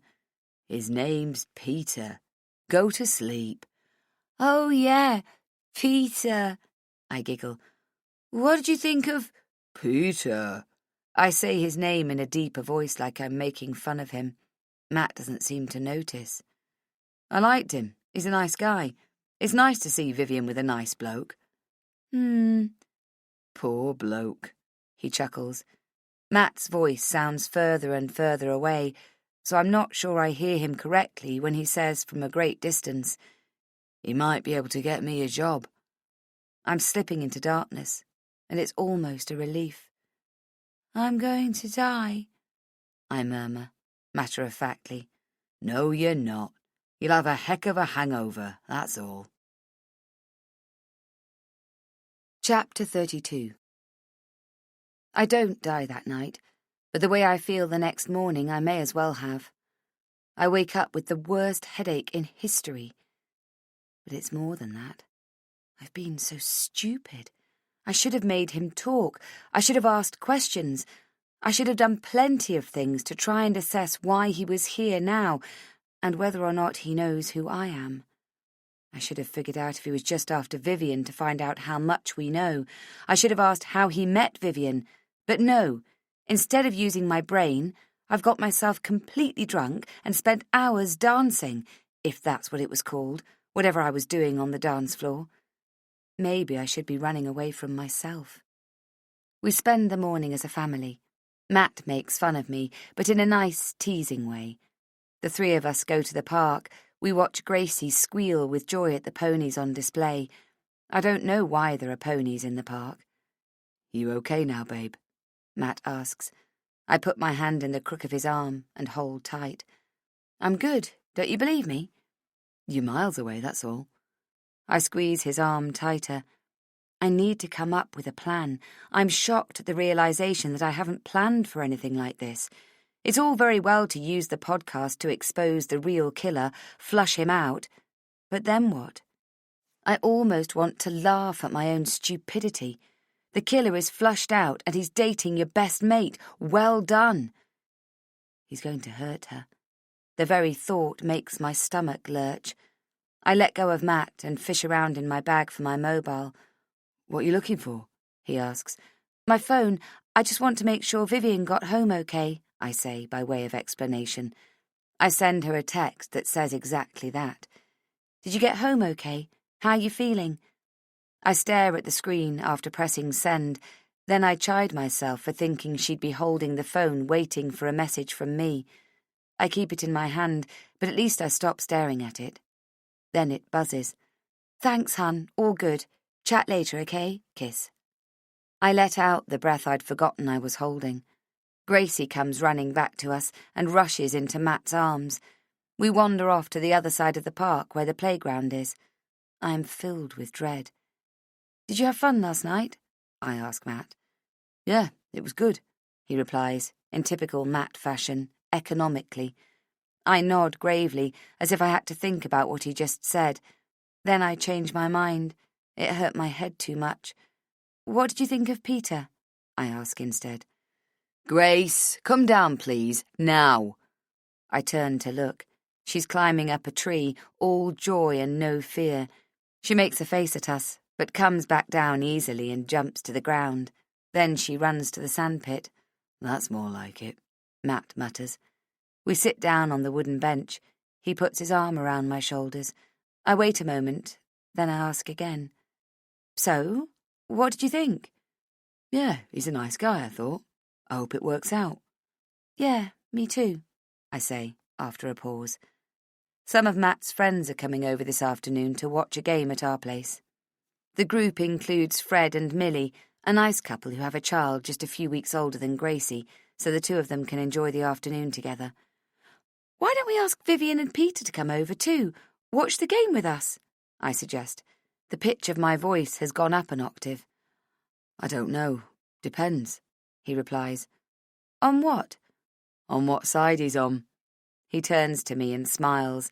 I laugh, or I try to. It comes out like a cackle. I text Vivian again. You and Peter want to come over and keep me company this afternoon? Matt plus mates watching the game. I don't need to wait long for a reply. Peter left for weekend now. I'm free, though. Smile, kiss, kiss. Great. See you later, kiss. Vivian's idea of fun is no more watching a soccer game than, say, watching grass grow. She and I are like-minded on that front. So while Millie and the boys shout and whoop in the living room, we retreat to the kitchen with 2 tumblers and that nice bottle of red she's brought along. Hair of the dog, she said. I won't mention it again, I swear. But you okay now? She asks. There's pity in her eyes. I look away. Of course, I'm totally fine. Crowded clubs, you know. You should tell that boyfriend of yours to take you out to better places. I thought the exact same thing, I say, and smile. You should tell your shrink, though. She could prescribe something, I'm sure, she continues, scratching an invisible mark from the top of the kitchen table. That part where you don't mention it again, when does that start? I mean to say it lightly, but it comes out more aggressively than that. She flicks her eyes up at me. Sorry, she says. No, it's me. I'm embarrassed, that's all. You're totally right. I should tell Barb when I see her next time. And I will. And you'll ask her about some meds? I promise. I squeeze her hand. What else can I say? Meds won't help, Viv. It's your new boyfriend that's the problem. I top up our glasses. Tell me about this new man of yours. That's much more fun. She grins, lifts her shoulders. He's hot, right? She laughs. Yeah, definitely. He's different from the guys I normally date. He's more, I don't know, mature. That's great, I say too brightly. How did you meet him? You said he's a friend of Jenny's? She frowns in confusion. Did I? Or you met him through Jenny, I think you said. Ah, no, I meant Jenny and I were together. We went to the Cat and Mutton last Friday night, and by the time I got our drinks, the two of them were chatting. When she introduced me, I thought he was a friend of hers, but they'd only just met right there and then. Lucky she's already taken, hey? Wait, you've only known him a week? I know, right? Feels like I've known him since forever. I feel the chill down my spine. He must have waited for her outside the building where we work and followed them to the pub. She tells me about that day that they stayed out most of the night together and ended up walking the streets at 3 a.m., laughing and holding hands. She tells me he texts her all the time, just a kiss sometimes, to show her he's thinking about her. And isn't that the sweetest thing? Of course, Vivian always falls head over heels within 5 minutes of kissing a guy. Tommy had been no different. And when she tells me that he's going to help her with her troll, because he's good with computers, he says he can probably find out who's harassing me, I know, without a shadow of a doubt, that it's him sending Vivian these creepy messages. So you've seen a lot of him. He's been at my place most nights, put it that way. She grins. What's his place like? I say, thinking it's a smarter question than where does he live. Don't know. He prefers to come stay with me. He lives in a flat in Peckham, I think. Peckham's nice. Is it? I don't think I've ever been there. I smile. Anyway, it's only temporary. He's only just moved to London, so at some point he'll get a more long-term place. Huh. Where did he move from? I ask, replenishing our tumblers. There's an explosion of noise coming from the living room. Someone must have scored a goal on the wrong side. Birmingham. Do you have any crisps or something? I rummage through the cupboards until I find an unopened packet of pretzels. What about this? I've also got some crackers and some nice cheese to go with them. Perfect. I open the fridge and ask, what does he do? Before pulling some cheddar from the cheese compartment. I set it onto a wooden cutting board, along with a couple of knives, while Vivian opens the packet of crackers. He's in finance, something, not sure. I grab a knife and cut a small piece of cheese. Finance? That's good, right? Which company, do you know? I pop the cheese into my mouth. She cocks her head at me. What's with all the questions, Rach? What do you mean? You're supposed to ask me what the sex is like, not his job title. Sorry, just want to make sure he's a good catch. She stares at me for a second longer than necessary. What is it? Come on, out with it. Nothing. I don't know him enough to like him or not like him. But I can see I've hurt her feelings. I put my hand on top of hers and squeeze. I'm sure he's wonderful. I'm just looking after you, that's all. She purses her lips and bites the side of her mouth. Then she says, he's 28.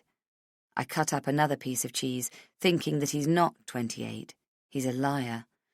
I asked him, she continues, this morning. So you see, he's not that much older than me. I didn't say he was. Yes, Rach, you did, last night.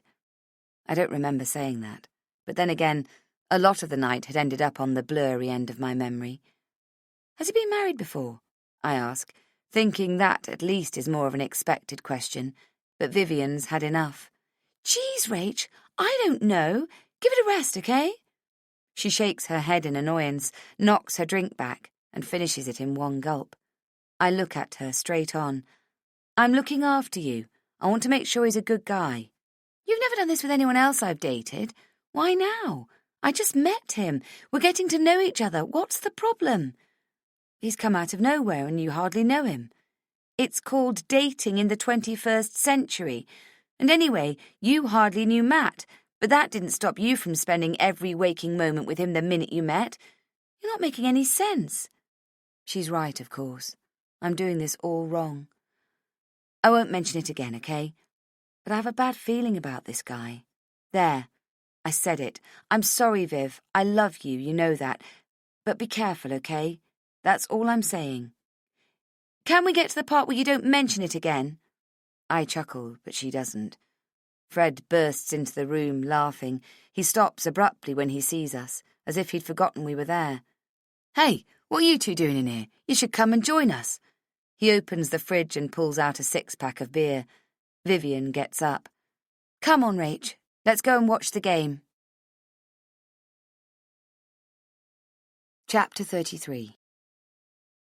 I told Matt we needed some groceries. He was writing emails and making calls. He didn't ask anything, just waved. And now I'm back at the internet place near my flat. I'm desperate. I have to find a link between Peter and Hugo Hennessy somehow, so I'm thinking that if I can get hold of a current photograph, I might be able to convince her. It feels like a stupid idea, but it's the only one I've got. Can I get 15 minutes of internet? I ask, handing the money over.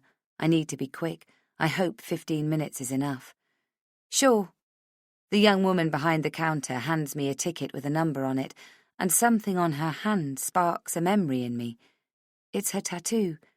I follow the ink up her arm, which is partly covered in an intricate garden of flowers. I've seen this arm before.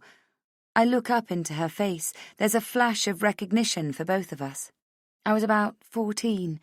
We were both living in the same shelter, a big ramshackle of a house that had something like 20 homeless kids at any one time, where someone was always looking to steal your stuff, and the locks were always broken. She barely acknowledges me, and I do the same, but we both have that look on our faces, somewhere in between pride and pleasure.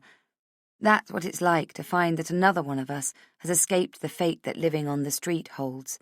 She's got a job in a convenience store. It might not seem like much of an achievement to most people, but to people like us, it's the path to independence and the freedom that comes with it. I'm so proud of her, I could hug her. She gives me a ticket and doesn't charge me. I take the ticket and go out the back. I pick the computer that faces away from the front window, open a browser and type Hugo Hennessy, Whitbrook. The first relevant entry I find is a small news item from 5 years ago about his father having been elected mayor of Whitbrook. He's standing on the steps of the town hall, flanked by his wife and son. The caption reads, "Newly minted Mayor Hennessy, with his wife Margot and son Hugo." The photo is in black and white, and it's been scanned from the original, as has the entire article. I peer at the picture. Even in its blurry state, it makes me ill to look at him. Why is he preening about the place when my entire family is dead because of him? What kind of a sick parent would protect someone like him? I close my jaw, biting down so hard that my teeth hurt. I check that the printer behind me is working and not in use, then I send the page to it. There's another item from around the same time that makes me gag.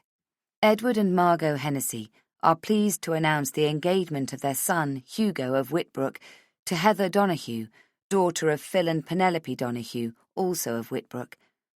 I want to throw something heavy at the computer screen. I go back to the search results and keep looking for recent photos of him. There's an older picture, and I already have that one in my memory book. It's a snapshot from my family's funeral. Hugo is looking somber and sad for the cameras. He's standing near my sister's open grave, a hand over his chest, as if he's making a silent prayer. I added that printout to my memory book, not because I want to remember, but because I don't want to forget. The other entries I've seen before, but I take a closer look at them now. They're all about big-scale developments in the area. There was some grumbling in the news because he's the son of the mayor, but the mayor categorically denied any impropriety. All council transactions happen at arm's length, etc. There's an especially big land grab coming up for a shopping centre. There's a picture of a man in a hard hat outside the old railway station, and something nags at my memory, but I can't catch it. Anyway, it's not him. None of these entries have the photo I'm looking for. A clear, recent picture of Hugo Hennessy. It's almost like he's doing it on purpose, always turning away from the camera. On my way out, I catch sight of the newspaper headline. I backtrack 2 steps and look at the stack. Emily Dawson's suicide. Who is responsible? I snatch a copy of the Mail from the rack and begin to read. The podcast trend started with the hugely successful Serial. We all gushed over it. The podcast we've been waiting for, the greatest podcast ever made. At over 1 million downloads and counting, it fast became one of the most popular podcasts in the country. Are you going to buy that? I turn around. The young woman, the one with the tattoo, the one I'm so proud of, she's staring pointedly at me. I fish out the right change and drop it on the counter, leave the store with my purchase and walk out. I turn the first corner and lean against a brick wall. Ever since, true crime podcasts have become the preferred pastime for armchair detectives. Everyone's a sleuth, and all that's required is a smartphone and an iTunes account. Checks and balances?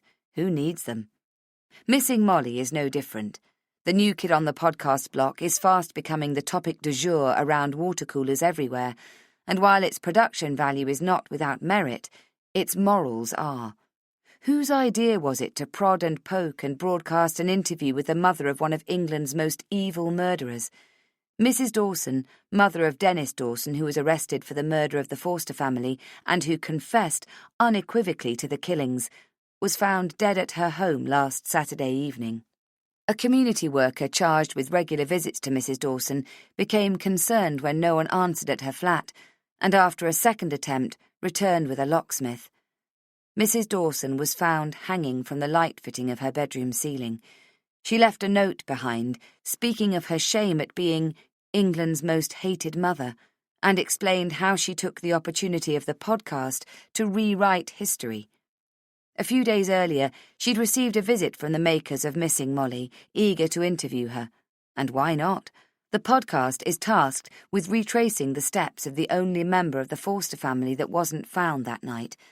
There's been plenty of conjecture in the past that Dennis Dawson killed Molly Forster as she ran away from the house and hid her body. Because Dawson committed suicide soon after being arrested, there was no opportunity to interrogate him in that regard. Extensive searches of the area failed to produce a body. What seemed to have happened here is that, given the opportunity to defend her son, Mrs. Dawson concocted a story.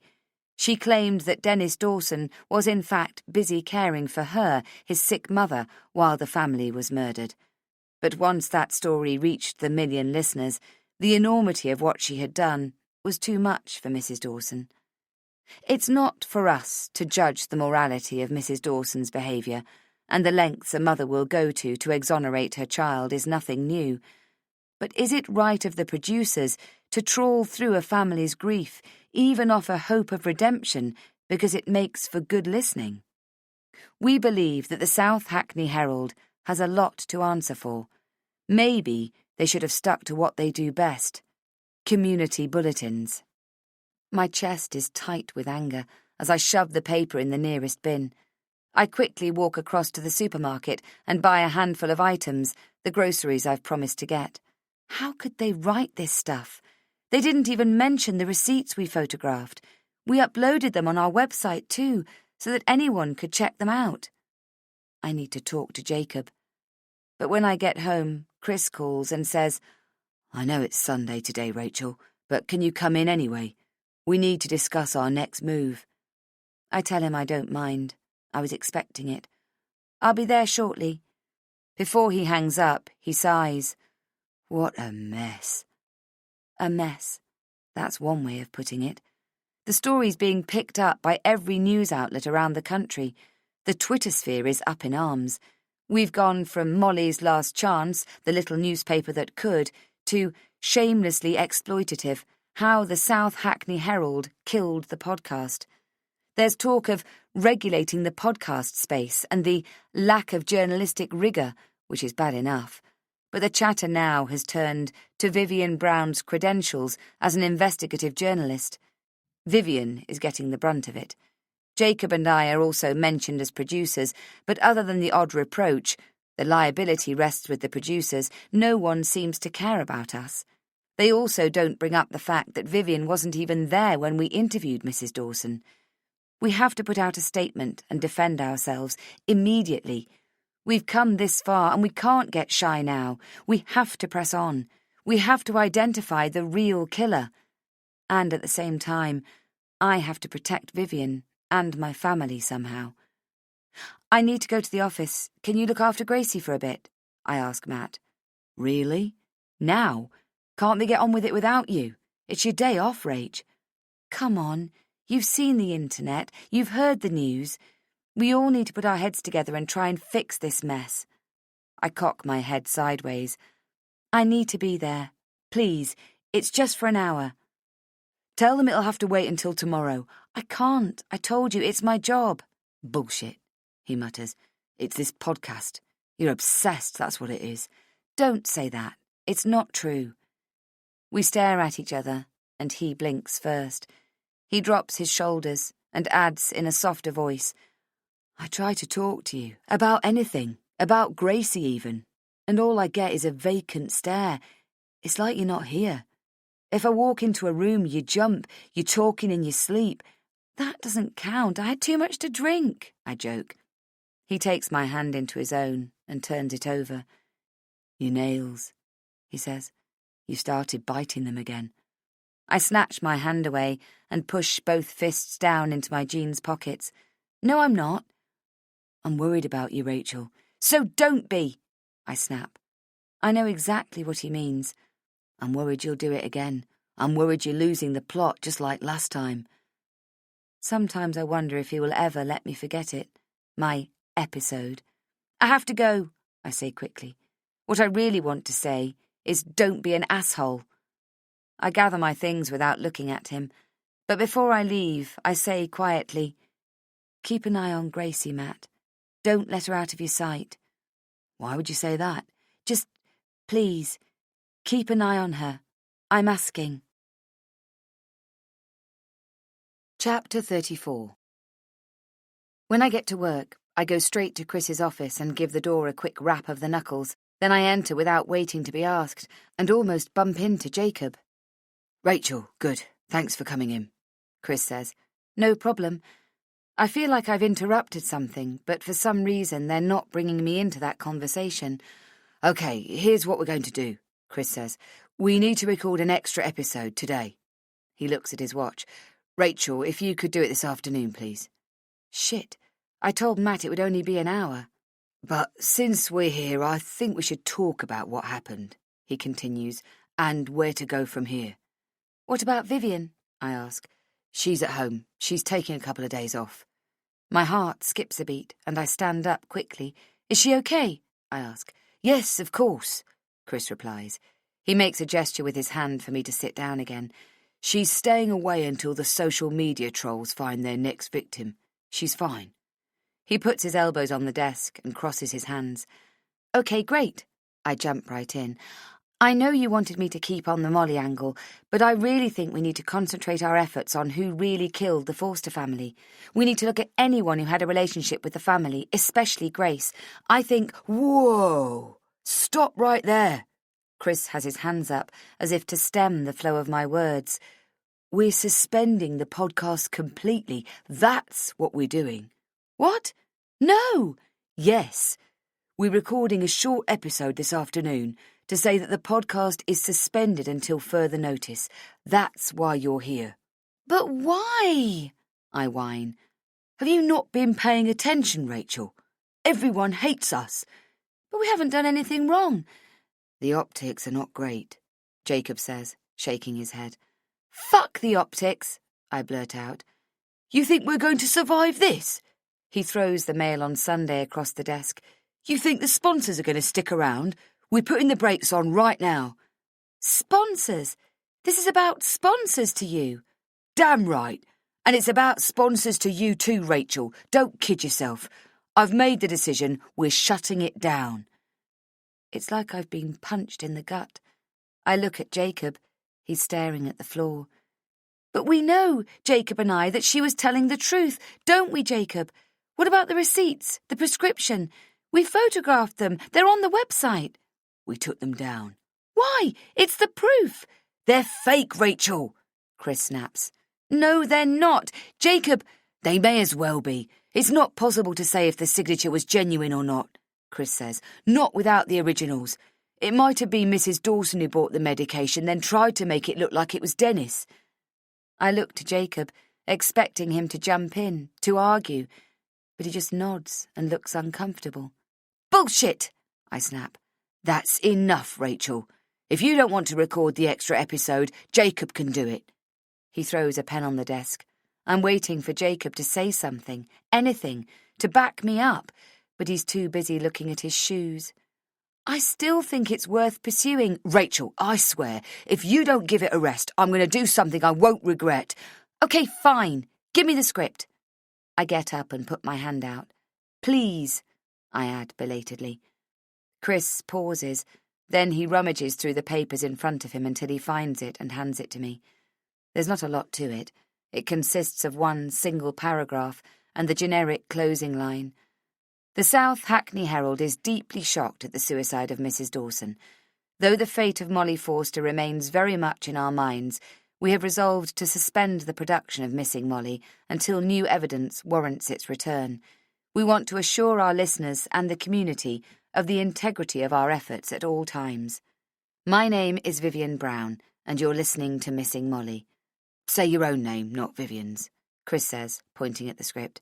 Thanks, Chris. I'd never have thought of it, I snap before walking out. Jacob follows me.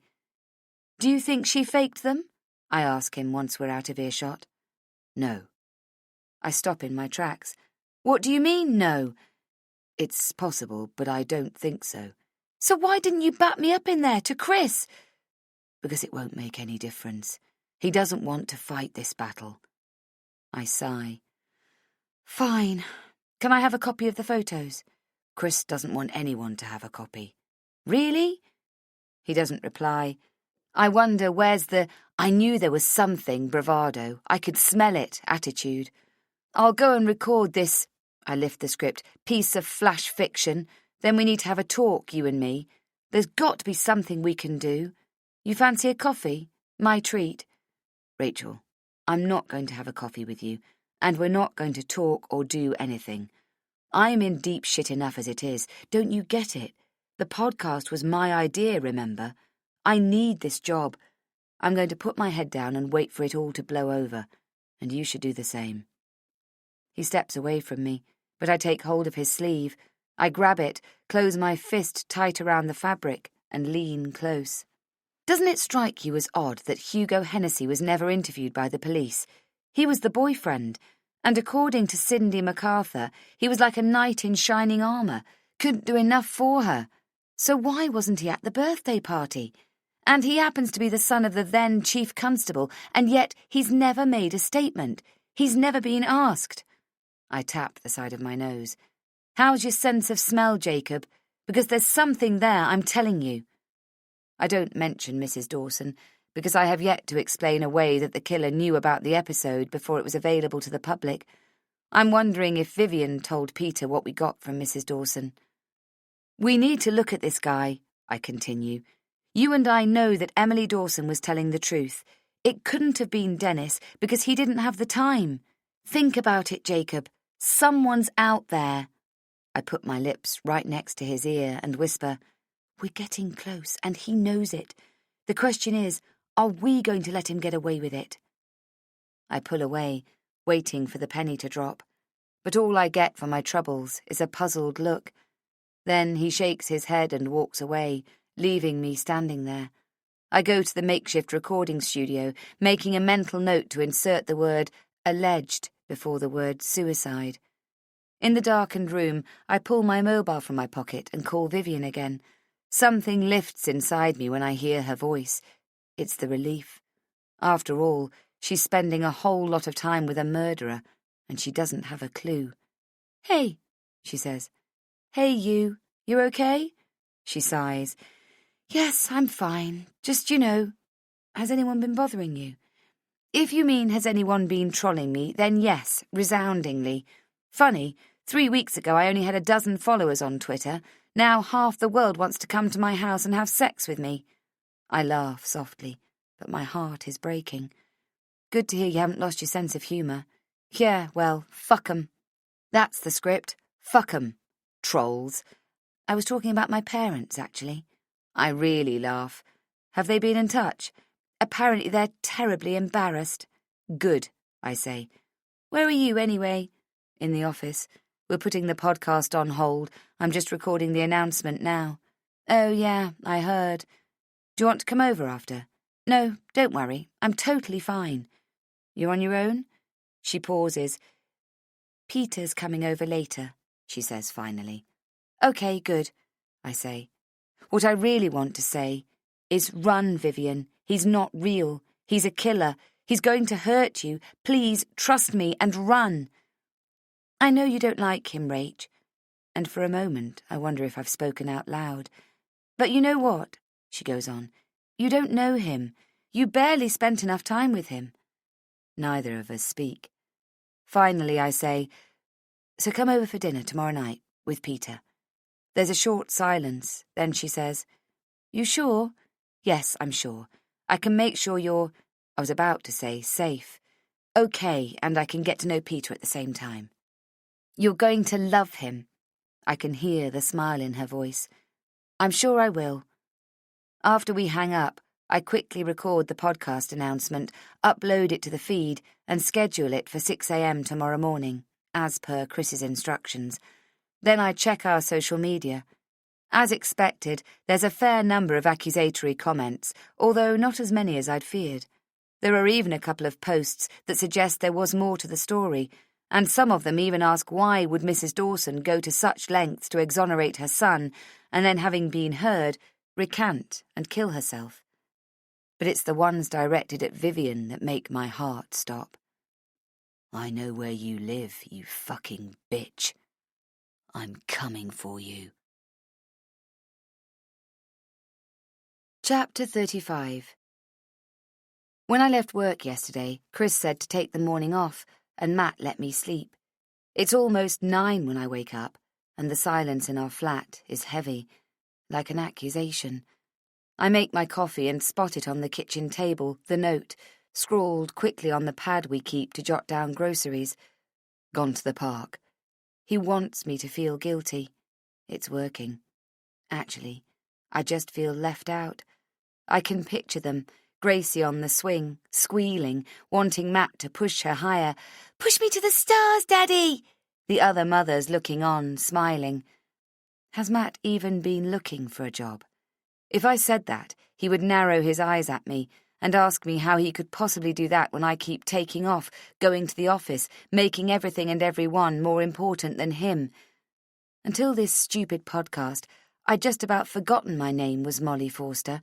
I got used to being Rachel Holloway, partner, mother, loved, safe. Now, I'm not just trying to save my own life, I'm trying to save everyone else as well. I pour my coffee into my favourite mug, which isn't really my favourite, just the one I always use. My habitual mug. I fantasize about the truth coming out, about Hugo and his father getting arrested, about the headline in all the papers, Molly found, safe and sound. The police in our flat, a nice woman constable maybe, explaining to Matt who I really am, and that every lie I ever told him was to protect us. The printouts from yesterday morning are still in the inside pocket of my jacket. I pull them out and lay them flat on the table, smoothing the creases away. I peer at the grainy photo, trying to find Peter in Hugo's face. I know it's there. I just don't know if anyone else will see it. I train my ear to the front door, just to make sure Matt and Gracie aren't about to burst in the door. Then I grab my mobile, switch off my caller ID setting, and call the offices of Lakeside Homes, where he works, supposedly, as if he didn't own the place. In my best, brisk, professional voice, I ask to speak to Hugo Hennessy. "May I ask who's calling?" the equally brisk receptionist asks, and my heart skips a beat. Could he be there? Because if he is, then I may have been completely wrong about Peter. I'm pretty sure Vivian said he was in London today. "Mel Dutton returning his call," I say. Easier that way. I don't have to explain where I'm calling from. If he comes on the line, I'll just hang up.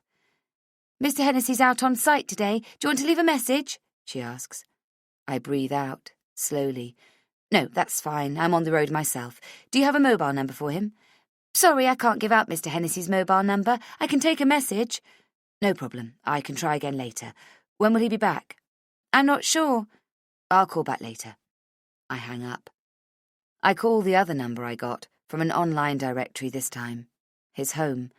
I close my eyes, wishing the phone to just ring, maybe go to voicemail. Hello? She's not brisk at all. She sounds bright, friendly even. So this must be Heather. The way she answered, confident and relaxed, I don't think she's the hired help. Is this Mrs. Hennessy? Yes? I hear a burst of young children's voices in the background. Someone has taken something from somebody, and a war has broken out. Hugo has children. A wave of fury engulfs me, and I grip the phone hard. It's never occurred to me that he might have children now, but it feels so very unfair. One moment, please, she says. Then, in a muffled voice, I'll take this outside, Alison. The cries recede, and I hear footsteps, heels on a hard floor. I force myself to breathe, the way Barb taught me, feeling the breath beneath my nostrils. I try to picture her, an elegant wrap dress knotted at the waist. What colour is her hair? Blonde, styled straight, a ponytail against the back of her neck, or auburn hair cascading in waves on her shoulder? Sorry about that, she says. How can I help you? This is Mel Dutton from the Property News. We're hoping to do an article on your husband's firm, and we'd arranged a time to speak this evening. Oh, you should call his office then. This is his home. Yes, I know. I apologise for disturbing you at home. It's just that Mr. Hennessy isn't at his office, and I can't reach him on his mobile. We have a phone conference scheduled, but I need to change the time. Hugo's away on business right now. He won't be back until Friday. You need to speak to his secretary. She'll have his diary. Or try his mobile again. He might have been in a meeting. I'll do that. Thank you for your time, Mrs. Hennessy. It doesn't prove anything, but it doesn't disprove it either. But I really want Hugo's mobile number, because then I could call him. When Peter's here. I listen closely again for noises in the stairwell, and satisfied, I retrieve the memory book from under the sink and carefully file the pages away. Then I put it back, and I've just finished putting up the metal sheeting when my mobile rings. I freeze. I was sure I blocked my number on both calls, but now I can't remember. Did I make a mistake? I reach for the phone and breathe a sigh of relief. It's Chris. Bloody hell, Rachel! What's the matter with you? He bellows. Chapter 36. The bolognese sauce is simmering on the stove. It's my staple dinner for more than 2 people dish. Everybody loves a good bolognese, and mine is better than most. The trick is in the olive oil. I learned that from the chef at the pub where I worked for a year, taking orders from customers, washing glasses and stacking plates. Simon was his name, and he insisted we refer to him as the chef, not the cook. As part of our pay conditions, we, being the staff, got dinner, and I asked him once what made his bolognese so good. You have to use the best quality virgin olive oil if you can, and plenty of it. He showed me the bottom of the pan where the garlic and herbs were literally swimming in it. Cooking this sauce is one of the things that I do when I need to feel centred, because it reminds me of kind people. I give Gracie her bath. I'm so nervous that I've timed it so that I'll be elbow deep in shampoo suds when they ring the doorbell. Then I won't have to hug him or kiss him hello. Or maybe it's just that I didn't trust myself not to strangle him right there and then. Hearing his children in the background today has awoken inside me a kind of fury I haven't felt in a very, very long time. I've been so busy being scared lately, I forgot to be angry. In the end, they arrived late, of course, because Vivian is always late. I don't know how I didn't think of that. As a result, I'm trying to get Gracie to eat some steamed fish when they come in. Hello! Vivian's arms are wide open, waiting to be hugged. Gracie runs to her, and Vivian picks her up, settling her on her hip. Behind her, Peter is smiling, a bunch of flowers wrapped in colourful paper in one hand. These are for you, he says, pointing the bouquet in my direction, and with that, even the tiniest lingering doubt vanishes. It's him all right. I take the flowers with an overly loud, "How lovely!"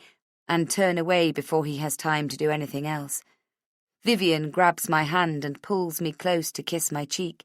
My palms are sweaty, and I quickly pull my hand back and wipe them on the sides of my hips. "Your cheeks are cold," I say, taking her face in my hands. "It's freezing out there." Matt offers everyone drinks, and it's going to be all right. From the corner of my eye, I watch Matt greet Peter, and when Peter puts a hand on Matt's shoulder and squeezes it as if they were buddies, it's all I can do not to slap it away. Vivian and Peter sit on the sofa, with Gracie on Vivian's lap, playing with a bracelet Vivian has just given her. Peter has one hand next to Vivian's thigh and is rubbing his fingertips against the fabric of her dress. I can't bear his proximity to Gracie, so I whisk her up in my arms with a quick, "Come on, bed for you, young lady." She's about to cry in disappointment, but Vivian offers to put her to bed and read her a story. I wait until she's out of earshot. "So, Peter, Vivian said you moved to London recently. Where were you before?" He leans forward and picks up a handful of peanuts from the bowl. "Birmingham. Have you been there?" "I don't think so. Is it nice?" "It's all right, but I was ready for a change." "Oh?" He looks away, shifty eyes.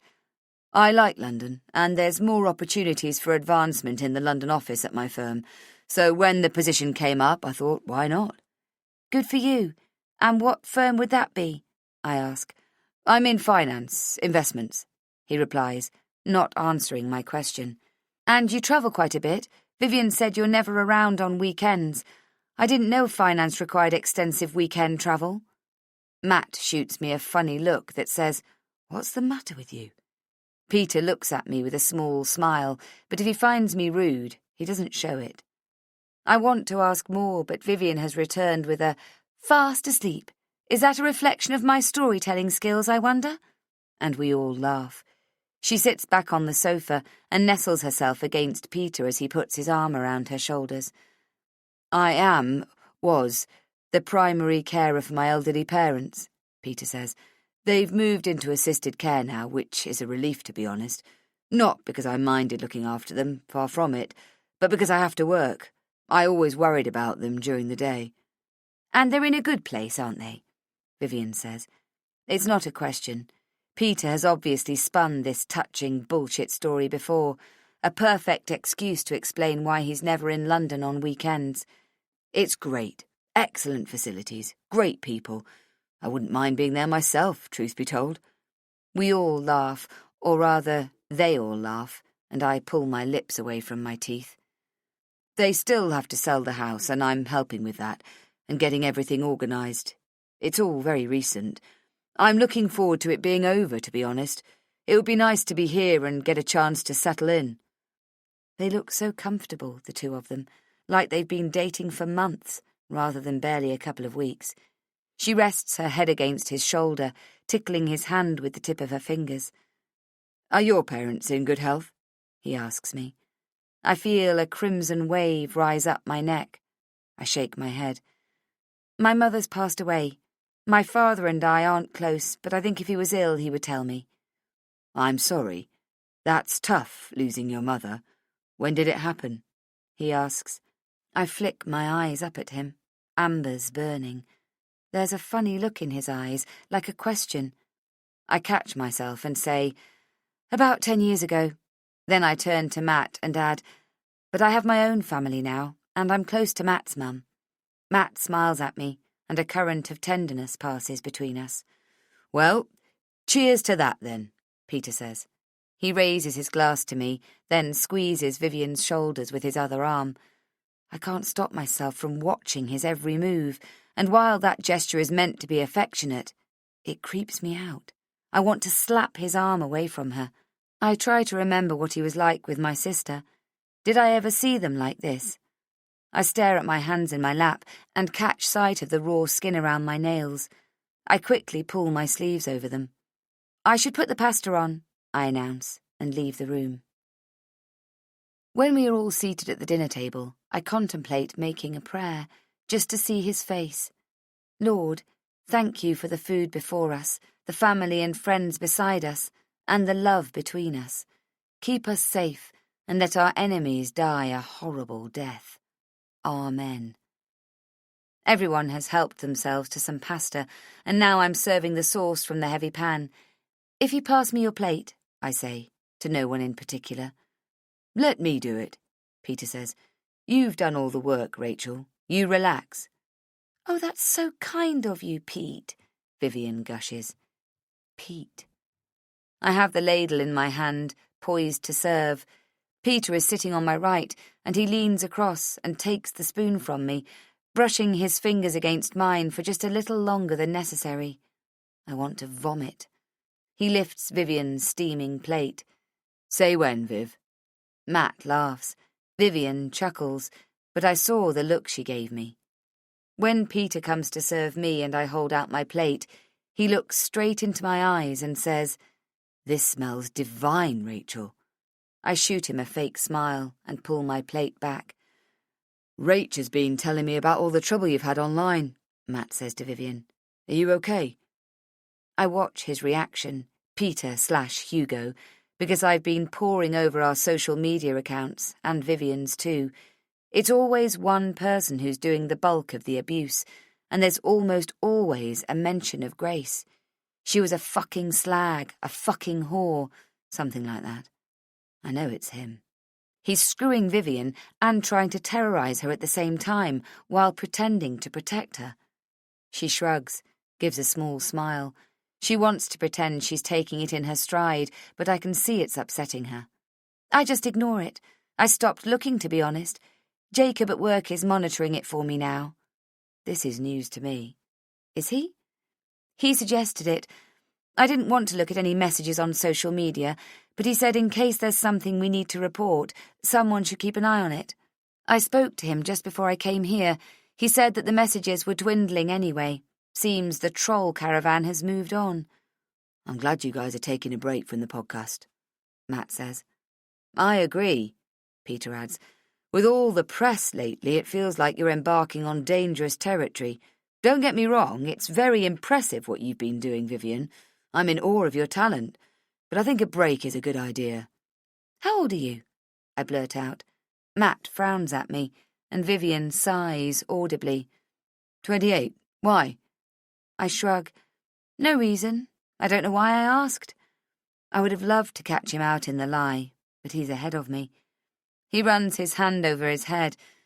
Is it the hair? He asks, to polite titters of laughter. I had hair just like yours once, Rachel. Thick and dark. Same colour, in fact, he says. Then, with a sigh, unfortunately, every male in my family loses their hair in their 20s. What can you do? I stand, praying, willing Matt and Vivian to say nothing. Does anyone want more of this before I take this away? I ask quickly. Rachel's hair isn't really that colour, actually, Vivian says. Well, fuck. I don't know why she colours it. She has the most beautiful natural colour, kind of like copper, Matt adds. I reach for the heavy pot. I don't need to look at Peter to know he's staring at me. Why would you colour it, Rachel? Not that it's any of my business, but it sounds nice, he says. I catch a flicker of irritation pass over Vivian's face. It is, Matt says, taking the pot from me and setting it down on the stove. He must have sensed something in me, because he reaches out to touch my waist. But she's beautiful, either way. There's dessert, I say. I'll get it. Matt walks across to the fridge. I want to stop him. I wanted to get it because I need a moment to steady myself. Peter picks up the plates from the table, stacks them up, and takes them to the worktop by the sink. Matt hands out bowls of vanilla ice cream all around. What is it you do on the podcast again, Rachel? Peter asks, with a fake nonchalance that makes the hair on my arm stand up. Rachel works on the production side, Vivian says quickly. And she's obsessed with it, Matt mumbles. And just like that, I understand what a phenomenally stupid idea this dinner had been. Peter cocks his head at Matt. Then, out of nowhere, Vivian bursts out in a peal of laughter and puts her hand on Peter's arm. Obsessed is right. In the closing segment that we put out this morning, she begins, trying to stop laughing. No, don't, Please don't say it. In today's episode, announcement, whatever, she continues, still chuckling, Rachel slipped up, and do you know what she said? Matt and Peter are both laughing, anticipating the joke. I'm staring at Vivian, making small shakes of my head. She's laughing hard, one hand on her chest. I know exactly what she's doing. She's been watching Peter pay too much attention to me all evening. She wants to make me look foolish. It's a put-down in front of him, and maybe it's innocent enough. Maybe, in any other circumstances, it would have been fine. But not now. Not this. Don't, I say quietly. In the closing segment, Vivian repeats, breathless. Normally I say, thank you for listening, blah, blah, blah. I'm Vivian Brown, and this is Missing Molly. Okay, so, Matt says, smiling. Don't, I repeat, trying to keep the urgency out of my voice and telegraphing it at the same time. Vivian is laughing so much she's hiccuping. In the recording, Rachel said, thank you for listening. I am Molly Forster, and this is Missing Molly. Now she's laughing so hard she's screaming. I am Molly Forster, she says again, slapping her palm on the table. I close my eyes. What? Matt asks. He's not laughing anymore. Up until then, both Peter and Matt had a big smile on their face, ready for the joke. But Matt's smile has vanished, and he turns to me. You did? Why? I shake my head. I just messed up. You sure did! Vivian almost yells, pointing her finger at me. She erupts in a fresh round of laughter that brings tears to her eyes. Chris nearly killed her for posting it. I got my words muddled. We had to get it out fast. I made a mistake, that's all. It happens to everyone. I speak really quickly, feeling the corners of my mouth drooping. Jacob had to fix it. He told me, Vivian says, wiping tears of laughter from her eyes. I swear, people were freaking out on the internet. It wasn't like that, I say lamely. But now, even Matt is laughing. I told you you're getting obsessed, Rach. I look at Peter. He stares at me. He doesn't laugh, but a small smirk dances on his lips. He pats my hand, and with a wink he says, Don't worry, Rachel. Your secret's safe with me. Chapter 37. If I had wanted to put myself in the line of fire, I couldn't have done a better job. I finished the evening pretending everything is fine and dandy and what a nice time we're all having. Matt and Peter even get into a conversation about some job Peter knows about, supposedly. A big commercial contract, and they're urgently looking for electricians. It's a total lie, of course.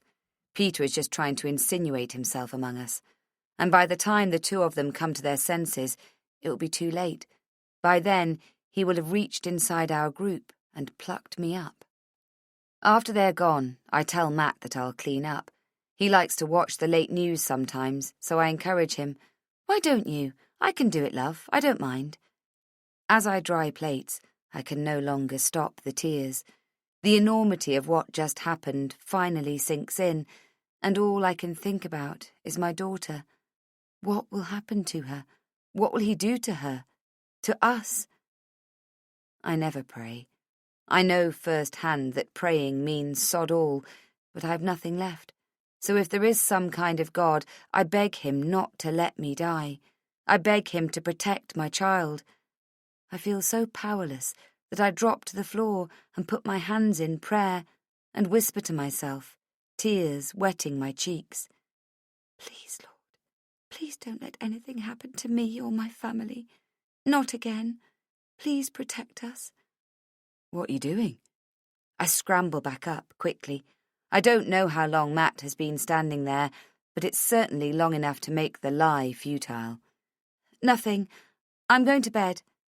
I throw the tea towel on the back of a chair. He doesn't say a word, just watches me walk out of the room. It's early, so early that when I drop Gracie off at preschool this morning, she's the first one there, which never happens. I haven't slept at all. It's like my limbs won't work properly. My reflexes are too slow or just wrong. I'm not looking forward to what I'm about to do, but I don't think I have a choice anymore, because he knows. I'm sure of it. When I get to Vivian's building, I wait just across the road, in the cafe.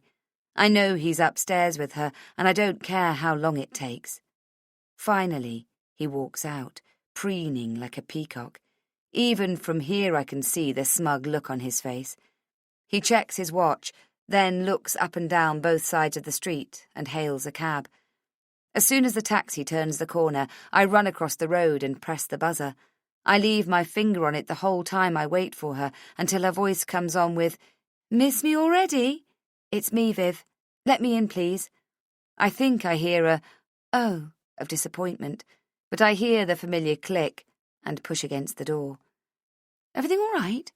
She's wearing her dressing gown, knotted at the waist, a cup of coffee in her hand. She hugs me awkwardly with one arm. I pull away and take her free hand in both of mine and lead her inside the living room. "You have to listen to me, okay? Listen to what I have to tell you." She frowns at me.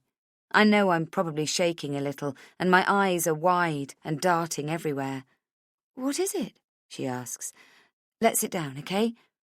I notice the bit of silky fabric on the sofa. I pick it up to make space. It's her knickers. I blush furiously, but she just takes them from me and lets them flop to the floor over the back of the sofa. She's not even embarrassed. She's downright cocky, in fact. She raises one eyebrow, as if to say, "So what?" I take both her hands in mine again. "Peter is not who he says he is." "Is this a joke?" I lean into her. I'm almost talking into her face, and she pulls away from me. "You have to believe me, Viv. I can't explain everything, and maybe one day I will. I hope I do. But you need to trust me, darling. His name is Hugo Hennessy, and he's a dangerous man." "What?" "Hugo Hennessy, Grace's old boyfriend. He killed them all, Vivian." She recoils, pulls her hand from my grasp. She thinks I'm crazy. It's written all over her face. "What are you talking about?" "You have to break it off with him. Now. Today. Tell him something. Anything. You've already got a boyfriend and you're really sorry, but you wanted to make him jealous. I don't know. But break it off, okay? I'm begging you." Now that I've let it out, I can't stop. I'm grasping her arm like she's the raft that is stopping me from drowning, and yet I'm the one who's supposed to save her. "He's not a good man, Vivian. I swear. He'll hurt you." "I'm worried about you, Rach. I really am. I think you should go and see Barbara." "What?" "No, it's nothing like that." I take hold of her arm again and dig my fingertips into the skin. "Please listen. Hugo Hennessy killed them all, except Molly, who ran away. He set up Dennis to take the fall. I'm telling you, Viv, I swear, he's very, very dangerous. He's a liar, and he's a killer, and he's—" "Rachel, stop!" she yells, pulling her arm away. "You're scaring me. You've gone completely mad." "No, don't say that. Don't choose him over me. You have to believe me. He's just using you to get to I'm calling Matt. No, don't call Matt. Please, Viv, listen to me. One day I will be able to explain. I swear, I'm doing everything I can to make that happen. Go home, Rachel. Go get some rest. Go and be with your family. Just listen to me. Peter is not a good man." She's rubbing her arm where I gripped her just before. "You're confused, hun. I am not confused. Yes, you are. Rachel, please, hun, listen to me. You're confused, but it's okay. We can get ahead of this one, okay? Just listen to me. We are not in danger. Peter is not Hugo. Peter is Peter, and Peter is a good man." Why doesn't anyone ever believe me when I say the truth? "Rachel?" "Yes." "You need to call Barbara." I shake my head. She's rubbing my back while I bite at the side of my thumb. I've lost. I know it. The tears well up. They're already on my cheeks. I need to get out of here. "You really think that?" I ask, brushing my cheek with the back of my hand. A flicker of relief passes across her face. "Yes." Hi, just a quick pause. take a moment to relax and breathe. Here's a short musical interlude, and remember, this audiobook is completely free for you. Thanks for listening.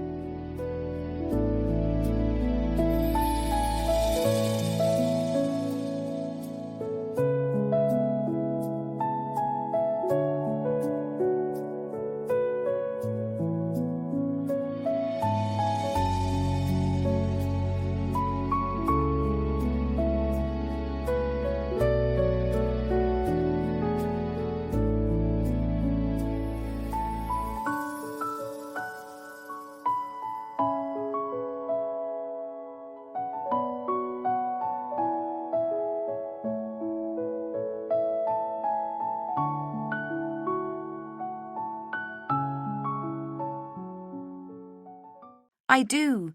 Can you see why? I pretend to consider it. Because Peter is just Peter? She nods and smiles. That's it, Rach. You aren't in danger? No, hun, I'm not. A long silence stretches. Okay, I think I will call Barbara, I say. She feels for my phone in my pocket, pulls it out, and hands it to me. I pretend to leave a voicemail about some emergency appointment, then I hang up. I should go home. She walks me all the way to the front door. You will tell Matt, won't you, when you get home? I nod. Do you want me to tell him for you? No, I'll do it. Okay. Do you mind not telling Peter about this? I ask. Of course not, she says, but I can tell she will. You'll never believe what Rachel said, she'll say. And it occurs to me that I've just put my family in the most dangerous situation I possibly could. If he didn't know who I am, he will now.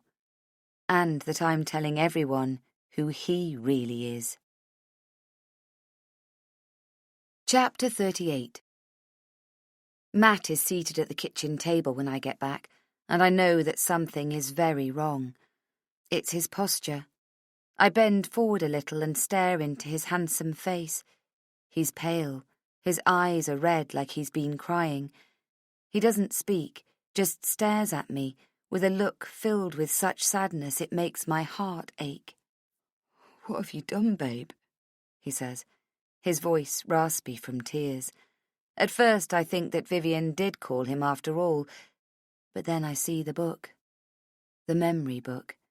It's opened flat on the table, its protective plastic wrapping on the floor at his feet. The cupboard beneath the sink is wide open, the flat metal sheeting hanging by a single screw.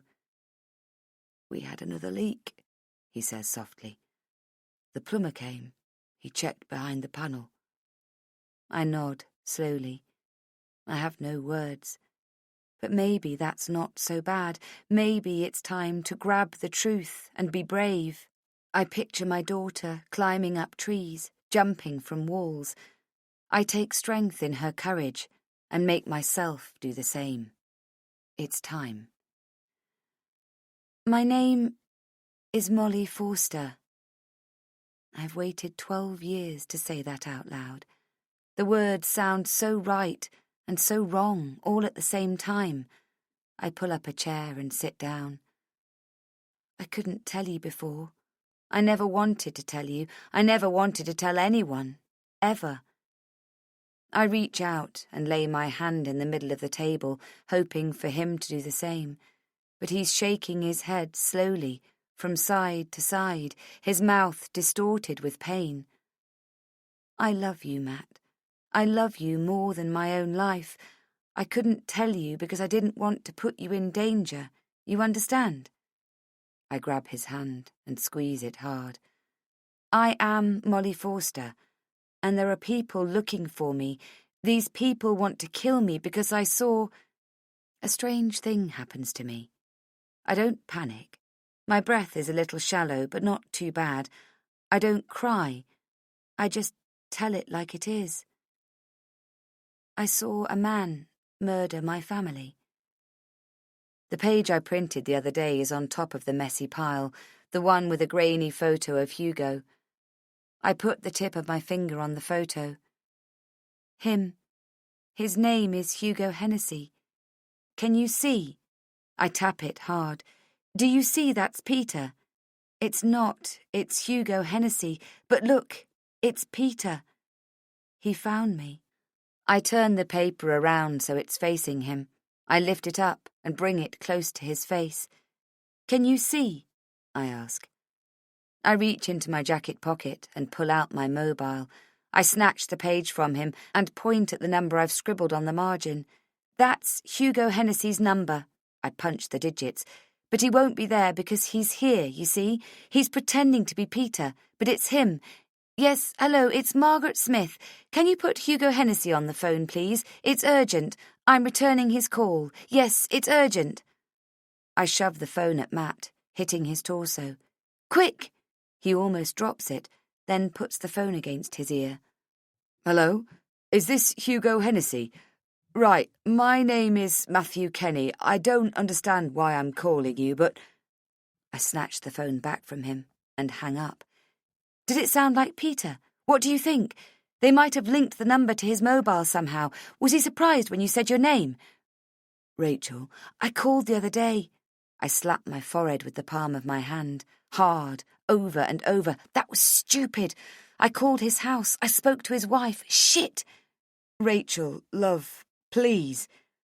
Matt is crouched next to me, looking up at me, pleading. I swivel in the chair and take his face in my hands. You believe me, don't you? His mouth is distorted from the strength of my grip. I release him. Don't you? I don't know, babe. You're scaring me. He wipes his face, then takes both my hands in his. His palms are moist from the tears. Oh, Matt, honey, don't cry. It's happening again, don't you see? He says in a small voice. You're doing it again, like the last time. No, I'm not. You are. You remember last time? You said people were looking for you. They were trying to kill you. You remember, baby? He's crying. He's moved onto his knees and puts his hands on my lap. It's not the same, I say. It's nothing like that. You were terrified. You took Gracie and you disappeared. I didn't know where you were. We looked for you. The police, everyone. Remember, Rach? It's not like that, I swear to you. I am Molly Forster. I take his face in my hands again, urgently, desperately. You took her away, and you hid in that filthy place, that horrible, disgusting flat. Don't, Matt. You kept her there, filthy and hungry, and don't, please. And when we found you, God, Rachel, she was dehydrated, filthy, in your arms, and you were cowering in the corner. You hadn't eaten anything in days. You were rambling. You didn't know where you were, and... I stand up so fast the chair tumbles back behind me. Enough! Stop! It's not like that. My name is Molly Forster, and these people, they're coming after me, you understand? Please, stop, Rach, please. I sit back down, closing my hands into fists. Matt, listen to me. You have to trust me, that's all I ask. I know it's hard, but the memory book, everything in it, it's true. It's me. It's my life, and that's why I panicked that other time when Gracie was a baby. That's why I always look over my shoulder. It's why I'm like I am. Broken. I'm scared, Rachel. I know, love. Me too. I don't want to lose you. I rest my forehead against his. You won't, but you need to believe me. Promise me you believe me. I'm trying. I don't understand, but I'm trying. Matt. What, babe? I'm sorry, honey, but we have to run. Why? Because otherwise, we're all going to die. Chapter 39. Matt wants us to go to the police. He says if what I'm saying is true, then the police can interrogate Peter. I almost laugh in his face. You have no idea who we're dealing with. I rush through the flat, giving instructions the entire time. Your passport, driver's license. We're in the bedroom. I've pulled the drawer so hard it's fallen out. Matt's passport is on the floor, along with all our important stuff. He picks it up. We'll have to change them later, but for now it'll do. His hands are shaking. Everything about him is shaking, but he gathers his papers, our papers, things we think we cannot live without, because, as I explained to him, anything we leave behind will be gone forever. We are never coming back. I put my hand on his shoulder and look into his face. I promise you it's going to be okay. He shakes his head. I pull down the suitcase from the top of the wardrobe and throw it on the bed. You call the preschool. Tell them we're going to pick up Gracie on the way, okay? We have to get out of here before he gets to us. He knows now that his cover is blown. We have to move fast, okay, love? I've pulled out clothes at random from various drawers and shoved them in the case. I run into Gracie's room and empty drawers, wardrobes, throwing everything I don't want or need onto the floor and scoop the rest in my arms. First aid kit, clothes, her favourite stuffed animal, a baby jaguar she calls Cutie. I shove all of it on top of the stuff already in the case. Matt comes back, holding the phone in his hand. We can't take the phones. We'll have to leave them behind, I say. I snatch it from him and turn it off. I just called. They've gone on an excursion. Matt's face is white. Who? The kids, Gracie. An excursion? Where? To the zoo. What, now? I forgot to tell you, and I forgot it was today. I had to sign for it the other day. It's a birthday breakfast thing, but they're on their way back now. I pause. Okay. What do you want to do? He asks. Should we wait here? We'll have to go to them, I say. Did you say they're at the zoo? They've left already. They're on their way back. Okay, that's fine. We have to leave anyway. We'll meet them at the preschool. Matt swings back into action, checking the room for things we might need, putting more things in the case. What else? I do a quick scan of every room and grab a couple of things from the bathroom. That's enough, I say, pushing the lid down. Matt lifts the case from the bed. In the kitchen, I gather the loose pages and scraps of paper from the table and fold them inside the memory book. Taped against the back cover, on the inside flap, is an envelope. It contains £2,000, a driver's licence, and a never-used credit card, both in the name of Sophia Durant. I check that everything is intact and slip it in the inside pocket of my coat. I unzip a corner of the case and push the memory book inside. Matt stares at me, astonished. You really prepared for this day? I had to. I check my watch. How long before they're back? 15, maybe 20. We should wait 10 minutes. No, we'll leave now. We'll wait near the preschool. After we pick her up, we'll go to the car rental place using this. I pat my pocket. And then... I heard it moments earlier, but it was far enough away to be irrelevant. But now, the siren is intruding on my brain, because it sounds as if it's right outside. I look at Matt and watch his face crumble in misery. Oh, Matt. Chapter 40. I wake up in a room with white walls and cheap beige curtains drawn across a high window. I don't know where I am exactly, but from the smell, I'm in no doubt it's some kind of hospital. I rub my hands on my face. Why can't I remember? It's as if my brain is swimming in fog. Snatches of memory make their way through. Matt crying, me screaming that he needs to protect Gracie. I sit up.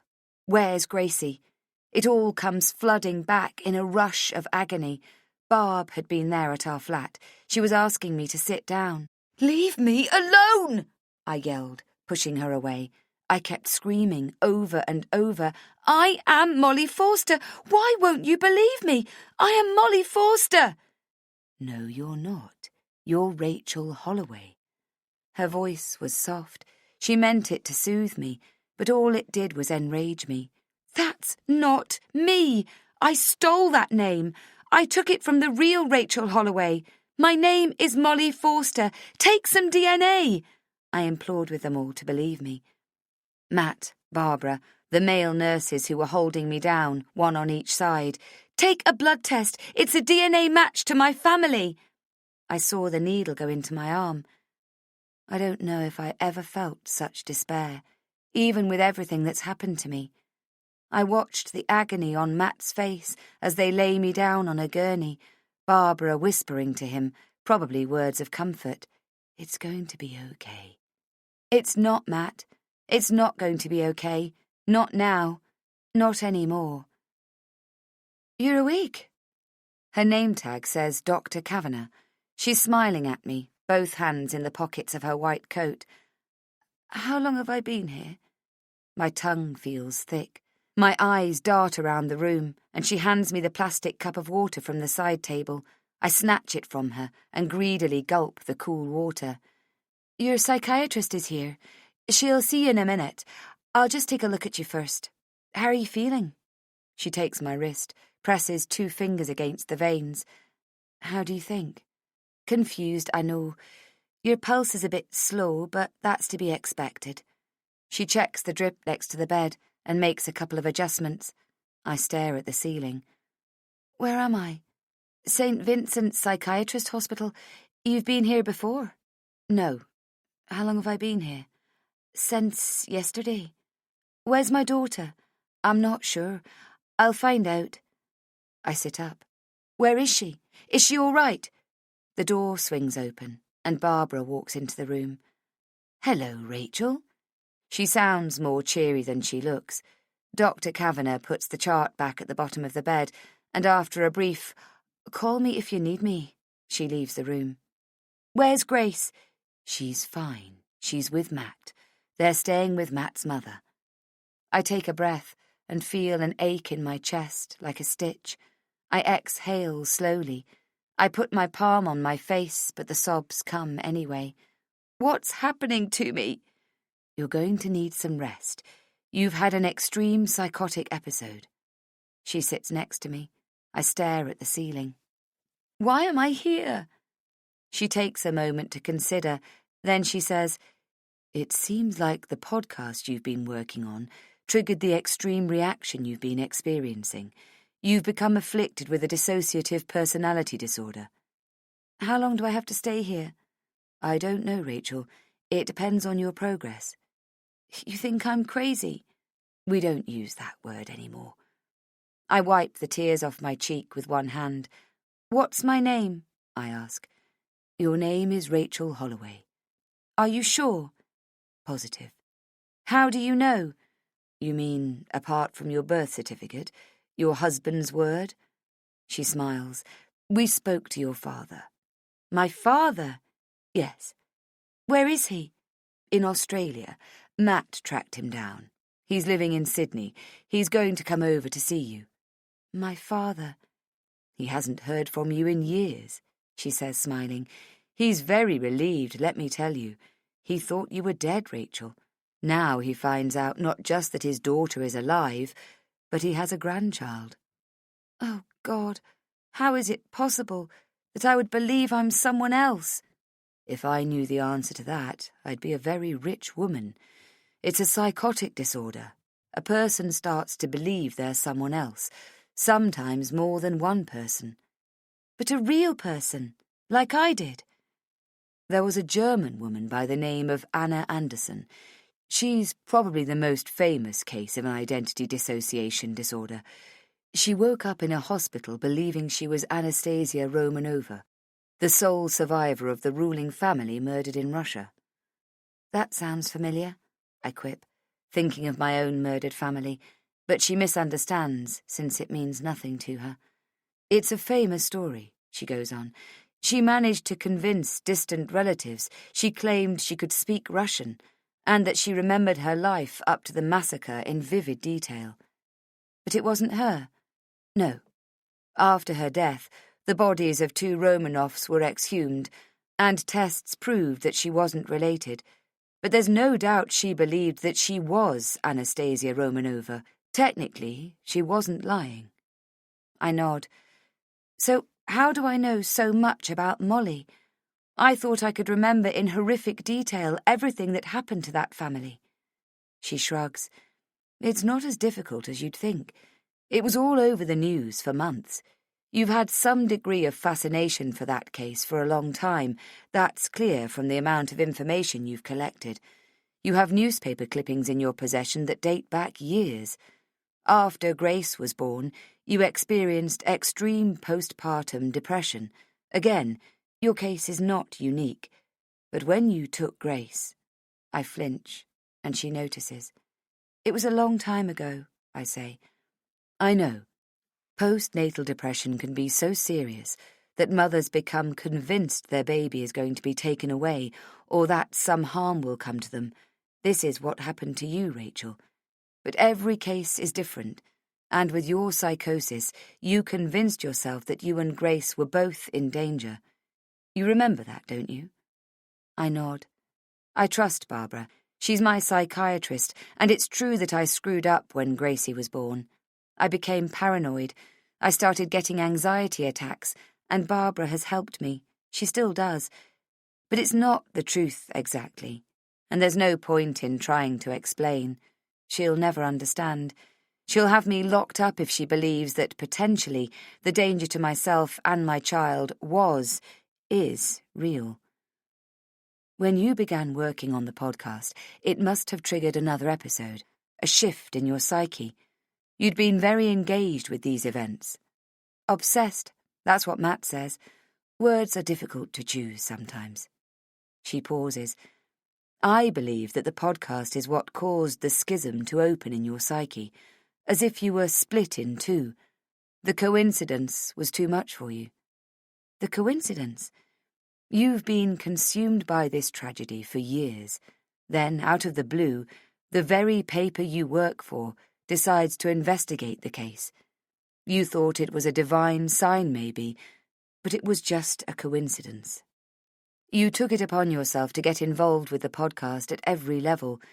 We may never know when you became Molly Forster, but it was probably a gradual process. A fantasy at first, then, over time, a suspicion. Then images came that you mistook for memories, but they weren't yours. They were just your brain filling the blanks of what you'd been hearing. When the podcast happened, it's also possible that at some subconscious level you were frightened that the podcast would reveal you're not Molly Forster, so you had to have complete control. I really am, and have always been, Rachel Holloway. I say this to myself to see how it fits. You're fragile, Rachel, and no wonder. Life wasn't always kind to you, was it? The death of your mother would have been terribly hard on you. I nod. I'm starting to remember. About me, I mean, the real me, Rachel Holloway. Good. And I have every confidence that you will recover all those memories, yes, and that you will realise that Molly Forster is a person separate from you. I bring the sheet to dry my cheeks this time. It feels rough against my skin. Dry. Rachel. I look at Barb. Can you tell me about how it was to be Molly? Where you went? What you did? What do you mean? In my head? She brings her chair closer to the bed. Why don't we start with the day you found out about the podcast? So I do. I tell her everything I can think of about those last few weeks, from the day Chris told us about the bloody podcast until now. It takes ages.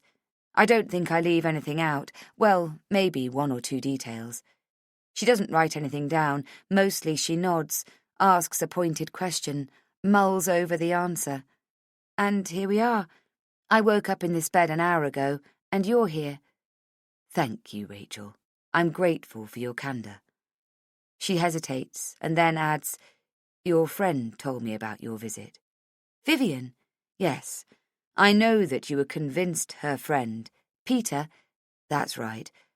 That's a big jump into acute paranoia. What do you mean? Feeling that people around you are pretending to be someone else, that they want to harm you. It's a big shift for you. We need to understand what may have triggered it. I shake my head, look away. I have no idea. You must be tired. I'll let you get some rest. When's my father coming? He couldn't get a flight until tomorrow, but Matt has all the details. She checks her watch. I'm sure Matt will be here soon. He can tell you himself. She has one hand on the doorknob, almost out the door, and I call out to her.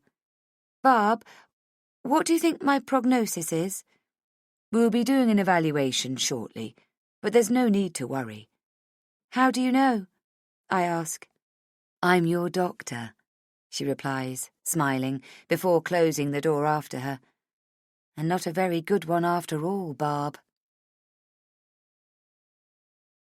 Chapter 41. If Barbara really wants to believe that the name I was born with is Rachel Holloway, that's her choice, I guess. But then what's the point of these professions? Barbara is a psychiatrist. Isn't she supposed to spot the difference between the truth and a lie? I spent my entire life hiding my true identity, and now I don't know why I bothered. It's taken me 12 years to drum up the courage to tell someone my name is Molly Forster. And for what? Maybe it's better for me that way. Let them all believe I'm Rachel Holloway. The only problem will be when Mr. Holloway shows up, all the way from Sydney, Australia. He may not have been in touch with Rachel for the past 9 years, but he'll know I'm not Rachel when he sees me. She almost got to me, though, Barbara. There was a moment there where I was contemplating the reality that I really am Rachel Holloway, complete fruitcake. When enough people tell you that you're crazy, you start to wonder if you are. But I know I'm not Rachel Holloway.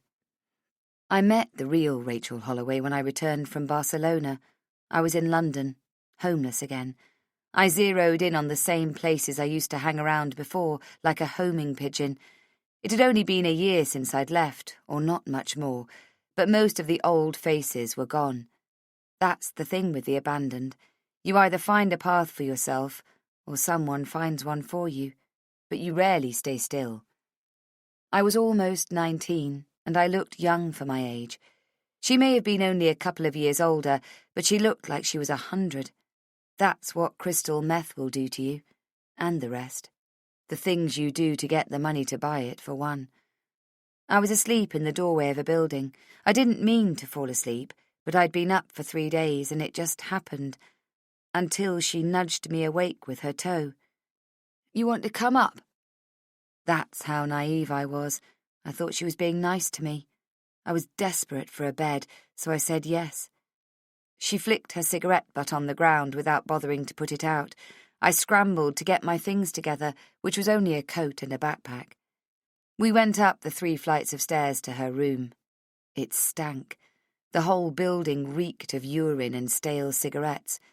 And something else, like vomit maybe. The smell you get sometimes in an old pub where they never bother to clean the carpet. "What brought you here, then?" she asked. I shrugged. I told her a tale of abuse, of a father who beat me, and of a mother who died too soon, while she rolled cigarettes and drank red wine from a cardboard box. "Yeah, my mother's dead too. I've been on the street for a year, I reckon. Don't know what day it is anymore." She tucked a strand of greasy hair behind her ear. It was bleached blonde, but it showed at least an inch of dark roots, like everyone else around here. "What about your dad?" I asked. "He found some other bitch who didn't know what she was getting herself into, right after my mum died, like days, I'm not kidding. He said he couldn't help me anymore, that I brought it upon myself by my behaviour. That was bullshit. He just wanted to be rid of me, so he could fuck off with his new squeeze. The prick." I didn't want any wine, and she didn't offer. But she said she had to go out, and if I wanted I could lay down on her bed for a while. It was just a mattress on the floor with some cheap bed covers on top of it. But I didn't care. I was happy to be safe. "You can stay over tonight, but it'll have to be on the floor. I want my bed back when I return." I was so grateful I could have wept. I was awoken by the sensation of a foot pressing down on my shin. I opened my eyes. There was a large man looking down on me. I still remember the pungent smell of aftershave. "What's your name?" he asked. He was wearing a shiny, dark jacket. He hooked his thumbs in his jeans pockets, and I caught the spark of a gold chain around his wrist. I sat up. "Sorry, I'll go. I shouldn't be here," I said. I stood, but he put a hand on my shoulder and pushed me back down. I lost my balance, stumbled backwards, and my head hit the wall. "What's the rush, pretty girl? I just got here," I rubbed the back of my head. Behind him, I could see her, sitting at the table. I wanted to call out to her, but didn't even know her name. She was counting money, licking her index finger, making a little pile. The big guy smirked. "I'll go first, shall I?" He undid the belt of his trousers, licking his lips. I sprung forward, screaming, and rammed my head into his stomach as hard as I could. He stumbled backwards onto the floor. "What the fuck?" she yelled, my good Samaritan. But I was already out the door, running down those steps 2 by 2, my hand flying down the banister, and I was all the way down the street by the time I realised I didn't have my backpack. All I had was me, running. "Run, Molly!" Chapter 42. "Hey, hun." I open my eyes, knowing already it's Vivian. "Hey, you, too." I sit up, making a show of how gingerly the effort is. I don't know why. Because I'm in a hospital, maybe, it makes me behave like I've been in an accident. "How are you feeling?" she asks sweetly. I pat the bed beside me for her to sit down. "Like shit. You?" She laughs and pats my hand. "I'm sorry about yesterday." "Was it only yesterday?" "I'm afraid so." "Oh. Well, there's nothing for you to be sorry for. Matt called me. I didn't know, Rach, that you'd been so..." "Sucked into another reality?" "Yeah. Well, if it's any consolation, neither did I." I pluck imaginary lint from the thin cotton blanket. "You tried to help me, I know that. I should have gone home with you, talked to Matt with you. It would have been easier." "I wouldn't have let you." "You don't still think..." "No. I didn't make the connection, you know, with the other time. I knew you were confused over Peter, but I thought you were just seeing danger and plucking the scariest name you could from your head. I didn't know you thought then, too, that you were, you know..." "Molly Forster?" "Yeah. Shit. That's full on. Do you still think that?" I heave myself up a bit more, and I put my hand behind her neck, gently pull her head close to me. Then I whisper in her ear, "I am Molly Forster." She recoils, and I laugh. Sorry, I was kidding. "It's not funny." "I know, sorry. Is Matt coming soon?" "I don't think he's coming yet." "Why?" "He's pretty upset." "Did you talk to him?" "Of course." "What's he upset about?" "It might not make sense to you, but he's in shock about Gracie." I pull back the covers to get out of bed, but she puts a hand out to stop me. "About her name. He said that you insisted on calling her Grace, because she was a miracle, you said. Now he finds out she's named after that dead girl in Whitbrook." I wince. She shrugs. "You have to admit, it's kind of sick. I have something called dissociative personality disorder. Haven't you heard? Matt loves you, Rach. You know that. But he has to think about himself and Grace." My heart starts beating faster. "Think about what?" "About what's best for Grace, for her to be safe." "What? Are you kidding? I am not a danger to my daughter. Did he say that?" "You have to understand. You need to get well." "I am well." "No, you're not, honey. It's not just that you called your daughter after some dead kid. It's also, you know, that other time." I don't need to ask what she's talking about. It seems no one will let me forget it for as long as I live. "Do you remember, Rachel, what happened then?" I nod. "Of course I remember." "But do you remember how it started?" she asks. I sigh. I'd taken Gracie out in the pram. It was a lovely sunny day, warm and bright, after what felt like weeks of rain. Matt was at work. Gracie was 6 weeks old. There's a small park down our street. It doesn't have swings or a sandpit, nothing like that, which didn't matter since she was so small. I bought a coffee and sat on the bench. I took her out of the pram and I was holding her, enjoying the feel of my baby in my arm, the smell of her skin as I nuzzled her cheek. "Is it a girl?" a voice behind me asked. Everyone loves babies. It's what we all have in common. Humanity. People who wouldn't give you the time of day in normal circumstances will spend half an hour cooing over how pretty your baby's face is. I turned, a smile already on my lips, and came face to face with Hugo Hennessy. Or so I thought. It wasn't him, I know that now, but back then some strange chemical reaction made me think it was. I ran away, clutching my screaming baby.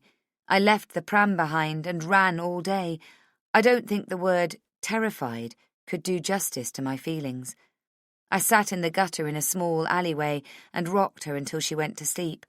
Then I rented a cheap room in a hostel. I wish I could explain to Vivian that I was, and still am, in a way, a little bit crazy, a little bit broken. Being hunted for so long will do that to you. But I can't, obviously. That poor man was stunned at what happened, and he went to the police to explain. He even brought the pram with him. It took almost a week for them to find you. I nod, wiping my tears. She almost died, Rach. No, she didn't. Shh, don't get upset. I was trying to protect her. She hadn't been washed or fed. She was dehydrated. If they hadn't found you when they did, who knows what might have happened? Don't say that, please. I know, okay? I was there, but there's a lot you don't understand. She stands, straightens her skirt. You're leaving? Peter's waiting for me, and I think you should get some sleep. Don't be angry with me, I plead. Oh, Rach, I'm not angry. I'm just really worried about you. I know. I'll be okay. I made a mistake. Just get some rest, hon. She turns to leave. Oh, you haven't heard the news? What news? The cops have reopened the case against Dennis Dawson. You're kidding? Nope. All thanks to you and Jacob, too. Oh, my God, that's fantastic. I know. Apparently the woman who worked at the chemist has come forward. She remembered the case, of course, because she'd heard that night that the family had been killed, and then the next morning she heard that Dennis had been arrested. She thought it was odd, since he was at the chemist at the time of the murders, but she assumed the police knew what they were doing, as most people do. So there you go. You were right. It's the most incredible news. But I'm sad for Emily Dawson, who achieved what she wanted, but died anyway. I swing my legs out of the bed. I need to get out of here, Viv. I have to go home. She puts a hand on my shoulder. I don't think you're ready. Have some rest, okay? Enjoy it while you can. After she's gone, I close my eyes. Maybe I should get some rest, but that's impossible right now. My brain is spinning with the news. I want to talk to Chris and Jacob. How are you feeling? Reluctantly, I open my eyes again. The nurse checks something on her clipboard and hands me a small cup that holds 2 white pills. The badge on her blouse says Jackie. She has a nice smile, dimpled. I don't know. Okay, I think. I take the small pills from her, pop them in my mouth, and take a sip of water from the cup she hands me. These will help you sleep. Jackie? Yes? Can I leave here if I want to? She shakes her head. Not yet. You're under our care. Do you know how long? Dr. Morrison will come by tomorrow morning. He's our resident psychiatrist. He'll do an assessment and manage your treatment. She pats the bottom of the bed. You'll be out of here in no time. You'll see. My eyelids are heavy. I want to ask what she's given me, but she's already gone. I should have checked. I close my eyes again, and a sensation of falling washes over me. I really need to sleep. I hear the door click softly. I think someone is in the room. I don't want to open my eyes. I don't have the strength. I figure Jackie will do her thing and leave again. There's a smell of flowers. I feel a breath on my cheek, a soft puff of air. Hello, Molly. Chapter 43. My eyes fly open. Peter, no, Hugo, is standing over me. You can't be here, I mumble. Wow, it really is you. Haven't you heard? I'm Rachel Holloway, I slur. I think we both know that's not true. He sits down on the chair by the bed. I can't believe this day has come, finally. I've been looking for you for a very long time, Molly Forster. His voice resonates with me in a way I hadn't noticed before, but now it does. It's like something deep in my core has woken up. He's speaking differently, entirely differently than when he was Peter. Even through my haze, I can see that his mannerisms and posture have completely changed. Are you cold, Molly? You're shaking. What do you want? That's no way to treat an old friend, Molly. You know, I wasn't completely sure it was you. When Matt said you coloured your hair, I thought, yeah, probably. It's probably you. But I needed more to be absolutely certain. Calling my house? Thank you, Molly. Your little slip-up on the podcast was gold, by the way. I am Molly Forster. Gold. Then getting your boyfriend to call my house. Cherry on top. Pity you never heard of call forwarding. When Matt called, I was a few blocks away from you. Don't you love technology? I'm going to scream, and someone will come. Oh, Molly, don't do that. At least wait until I finish my piece. I've come all this way to see you. I hold my breath. It was nice to meet your daughter, by the way. And I thought it was very sweet of you to name her after your slut sister. Touching, even. I almost felt a tinge of nostalgia when I heard her name. Is your daughter a slut too? Oh, wait, she's 3 years old. Early days. Oh, well, maybe I can teach her a thing or two. I open my mouth to scream, but before I manage to let out a sound, his hand has muffled the breath. He puts his lips very close to my ear and whispers, I don't think you understand. You're in a lot of trouble, little Molly. I look into his eyes. It's like I'm 12 again. I feel the warm sensation between my legs that turns cold and wet in an instant. The smell of urine is pungent. He releases me and steps back, wrinkling his nose. Oh, gross! Get a hold of yourself, girl. I'm losing consciousness. I have to speak very slowly. The police are going to come. I'm going to tell them everything. They will come after you, Hugo. I don't think so. You killed Emily Dawson. You burnt the receipts, but there's still the photos, and our testimony, and our recordings, and the lady from Boots. The police will be able to piece it all together. That's one murder you won't get away with. But, Molly, I didn't kill Mrs. Dawson. Don't you remember? You did. What? I can't breathe. You're going to get caught, Molly Forster. I don't understand what you're saying, I finally manage. You shouldn't have gone poking around, Molly. You should have let dogs lie. Now, Mrs. Dawson is dead, and it's all because of you. How did you know?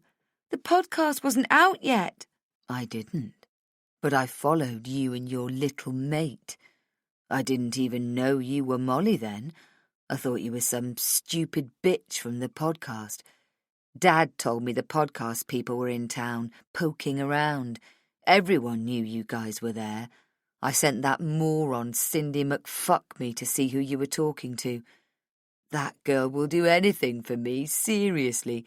She thinks I love her, and she sure loves me. Anyway, when she told me you went to see Dennis's mother, well, I just had to go and ask good old Mrs. Dawson what the three of you chatted about. And now, thanks to you, she's dead. They'll catch you, Hugo. No, Molly, they'll catch you. Oh, wait, I didn't tell you. When that stupid bitch from Boots piped up, I remember Dennis at the chemist that night, he says, in a high-pitched, stupid voice, and the cops announced they were looking at the case again. What did you expect me to do? Sit on my hands? He tutted. I called the cops and lied about who I was and said that they might want to take a closer look at Rachel Holloway, who is so fucked up she thinks she's Molly Forster reincarnated or something, and she's the one who interviewed Emily Dawson. And now that poor Mrs. Dawson is dead... He slaps his palms on either side of his face, like he's pretending to be shocked. I wonder if she's had anything to do with it. She is crazy after all. Ask her boyfriend. Why would I want to kill Mrs. Dawson? Because she just revealed, on record, that it's unlikely her son committed the murders, so it follows that it must have been somebody else. Wouldn't you agree? I thought long and hard about this, you know, and I've come to the conclusion that it must have been hard to grow up in the shadow of your perfect sister. That's what they'll say. I'll make sure of it, once it occurs to everyone that they did indeed put the wrong man in jail for those terrible crimes. Poor little Molly. It's no wonder you went crazy after what you did. You grabbed a cricket bat and smashed your father's skull. Then you ran to your mother and smashed her skull too. Or was it the other way around? He shrugged. I can't remember. It's such a long time ago. I can't breathe. My chest hurts so much, like it's in a vice. You killed them, Hugo, I managed to say. I want to scream, but he's so close, almost on top of me. Maybe I did, he says, but you're the one who's crazy. That's why you're here. One day you're Rachel Holloway, the next you're Molly Forster. One thing everyone agrees on, though. You're crazy. I was 12 years old. They'll never believe you. Of course they will. You know, I think maybe my memory failed me back then. The shock, you know. But all these years later, something will come back to me. Some detail that will open Pandora's box. I have it all worked out. The tales of your jealousy, of you being in love with me. I'll say that Grace broke up with me because she was afraid of you. I'll say that I never wanted to make that public out of respect for your family. But you were becoming a monster. You were going insane and nothing could stop you. I'll cry when I say that if I'd known back then that you were the killer, I would have spoken up. He leans forward and speaks softly right into my ear. Why don't you end it all now, Molly? It's the best way. Think about it. You won't win this fight. It would be very easy for me to prove to the police that you really are Molly Forster and that you killed your family. I have relatives in high places, haven't you heard? They'll find you guilty of murdering your family because we now know it wasn't Dennis. Then they'll put you in a psychiatric hospital. And trust me, it won't be as nice as this. Or you could save yourself all this grief and kill yourself right now. What do you say, Moll? It happens too fast. With 2 fingers, he pinches my nose, so I have to breathe through my mouth. I begin to scream, but he's dropped the pills on my tongue, and he pushes my chin up hard. I can't get away from his grip. The medication Jackie gave me earlier has sapped all the strength from me.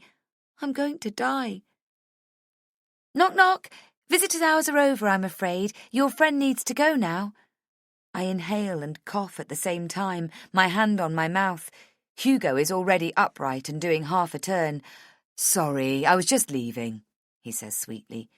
Jackie stands against the door, keeping it open for him to get through. Tomorrow's another day, Rachel. You'll have plenty of visitors then, I'm sure. She thinks I'm disappointed. I don't have the time to tell her otherwise. As soon as she shuts the door, I pull back the covers and run to the bathroom.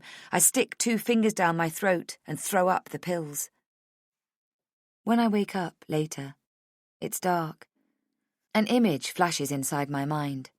Hugo had been in the room. It was horrible. For a second, I'm awash with relief that it was only a nightmare. And then I see the small bouquet of flowers on the side table. I move slightly, and my legs feel cold. I know then. I throw the covers back. I remember. I've wet the bed. There's a wardrobe in the room, and inside are the clothes I was wearing when I got here. I go to the bathroom and clean myself as quickly as I can. Once I'm dressed, I peek out the door of my room. It's funny, but what I notice is that the corridor is surprisingly lovely, the way they decorated the place. Not your horror movie white tile corridor at all. Instead, it's all pastels and warm and surprisingly comforting. It makes me feel that had I really been crazy, this would have been a fine place to heal. But I'm not crazy, so I stick my head out and look both ways. Everything is deadly quiet. Holding my shoes in my hand, I tiptoe out softly in my bare feet. There's carpet everywhere. I walk slowly in the direction of the exit sign. You all right? I was just about to turn the corner. I turn around. There's a small, elderly woman staring at me. She's dressed in a nightgown, slippers on. She asks again, You all right? Yes, thank you. I walk quickly, purposefully down the hall, but she follows me at a distance. Are you here to see someone? I stop. Close my eyes. She's talking too loudly. She'll wake the whole place up. I turn around. She's frowning at me. Everyone is asleep, she says sternly. It's night time. You should come back tomorrow. Ah, thank you. I'll do that. I'll just find my way out and be gone. Okay, then. I hurry down the corridor, which leads into a small foyer with a comfortable seating area. I'm again surprised at how pretty it is here, with its pastel colours and fluffy cushions. Matt and I don't have private insurance. Can we really do this on the NHS? There's a counter that separates the nurses' station from the foyer, but it's unattended. The exit doors have a pane of glass, and I can see beyond, into what looks like another corridor. I hurry across and press my palm against the door, but it doesn't budge. Then I notice the keypad just to the left of it. You can't go out this way. You have to put the number in first. I stare at her. Sorry, what's your name? Maureen. OK, Maureen. Do you know the way out of here? There's a way out the back. There is? This way. She shuffles away, and I follow her along. How do you know? I work here. You do? I serve the morning tea. You'll see me tomorrow. I'll be the one behind the trolley. Not if I can help it. And they let you stay here. You don't seem dressed for it. I'm supposed to be asleep, but I don't need to. I only need 4 hours a night, and I already had those. 4 hours? Yep. OK. We've walked down the corridor and into some kind of communal room. There are tables for 4 scattered around like card tables. I don't see any exits. Where's the way out, Maureen? This way. She turns around and takes me back the way we came. We walk past a sign for the ladies' room. I really need to pee. Would you mind waiting for me here a minute? I won't be long. All right, I'll be here. I check my face in the mirror. I look terrible. My skin is pasty. My eyes are red. I am Molly Forster, I tell myself, to check that it rings true. It does. When I come out, there's no sign of Maureen. What kind of a place is this where no one is around? I don't want to call out for her, so I continue the way I thought she might have gone, which takes me down a dead end. I backtrack and turn down another corner, and there it is, a door. Big double swing doors with glass and a lawn beyond it. Freedom. I push against the heavy horizontal bars, but nothing happens. They're locked. I have to find Maureen. Maybe she has a key. Are you all right? I'm back in the foyer, and she's sitting in the same armchair as before. Maureen, there you are. I thought I lost you. I found the door, but it's locked. Do you have the key? Are you here to see someone? Because they're all asleep, you know. You'll have to come back in the morning. That's how desperate and confused I am. How could I not know right away that Maureen is a patient? Why didn't I ask her for the keypad code that would have let me out of here? Rachel, what's wrong? My heart sinks. Jackie stands behind the counter at the nurse's station. She comes out through the side door. You should go back to bed. Why are you dressed? She takes my elbow and gently turns me around. Do you need something to help you sleep? I only need 4 hours sleep, Maureen says behind me. I work here. I serve breakfast. That's right, Maureen, Jackie says, winking at me. Rachel, you should go back to bed. I let myself be guided back to my room. What time is it? 4 a.m. We're at the door to my room. She holds it open and I step inside. What is it? I feel myself go red from embarrassment. I look down. I need the bed linen changed. She pulls the bed covers back. Oh, that's why you're wandering around. That's all right, it happens. Don't worry. I'll go and get some clean sheets and another nightie for you. You sit down here, okay? When Jackie returns, she hands me a plain cotton nightie. I help her make the bed, tucking the corner of the sheet under the mattress. Did you hear me, Rachel? Sorry, I was miles away. Did you want something to help you sleep? No, thank you. All right, buzz me if you change your mind. Jackie, that man who was here before. Your friend? What about him? If he comes back, I don't want to see him, okay? I'll leave a note. Chapter 44. Wake up, Rachel. Dr. Morrison is here to see you. I must have dozed off. The words pull me out of my dreams. Or was it a nightmare? I don't know anymore. It's slipping away too fast for me to hold on, and all I'm left with is an image of me running and crowds of people behind me. My heart is still pounding. I think I woke up too fast. How are you, Rachel? He asks. He pushes his thin-rimmed glasses further up his nose. Dr. Morrison is maybe in his late 50s. He has white hair. He doesn't smile, but his face is gentle. He looks at me with concern. I'm fine. I'm very sorry I fell asleep. I'm flustered, annoyed with myself. I get up quickly and straighten my clothes. I've already had breakfast. I was showered and dressed. I should have sat in the armchair by the window, but instead I decided to lay down just for a moment, just to rest my head a bit on the pillow. You don't need to be sorry, he says kindly. I wanted to be up and ready. An image of Hugo standing over me flashes through my mind. I'm going to cry. I tilt my head back a little to stop the tears. There's no need to apologize. You can sleep as much as you want. Sit down, please. He indicates the armchair. He settles on the other chair, the hard one, the one without armrests. Jackie gives me a little nod of encouragement before leaving the room. She leaves the door open.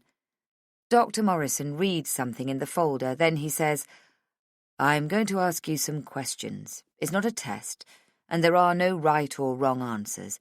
It's to help us determine what you need to get better. Do you understand? Yes. Would you like some water? I don't answer. I just grab the water cup by the bed and sit back down. I take a sip. What's your name? Rachel Holloway. How old are you? I'm 26. Where were you born? Newcastle. Do you have any siblings? No. I have to rush the word to get it out. Otherwise, I fear it would get stuck in my throat. Okay. I'm going to ask you whether you've had certain experiences, and you just need to tell me if you have and approximately how often. Can you do that? He must think I'm a complete idiot. Yes. Have you ever been in a car or public transport, like a bus, And you don't remember what has happened during all or part of the journey? Sometimes. How does it feel when it happens? I don't know. I was deep in thought and I was on autopilot, I guess. In percentages, how often does it happen? 50% of the time? 80%? 20%, I guess. He makes a note. Do you ever find that someone was talking to you and you don't recall what they just said? Sometimes, if I'm distracted or if I have something on my mind. How often? I shrug. Not often. 10% maybe? In spite of what he said earlier, I really do want to pass this test. It's the difference between me getting out of here and being stuck here indefinitely. I figured some of these things happen to everyone, so I'm reluctant to say never in case it flags the fact that I'm lying. I just have to not be crazy, essentially. Have you ever found yourself wearing clothes that you don't remember putting on? No. Do you hear voices inside your head? Other than my own internal monologue? No. Does your internal monologue tell you what to do? It might tell me to get a move on when it's time to go to work in the mornings. I smile. Do you ever find drawings or scribblings that you know are yours but you don't remember doing? I shake my head. No, never. We go through this for quite a while. I don't tell Dr. Morrison that I've already taken this test, after what happened with Gracie when she was a baby. After the test, Dr. Morrison wants to talk about what happened to get me in here. I had some kind of nervous breakdown, I say. It made me believe I was someone else. Who are you now? Rachel Holloway. Who were you when you arrived here? He makes it sound like there's a number of us and we take turns. I thought I was Molly Forster. But you don't think that now? No, I was ill. How long did you think you were Molly Forster? I don't know exactly. I think it started when I was pregnant with my daughter, or maybe after she was born. I throw that one in, firstly to remind him that I have a child waiting for me at home, and also because we're educated now. Everyone knows there are mothers who have suffered from postnatal depression to the point where they did something they shouldn't have. Giving birth is no picnic, either on your body or your mind. I hope he'll be understanding. Do you know why you chose this person, Molly Forster? I turn to look out the window. I think something about her story resonated with me. Something about being on your own, having to fend for yourself. My mother, Catherine, died when I was young. My father remarried and moved to the other side of the world. He has a new family now.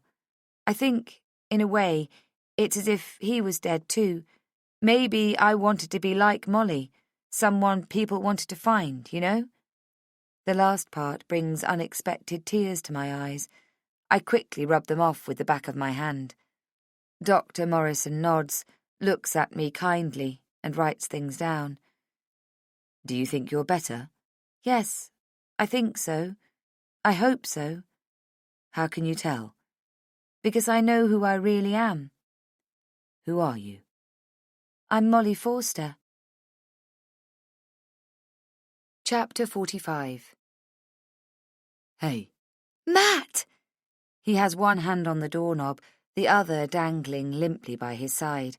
My heart swells at the sight of him. I'm sitting in my chair and spring up at the sight of him and throw my arms around his neck. But he doesn't react in the way I expect. He doesn't envelop me in his arms or look at me with water in his eyes. He doesn't tell me how much he's missed me.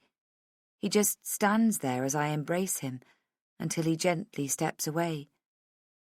How are you? He asks. I shake my head. Not great. I made a mistake. It's this stupid test. They try and trick you, you know? He was asking so many questions, so quickly I got confused, but it's not my fault. I realise I'm biting the side of my thumb and quickly put my hands behind my back. How's Gracie? I ask. She's fine. She's good. You didn't bring her? I don't think this is the place for her, seeing you in here. You're right, of course. Thanks. He sits on the side of the bed. The cops have been to see me, he says. There's a strange look on his face. Why? They asked me about your trip to Whitbrook. Why would they ask you? You weren't there. They wanted to know if you'd said anything to me about Mrs. Dawson. Like what? Like whether you were upset by something she might have said. That's ridiculous. They asked me about Barcelona, about what you were doing there. What? They said you were connected with someone who died in suspicious circumstances. They wanted to know if you'd ever talked about that. I'm biting the inside of my mouth, and now I can taste my blood. My heart is pounding in my chest. Has Hugo already started acting on his threats? He's setting me up. I stare at Matt, trying to come up with the right words to make him understand. He's lost weight. I see that now. His face looks pale and dry. The skin under his eyes is bluish. It makes my heart weep. Have you done something, Rachel? Something you shouldn't have done? No. Matt, I swear, no. Do you know what you said to me the day before you came here? Came here, as if I had a choice. No, I don't remember. You said, keep an eye on Gracie, Matt. Don't let her out of your sight. I look at him. So? Weren't you trying to tell me something? Other than, please watch our daughter?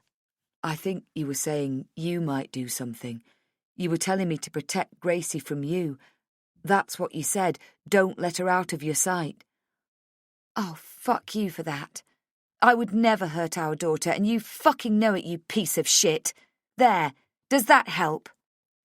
We sit in silence. All I want is for him to come and put his arms around me. He doesn't have to say anything, just to hold me. But he sits there like a limp bit of lettuce, and I can't look at him anymore. Rach? What? Hugo Hennessy called me back. I close my eyes. I mean, he called your mobile back after you left, you know. He looks pained when he says it. I can see myself in my mind's eye, punching the numbers to call Hugo's house. I was frantic. I hadn't changed the setting on my phone. I didn't hide my number. I forgot, didn't I? I'm a stupid, hopeless, worthless person that put everyone in danger. It doesn't matter anyway. He already knew. I pinch the bridge of my nose hard. I want the pain to take over so that I don't have to endure the one in my stomach. Rachel? I heard you, Matt. He didn't sound like Peter. When did he call? The day before yesterday. That night. What did he say? He wanted to know who I was and why I called. I explained about you, the podcast, you know, all that. I looked up at that. About me? What about me? He looked sheepish. Does it matter? It does to me. I told him you were ill and that you were working on the podcast and that you thought someone we met recently was him. I mean, Hugo Hennessy. Why would you do that? I had a breakdown, but I know who I am, Matt. I'm Rachel Holloway, okay? He frowns. His head gives a little jerk, like he does when he's confused about something. I used to find it endearing. I sigh. What did he say? Not much. He listened mostly. He said he'd heard about the podcast, but he hadn't listened to it. He said he knew nothing about this Peter. He also said, beside being happily married, that he's in construction and hasn't been able to leave the site in months. They're about to tear down the old railway station in Whitbrook and he... I snap my eyes to him. The railway station? Yeah, but the point is, Rachel, that Peter has nothing to do with this man, and the real Hugo has been on a construction site for weeks. I just thought you'd like to know, that's all. He comes closer, finally, and kneels on the floor. He takes my hand and puts it over his cheek. Are we going to be all right? He asks. I wish you'd brought Gracie with you. I told you I didn't. I know, I just wish she was here with us, you know? I wish you hadn't insisted on calling her Grace. I'll never know now if you did that because she was a miracle or because you were unwell. I lean down and put my forehead against his and say, I did it because she's perfect. Just like Grace. I don't have my phone with me. It's at home with Matt. If it was here, they would have taken it away from me. But when I tell Matt that I feel really unwell and that he needs to go and get the nurse at the station, he doesn't ask questions, he just goes. They come back together, today's nurse and Matt. By now I've got his mobile from his jacket pocket, turned it on silent, and I've safely hidden it in the drawer of my night table. I'm having stomach cramps. I don't understand. She checks how much medication I've been given. Am I allergic to anything? Matt wants to stay and look after me, but I tell him to go, to come back tomorrow, and to give Gracie a kiss from Mummy. Tell her I love her, and I miss her so much I'm going to hug her till Christmas, I say. I'm all right now, thank you. I check her name tag. Susan. I'm fine. I have a sensitive stomach. Always have. It's from my mother's side of the family. Matt and I hug tightly. I inhale the scent of him so I can bottle it up and keep it close. I promise myself that I will find a way to make him see that I'm telling the truth. Will you keep an eye on Vivian, please? Why? Because. Okay. As soon as he leaves, I retrieve Matt's mobile from the bedside table. I have phone reception. I open the web browser and search for the number. I find one, but it's a landline. I just hope it's the right one, and that someone's there. But I recognize Jacob's voice when he picks up. Help me, I say. Chapter 46. He came, thank God. He's sitting close to me because I insisted. We may be in a private room, but what if someone walks in unannounced, just as I say, get me out of here? They won't let me have any visitors again. What do you want me to do? He asks. Get me out of here, I whisper. Jacob looks away, like he's thinking about it. Rachel, Molly. The name is Molly Forster. Ray, Molly, look, I don't know. Look around you. See where you are. You're in a psychiatric hospital. Sorry, but there's no way I can get you out of here, even if I wanted to. And I don't want to, because you're not well. You're supposed to be here. Jacob, right now, you are the only person in the world who can help me. I need to get out of here. I know how. You just need to do what I ask you. Why are you telling me this? It's the reason you're here, that you think you are. I am. Why tell me? Because I have to tell someone the truth. We don't have a history, but you were more invested in finding Molly than anyone. It's the reason I got you fired. I didn't get fired, whatever. I thought you were in on it with the Hennessy's. I know that's not the case now, have known for a long while. But you know so much about Molly. You've researched the case, you told me so. If I can convince you, and I know I can, then I have a chance. And if not? Then I'm either going to be in a psych hospital forever, or at least until someone kills me in here. He drops his head, like it's all too much. I bring my chair even closer, so close that our knees are touching. I keep my voice low. You remember when we got to Whitbrook and you parked your car outside my house? I threw up, right on the grassy knoll outside the front gate. I remember. Let me tell you about that house. In the middle of the front door is a door knocker. It serves no purpose because the house has an electric doorbell, but my mum picked it up from an antique shop. It's shaped like a swan, and she loved them. It's made of brass. She got my dad to put it up. No one ever used it.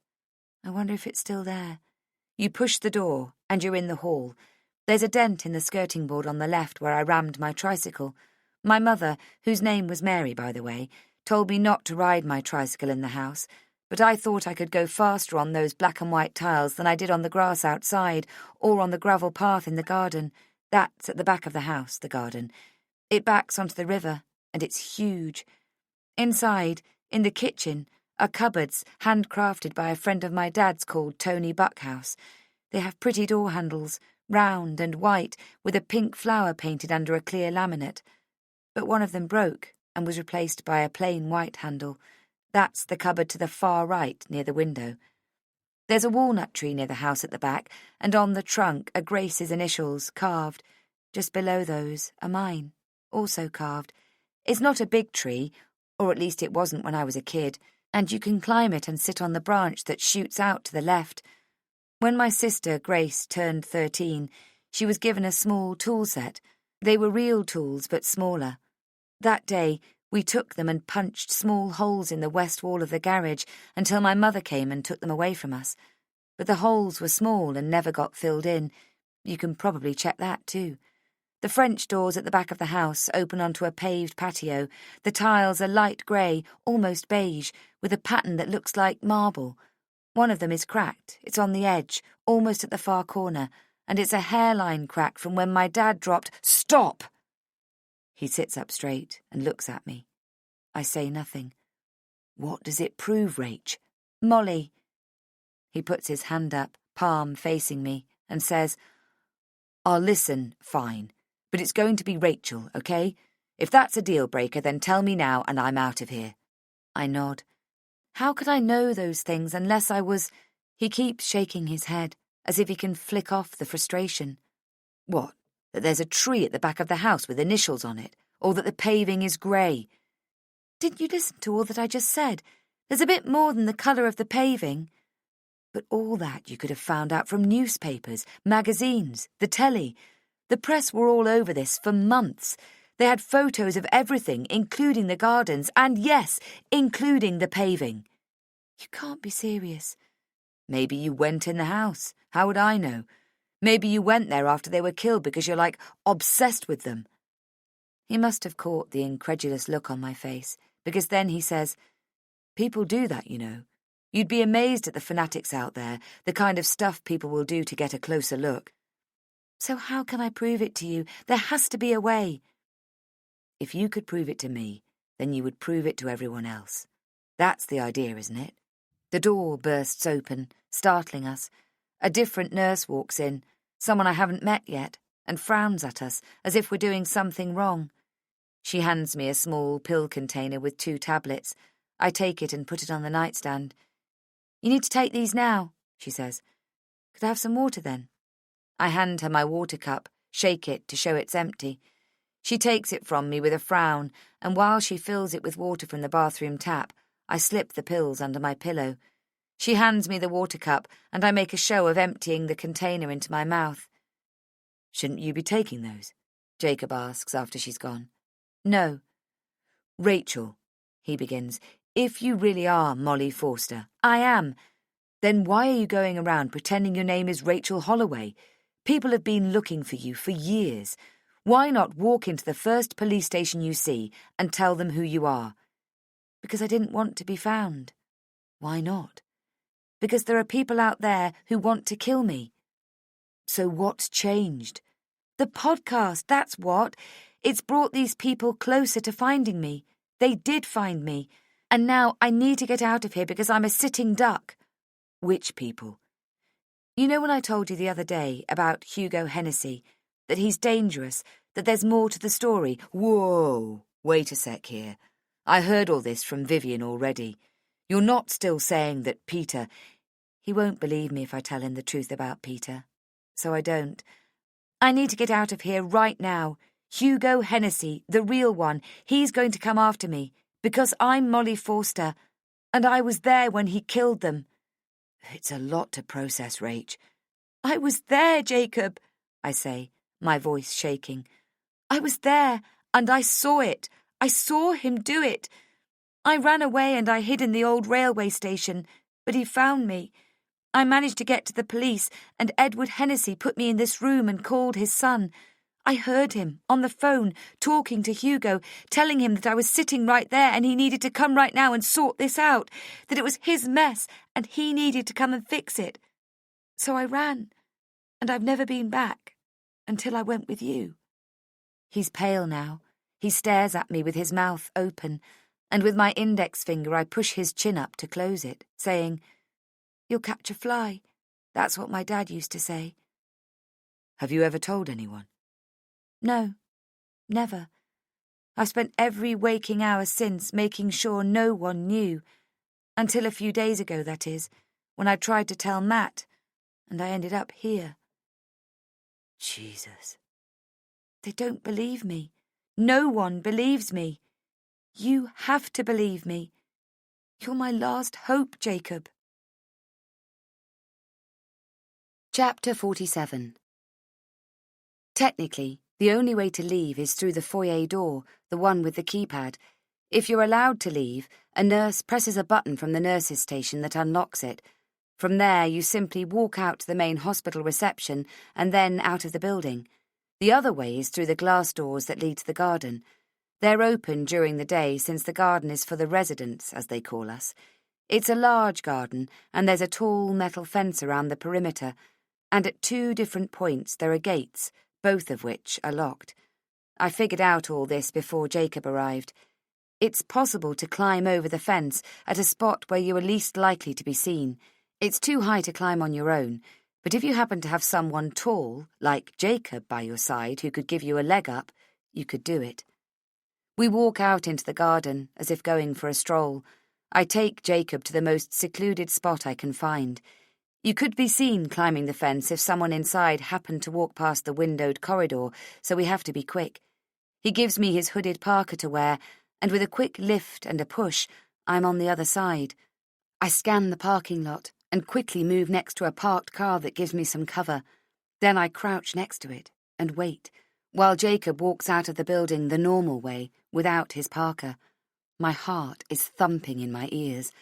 I'm suddenly scared he'll just leave, but when I see him come out, he walks briskly to his car, turns on the ignition, and waits. Seconds later, I'm in the passenger seat. Go, go, go, I urge him. I don't think the pillow under the blanket trick will give me cover for very long, and if I could, I would reach out with my foot to push down on the accelerator. Jacob is shaking. I can't believe you made me do that. I've never done anything like that before. Never, he says. Thank you. I mean it, I say, but he just shakes his head. Whitbrook is a couple of hours away from London. That's enough time for a lot of questions. He wants to know everything. He bombards me with questions.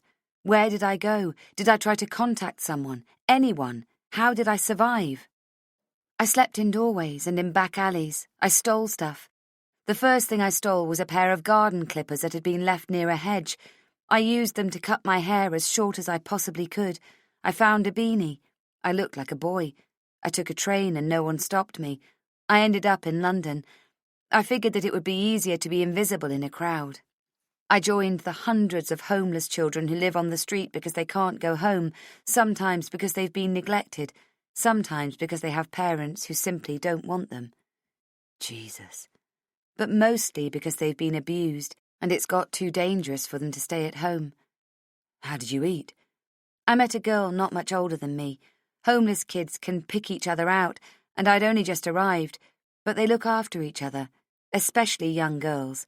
She took me to a shelter. There are a few, as well as hostels for homeless children. They don't ask you for ID. They don't ask for explanations either. Didn't people figure out who you were? I became adept at hiding who I was. I coloured my hair. I even used makeup sometimes. I wore hats as much as possible. I lost a lot of weight very quickly. Street kids always do. It doesn't take long before we look nothing like our former selves. Going without sleep or food will do that to you. Did you go to school? Eventually. How did you do that? I stole someone's identity. That's when you became Rachel Holloway. No, that's when I became Susan Bishop. Oh, wait. So Snedden did find you. Yep. Why Susan Bishop? It was my friend Gabriel's advice. Pick someone real, someone dead, someone around your own age. I didn't think that worked anymore, the tombstone thing. It doesn't. I almost got caught. How did you get into school? There's an organisation called Railway Kids that helps street children get into school. They helped me. They really thought my name was Susan Bishop. They vouched for me. I've never told that story to anyone before. It feels liberating, cleansing even, like peeling away years of dirt and grime from my skin. The phone rings in my pocket. I've been expecting it, but it still makes me jump. It's Matt. Where are you? I'm sorry, love, I can't tell you, but I promise you that I'll be back tonight. I just need to do something and then I'll be back, okay? I love you. I hang up. Can I have your mobile, please? Why? Because this one is Matt's and I'm going to turn it off. It's in my bag, in the back seat. I pull the SIM card out of Matt's mobile. I'm about to do the same with Jacob's, but he reaches across and snatches it from me. Don't take my SIM card out of my phone. What's the matter with you? I struggle to get the phone back, but he drops it under his seat on the door side. I can't risk it, Jacob. They can track our location with those SIM cards. So let them. I'll get you another one, I promise. I'm not giving you my phone, Rachel. Deal with it. I let out a huff, but I don't argue. Do you think you could go faster? I ask. I'm driving at the speed limit. You call that the speed limit? Rachel! Okay, sorry. Why are we going back to Whitbrook anyway? I need to get something that belongs to my sister. I just assumed it was in the house, but something Matt said made me realise that it couldn't have been. Why? Because if that had been the case, Hugo Hennessy would have been caught. Where is it? I don't answer the question exactly. I think I'm right.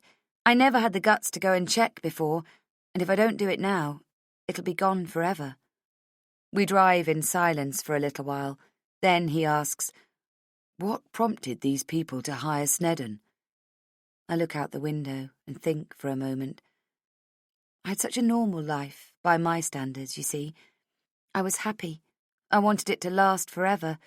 Gabriel was talking about us moving back to London. I wanted to be free, not to have to look over my shoulder all the time. So I did something incredibly stupid. What did you do? I take a breath. I called the Whitbrook police station from a payphone. I spoke to a policewoman and I told her who I was, that Hugo Hennessy had murdered my family and his father had covered it up. What did she say? I shrug. What could she say? She asked for my name, my phone number. As if. She said it had been a long time since anyone had called to say they'd seen Molly Forster. I told her, I am Molly Forster. She said I was welcome to come in and make a statement. She said that Hennessy was the mayor of Whitbrook now, and as it happened, he was right there. I hung up. Do you know if she did anything about it? She didn't believe me, I could tell. All I know, as I found out a few short weeks ago, a private detective was hired to track me down right after I made that call. They got very close, and Gabriel died. But why? If they could find you through Gabriel, why would they kill him? He tried to warn me. He called me. He told me to run. I guess they wanted to stop him. Jacob gives me an odd look. It's almost a look of pity. Maybe he's beginning to believe me. After that, I continue, I was more careful. I had to change identities, and let's say I chose more carefully. How did you do that? That's a long story, Jacob. I'll keep it for another time. I don't want to tell him about Rachel Holloway. Not so much because of what she tried to do to me, sell me like a piece of meat to the highest bidder, but because of what I did. I'm afraid that Jacob won't help me if he knew. After running away from her place, I huddled into another, different doorway and spent the next few hours feeling sorry for myself. I was cold. I didn't have a coat anymore, but I didn't even care. I could always steal another one. There was only one thing I wanted from that backpack I left behind, my memory book. I'd just lost Gabriel at that point, and I had a photo of us in there that we took in a photo booth in a train station. The goofing off kind. It flashed 4 times, and the strip of 4 photos came out from the slot. We cut it in half. He got the 2 snaps when we were laughing, goofing. I got the one where he kissed the side of my face, and I look at the camera straight on, a smile on my face that told of happiness. The other one I had, our lips were locked and our faces in profile. I didn't care what happened to me. I just wanted those photos back. When I returned, it was without a plan. I was going to tell her she could keep it all if she wanted, but I was taking my memory book with me. I banged on the door, and she yelled from the other side, "Go away!" But I kept at it, anger making my teeth gnaw and my pulse race, until she opened the door. "What the—" She looked over my shoulder, as if she couldn't believe I'd come alone back to this dump. "What do you want?" she slurred. "My things." "Your things?" She laughed an ugly laugh. "You see this?" She pointed at the red mark on her cheek that was already turning blue around her left eye. "That's what he did to me after you pushed him, so you can fuck off. I'm keeping your junk. Not that there's much to look at there, by the way, but if it pisses you off, then I'm glad." She closed the door, but I had my foot wedged in already. It wasn't hard to push the door open. She was completely stoned. Inside, she had a little setup going. You could smell something burning. I'd been around plenty of drug addicts. I knew what the paraphernalia looked like. "What's this?" I asked anyway. "Don't fucking touch it, you hear me? Get the fuck out of here!" Her eyes were darting all over the room, wild and scared. I could have taken my things. They were right there, on the floor. She'd turned my backpack inside out, looking for something I didn't have by the look of it. Drugs, probably. "Don't worry. Whatever you're taking, I don't want any part of it." "Oh, Miss Goody-Goody, are ya?" she cackled. "Enjoy it while you can, babe. One day you'll get a taste, and trust me, you won't be so uppity then." Then she burst into tears. "I was like you once, you know. Before all this." It all came out of her, like a river of pain. She told me more stories of hardship and how nobody cared for her. Nobody was looking for her. And this, she added with a sweeping gesture towards the drugs on the table, was all she had. All the while, I just picked up my belongings and put them back in my bag, as if it was the most natural thing for me to do. She watched me, and she rambled on. "Don't you have any friends? There must be someone who misses you." I almost added, "What about that man who was here before? He seems nice." She cried some more, about the unfairness of it all, and I was thinking that if she didn't shut up soon I was going to slap her. What did she know about unfair? I watched her with mounting disgust until I couldn't bear it any more. She was trying to knot the rubber tourniquet around her arm. Her veins were so damaged she couldn't get hold of a good one to shoot up in. "Don't just stand there, help me," she hissed. I tied the knot for her and watched her fill the syringe. I guided her hand until the needle found a vein, and she immediately went into a kind of slump, like the air had been let out of a balloon. Her eyelids closed, and she let out a sigh. She looked disgusting. I didn't know she would die. She was slumped back in her chair, and I didn't check to see if she was still breathing. I saw her handbag on the floor and I took a peek inside. Among the assortments of makeup, condoms, keys and tissues was her wallet, a cheap plastic thing with fairies drawn on it that would look more at home with a 10-year-old than a grown woman. I checked her ID.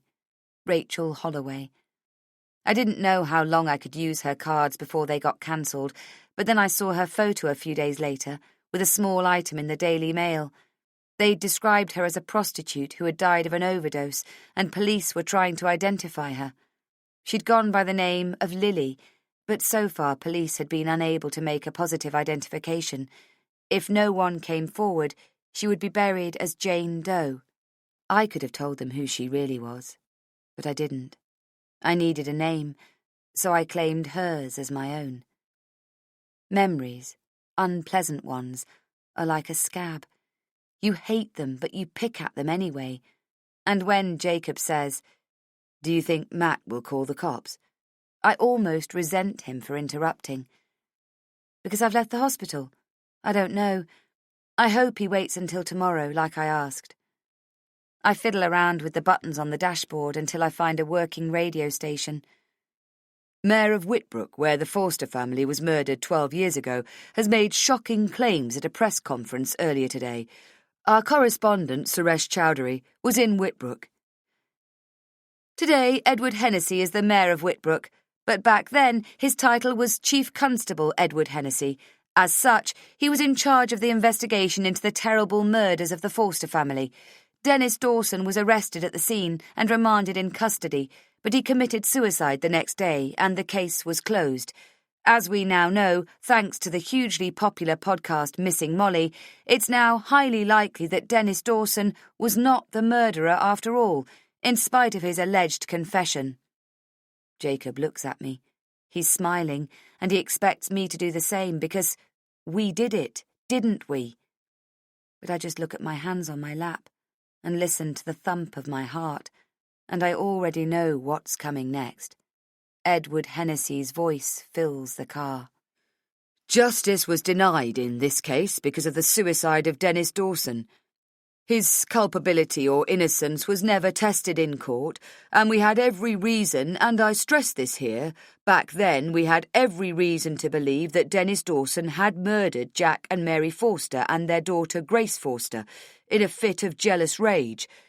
There was, however, another person of interest at the time, someone who has remained a person of interest, and frankly we never put that theory forward to the public because of the ramifications.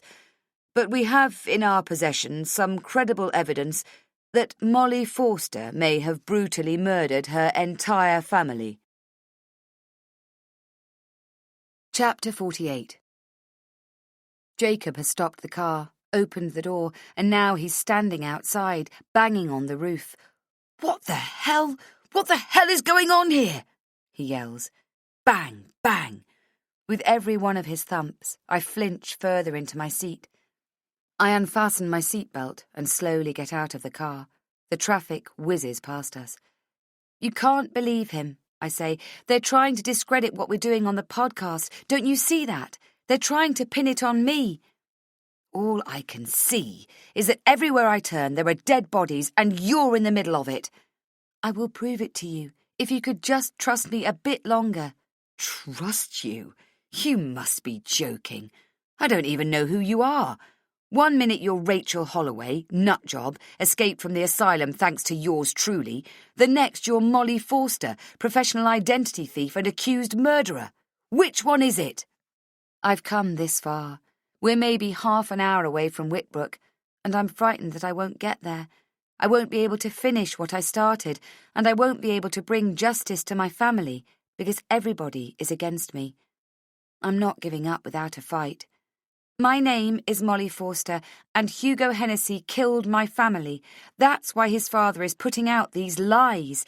He's trying to distract any investigation away from the real killer. He will stop at nothing.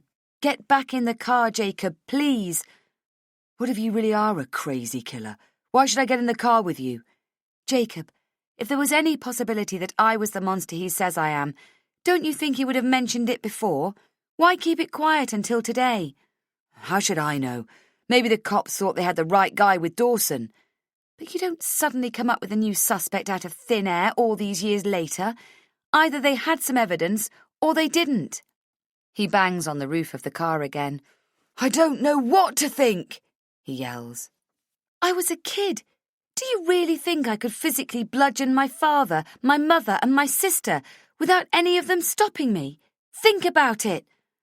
How would I know? Maybe they were asleep. You know that's not true. You know everything about the case. No one was asleep. Hennessy is going to try and pin it on me because we've come too close. We're about to expose them. He keeps shaking his head and making frustrated sounds. I'm still wearing his parka. I make a move to take it off and give it back to him, but he gets back in the car. The radio is still on, Hennessy's voice still spinning its ugly tales. We also have reasons to believe that Molly Forster returned to Whitbrook on the night that Mrs. Dawson died. She may be implicated in Emily Dawson's death. I reach across and turn it off. We both stare straight ahead. I want to speak, but nothing comes out. Where did you go? He asks. He's not yelling this time, but his voice is cold. When? The night Emily Dawson died. I went to look at my house again. I walked around the roads we used to walk together, my sister and I. Then I went to the old railway station. Why? Because it was the first time I'd been back since I left that night. I meant, why the old railway station? What's there? It's where we're going now. Seeing the old railway station in daylight makes my heart weep. I spent my childhood years, the few I had, playing here with my sister. When we were little, we'd bring along a pot of lukewarm tea and some cake, and lay a pretty tablecloth on the floor for our feast. We thought of it as our secret home. We decorated it with drawings taped to the walls and small bouquets of primroses from our garden. Once, when we found an old tin of lavender paint in our garage, we armed ourselves with brushes and rollers and tried to give the inside a coat of paint, but it wouldn't stick on the old flaky surface. I can still smell it sometimes. She hadn't been coming with me much those last few weeks. It was as if overnight she'd grown into a teenager, and I was left behind. If I tried to play our old games, tempt her to come with me to the old station, she'd shoo me off. I annoyed her, she'd say. I should go and make some friends instead of latching on to her all the time. Even our mother, who thought Grace walked on water, chided her for being so hard on me. Now, I think she did it to protect me. I think she was scared, and she was shielding me. I went to the old station by myself the day before her 16th birthday, and I climbed up the ivy at the back. I could just peer over the windowsill, and I was surprised to see her inside. She was writing in her memory book. I knew instinctively that I shouldn't make myself known, so I just watched. She was crying. After a while, she put the book away under one of the floorboards. I came back down and hid in the bushes until she left. My mother asked me what was wrong when I came home, and I didn't tell her. I thought if I kept it secret, then later on when I told Grace that I knew and that I'd never told anyone, she would love me again. It was a way for me to prove to her that I was grown up too and that I could be trusted. The next night, she was dead. They all were. I should have told my mother. There were 2 trucks parked down the street. Both say Lakeside Homes on the side, in a nice big curly font. There's already some tall temporary fencing down the road on the other side of the tracks, but by the look of things, they only just started. I'm just relieved there's no one here right now. I'll have to be quick. The ivy is so thick and dense that even if I could climb it, I'd have to hack my way to the window. It doesn't stop me from trying. "What are you doing?" Jacob says. He's leaning against the car, his arms crossed. His tone is still cold and dripping with suspicion. "What does it look like I'm doing?" I say, trying to get hold of a solid bit of ivy. "I have no idea." "I'm trying to get to that window. Can you come over and give me a hand, please?" "Why don't you just use the door?" Just a thought. I rush around to the other side, the track side, and stare at the wide-open door. Jacob has followed me, and I turn and grin at him, but he doesn't grin back. "You're going to be long?" "No, why?" "I'm not parked legally. I have to move the car. We're in Whitbrook. No one gives a shit." But he leaves anyway, and seconds later I hear him drive off. Inside it's dusty and damp, and the smell hits me like a punch in the face. I can almost feel her in here, right now. I want to put my arms around her and tell her that I'm sorry I didn't tell our mother, that I didn't know any better. The floor is hidden under half an inch of dust. I scrub it away with my foot where I think the loose floorboard is. I try and pry it loose with the tips of my fingers, but it doesn't budge. I feel the next one along, my fingers quickly blackened with grime, and I feel a jolt when that one moves. I hold my breath. Gently, slowly, I manage to loosen it. And there it is. The sight of it brings tears that immediately roll down my cheeks. The memory book. It's mouldy and dusty, but otherwise intact. I wipe my fingers on my jeans and I open it. The sight of her handwriting makes my heart ache. I brush a finger against the surface of the page. Then I turn to the last entry, the one I know she wrote the last time she was here. "I went to see Mr. Hennessy this morning. I stood inside the hallway of his house and told him everything. 'I'm sorry,' I said, 'but your son, he's not well, sir. He's evil. He likes to hurt people. You have to do something,' I said. Then I told him about the time he cut my thigh with his penknife, but then later said he was sorry, he would never hurt me again. Hugo says terrible things about me. Then he cries and says that he loves me like he's never loved anyone. He says he can't live without me. I showed Mr. Hennessy my bruises, and I told him that I never wanted to see Hugo again, but that he won't let me go. I told Mr. Hennessy that I broke it off with his son, but he won't listen. I told him Hugo threatened me, that he said he would kill me if I left him. I told Hugo I didn't want him to come to my birthday party, and he said I would be sorry. I told Mr. Hennessy that Hugo had sworn he would hurt us, Molly, Mum and Dad. He said he would never let me go. He'd watch me die first. He said, "Who the fuck are you?" There's a man behind me. I turn around. He's wearing a hard hat and a high-visibility vest. I just came to have a look, I say. "I know who you are. You're from the podcast, aren't you? You nosy cow. You got no business being here. You're trespassing." I'm about to leave. I'm not going to argue, but he takes my arm and roughly pulls me towards the door. I flinch my arm away. "Take your hands off me. I'm going." There's a crackle on the handheld radio at his belt. "We've got an unauthorised visitor at the station. She's from the podcast," he says into it. "I'll go. No need to call for backup," I say, snarling, as he clips it back onto his belt. He points to the dusty memory book that I've wedged under my arm. The two-way radio crackles again. "The boss is on his way," it says. "It's mine," I tell him. "No, it's not. I saw you. You took it from over there." He points to the hole in the floor. "Jacob!" I call out. I move towards the door, but in an instant the man has his hand on my shoulder. "Not so fast, lady." "I'm leaving. Let me go." "Give this back." He reaches for the memory book, and I kick him hard in the shin. He yelps in pain. I quickly move towards the door, but it's blocked by a tall, dark shadow. Edward Hennessy. "I'll take over from here," Edward Hennessy says to high-vis man. "You can go." The man's face is still distorted in pain. He limps out the door, shooting me an angry scowl in the process. "Well, well, well. If it isn't little Molly Forster."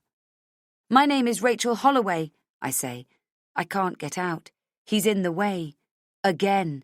I can feel the shortness of breath coming on. My legs start to give, but I lock my knees. I will not go down. I won't be running. Not this time. "I know who you are, Molly." "Let me go," I say. "Why are you here, little Molly?" he asks. "And what have you got there?" I back away from him. I can hear my breath, thick and pained, pushing through my chest. I clutch the book in my arms. "Get out of my way," I say again, but I don't feel so sure of myself anymore. In a flash, I'm a child and frightened and alone, and I'm looking into the face of the only person who can help me, Chief Constable Hennessy. I can see myself, a child, sobbing as Edward Hennessy closed the door behind me. "I'm so scared. He's coming for me," I'd managed to say. "There's nothing to be scared about any more, Molly. I'm here now." He sat me down in front of his big desk and told me that everything was going to be fine now because Dennis had been arrested and couldn't hurt me anymore. Through desperate sobs, I told him it wasn't Dennis. It was Hugo. I saw him. I was there. I was hiding. It was Hugo, and he ran after me, but I got away. He said he understood, and he was going to fix it, that I should wait right there, and he went out the side door into a different office. I got up and watched him from the doorway. He had his back to me. He was standing but huddled at the same time.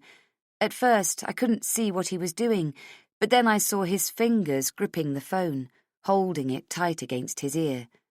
"I told you, she's here," he whispered. "Come over now. Right now. No, I'm not going to take care of it. You can take care of it yourself. I've cleaned up enough of your shit, Hugo.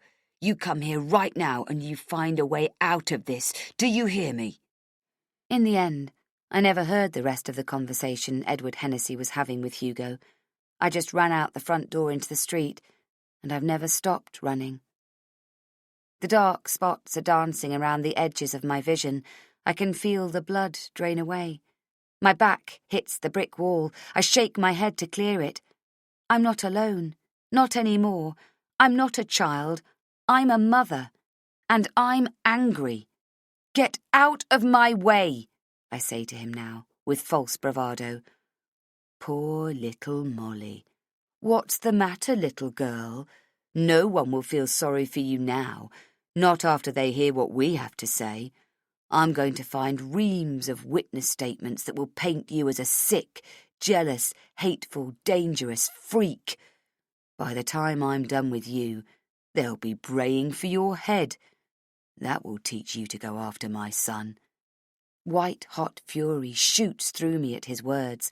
I can feel the book in my arms. Slowly, I brush off the mould and dust from it. Under a clear plastic cover, there is a collage of photos, some of them from magazines, but there's one photo of Grace and I. Our cheeks touch. We're grinning at the camera. She's drawn a heart around it. I think of my daughter and how brave she is when she faces the world, just like her aunt. I draw strength from them both. I squeeze my eyes shut, once, twice. Then I open them and lift my head to look at Hennessy. He has his mobile in his hand and is tapping on the screen. I feel my breath on my top lip. "She came to see you," I say. "What?" "My sister. She came to see you to tell you about Hugo. She told you that he was sick, that he was dangerous." He scoffs. "So what? She only had herself to blame. Your sister shouldn't have seduced him like that. She made her bed. I didn't see why she couldn't lie in it. I told her as much." "You should have protected her, protected us."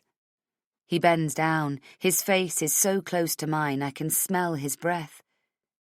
"Do you think I didn't know Hugo had behavioural problems? We were working to help him, his mother and I. I said to your stupid sister, don't break it off with him yet. I knew he might do something truly terrible if she did, and I was the chief constable of Whitbrook with my eye on being the mayor. I couldn't have my son be publicly ousted as a psychopath. I said to her, just do whatever he wants. Fuck him, suck him, I don't care.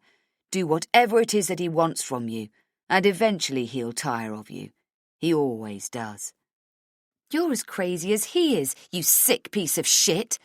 "Language, little Molly. You don't get to talk to the grown-ups like that. Don't get angry because your whore of a sister didn't listen back then. She didn't listen, and look what happened. Hugo is better now. He has his issues under control. He has a family, a standing in the community. She should have listened and given him what he wanted." He lifts the phone to his ear.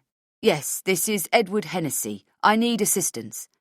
I quickly push myself off the wall and take 3 steps forward. I position myself and pray that my small plan is going to work. "She wrote it all down, you know. Right here."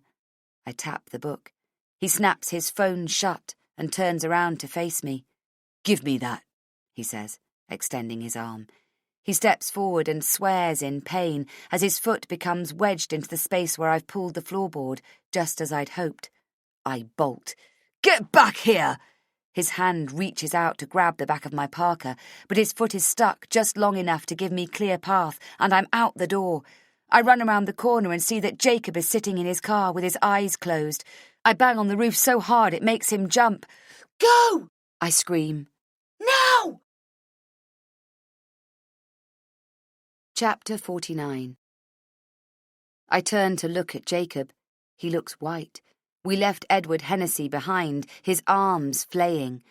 "I swear to you, Rachel, Molly, whoever the fuck you are, if you lied to me and I get arrested—" I've reached into the pocket of the parka I'm wearing, Jacob's parka, and I'm holding out the small black mic. I turned it on. Did it work? He snaps his head around. There's a small red light blinking on the box. "Yes, it's on," he says. "What just happened?" I tell him. I show him the book. He listens to me, his hands gripping the steering wheel, his knuckles white. We've driven a couple of miles by now, and he swerves off the road, stopping the car with a screech of tyres. He gets out, retrieves a small, soft bag from the boot, and pulls out the sound recorder. He puts headphones on, and I watch the shock in his eyes as he hears the recording I just made. Jesus, Rachel. Molly. Shit. I'm so sorry I didn't believe you. That was insanely scary in there. I just couldn't believe that. Then it must dawn on him where we are, because he throws everything back in, and in seconds he's behind the wheel again. "I'm taking you back to London," he says. I lean back in my seat, and for the next hour I read Grace's memory book, in silence. There's so much about our lives that I'd forgotten. I miss her so much. The sadness slices at my heart, but there's relief, too, that it's almost over. I feel her so close to me right now. I realise with a start that we're halfway there already. Can I have your phone? I ask. You're not going to take the SIM card out, are you? I want to call Matt. I call my own mobile, the one I left behind at our flat. Matt answers. It's me. Rachel, where are you? Everyone's looking for you. I know. I'll explain everything. I'm almost home. Oh, Rach. His voice breaks. It's okay, love. It's going to be okay, I promise. No, it's not. Yes, it's Gracie, he says, and my heart stops. Then, with a sob, he says, she's missing. Gracie's missing, I tell Jacob. Go faster, please. He just nods and puts his foot on the accelerator. I don't think he cares about the speed limit anymore. I call Vivian. Give me his phone number, I say the moment she answers. Rach, I'm sorry. I'm so sorry. I didn't know. She wails. Where is he? I don't know, she sobs. What happened? She tells me that after I disappeared from the hospital, Matt called her and asked her to look after Gracie. Vivian took Gracie back to her place, as she's done before on a handful of occasions. But Peter was there, waiting outside her flat. They all went inside, and that's when he got the call from his father. And then? I'm almost folded in half in the car seat. The phone is pressed hard against my ear. Oh, Rach, he went completely crazy. I was so scared. He trashed my place. He was like a hurricane. He grabbed anything he could find and smashed it against the walls. Gracie was screaming. I begged him to go, to leave us. He punched me in the face. He continued to smash things. I ran to the bedroom with Gracie and I put my hands on her ears. I called the cops. Oh, Rach. Where is she now?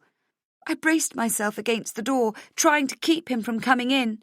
But it was no use. He kicked it in and came into the bedroom. And he looked at Gracie like he'd only just noticed she was there. He asked me if that was Grace. I screamed at him to leave, that I'd called the police. But he just ripped her out of my arms. She crumbles into sobs. Where did he go? I don't know, she wails. Did he say anything at all? No. What's his number? I'm so sorry, Rach. I'm so sorry. She sniffs. The police are here. Where are you? What's his number, Vivian? Give it to me now. Hang on. She sniffs again. There's a pause. Then she reels it off. I hang up. Where to? Jacob asks. We're just coming into London. I don't know yet, I say. I punch in the number. Hello, he says, almost in sing-song voice. Hugo, where's my daughter? Well, hello, little Molly. I heard you escaped from the nut house. Where is she? Where is who? That's enough, I yell. Where is she? You mean your brat? She's right here.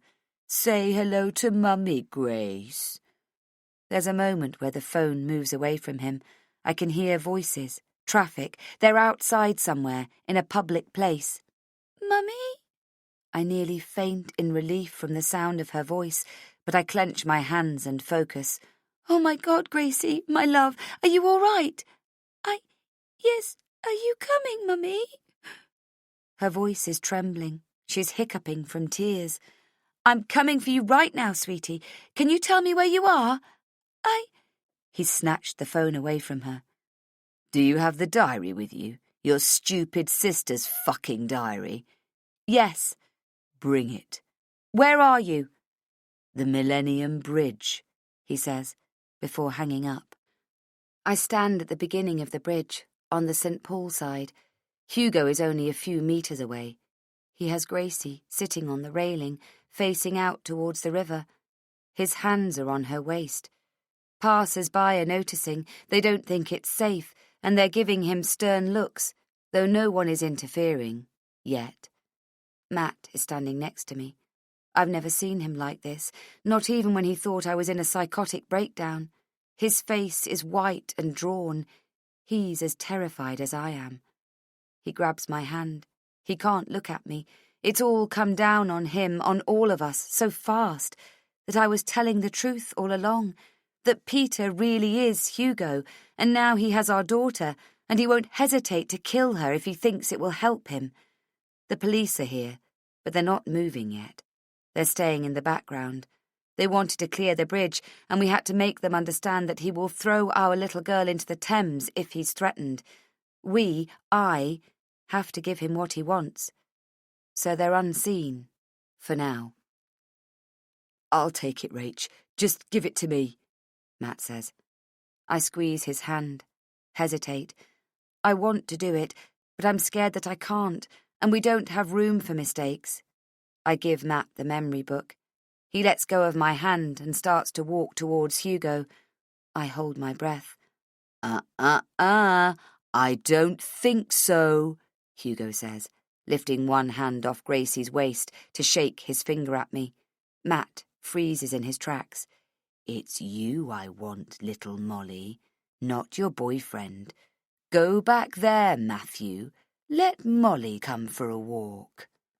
Matt is only a couple of steps away from me. He turns around and looks at me. His eyes are filled with fear.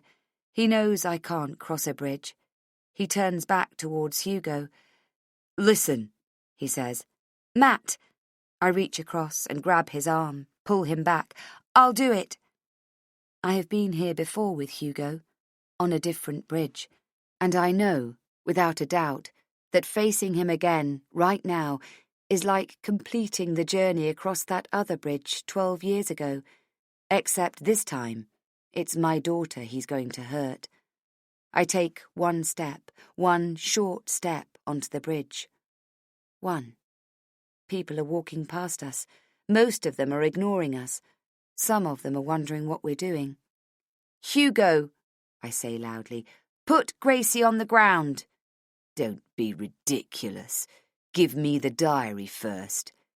I take another step. 2. Gracie, hold onto the railing, please, with both hands, I say. Her little fingers wrap themselves around the metal. 3. I have it here. I lift my hand and show him the memory book. 4. Good girl, he says. Bring it over, why don't you? 5. My legs are wobbly, but I won't give in. I look at my brave little girl. I can do this. I know I can. 6. Can you hurry up, please? I don't want to stand here all day, he says. I take another step. And another one. 7. 8. My heart is beating fast, but I can do this. I'm doing it. I focus on Gracie. 9. I think of what this man has done to my sister. 10. I'm close now, close enough so we don't have to shout. I can see Gracie's teeth chattering. 11. She's holding onto the railing with both hands, knuckles white. 12. I hold up the memory book. Let me have Gracie and I'll give it to you. I watch him for any sharp movement, but he stays very still. He peers at the cover I'm holding up. He can see the photo of Grace and me. He can see it's the real thing. That's a trade, Molly. I am there in an instant. Hugo snatches the memory book from me at the same time as I bring an arm around Gracie's waist and pull her back. Her feet land on the bridge. Hugo has opened the book at random pages and quickly scans the writing. He's frowning. He looks up at me, his face awash with hatred. This wasn't the deal, Molly. Matt is there. His hands shoot out as he grabs Gracie from my arms and turns to run. The police are right behind him. You will pay for this, bitch, Hugo says. But he's not looking at me. He's looking at my daughter's retreating figure as Matt runs her to safety. I don't understand what happens to me after that. All I know is that with a force I didn't know I possessed, I shove Hugo Hennessy over the railing of the Millennium Bridge. Then I take a nice, deep breath. Chapter 50. I didn't give Hugo Grace's memory book. I asked Matt to bring mine, and that's what I gave him instead. But before that, I had removed the plastic cover from hers and wrapped it around my own. My memory book is at the bottom of the Thames somewhere, and I don't care. I don't need it anymore. They fished Hugo out of the river, and he's in jail now, along with his father.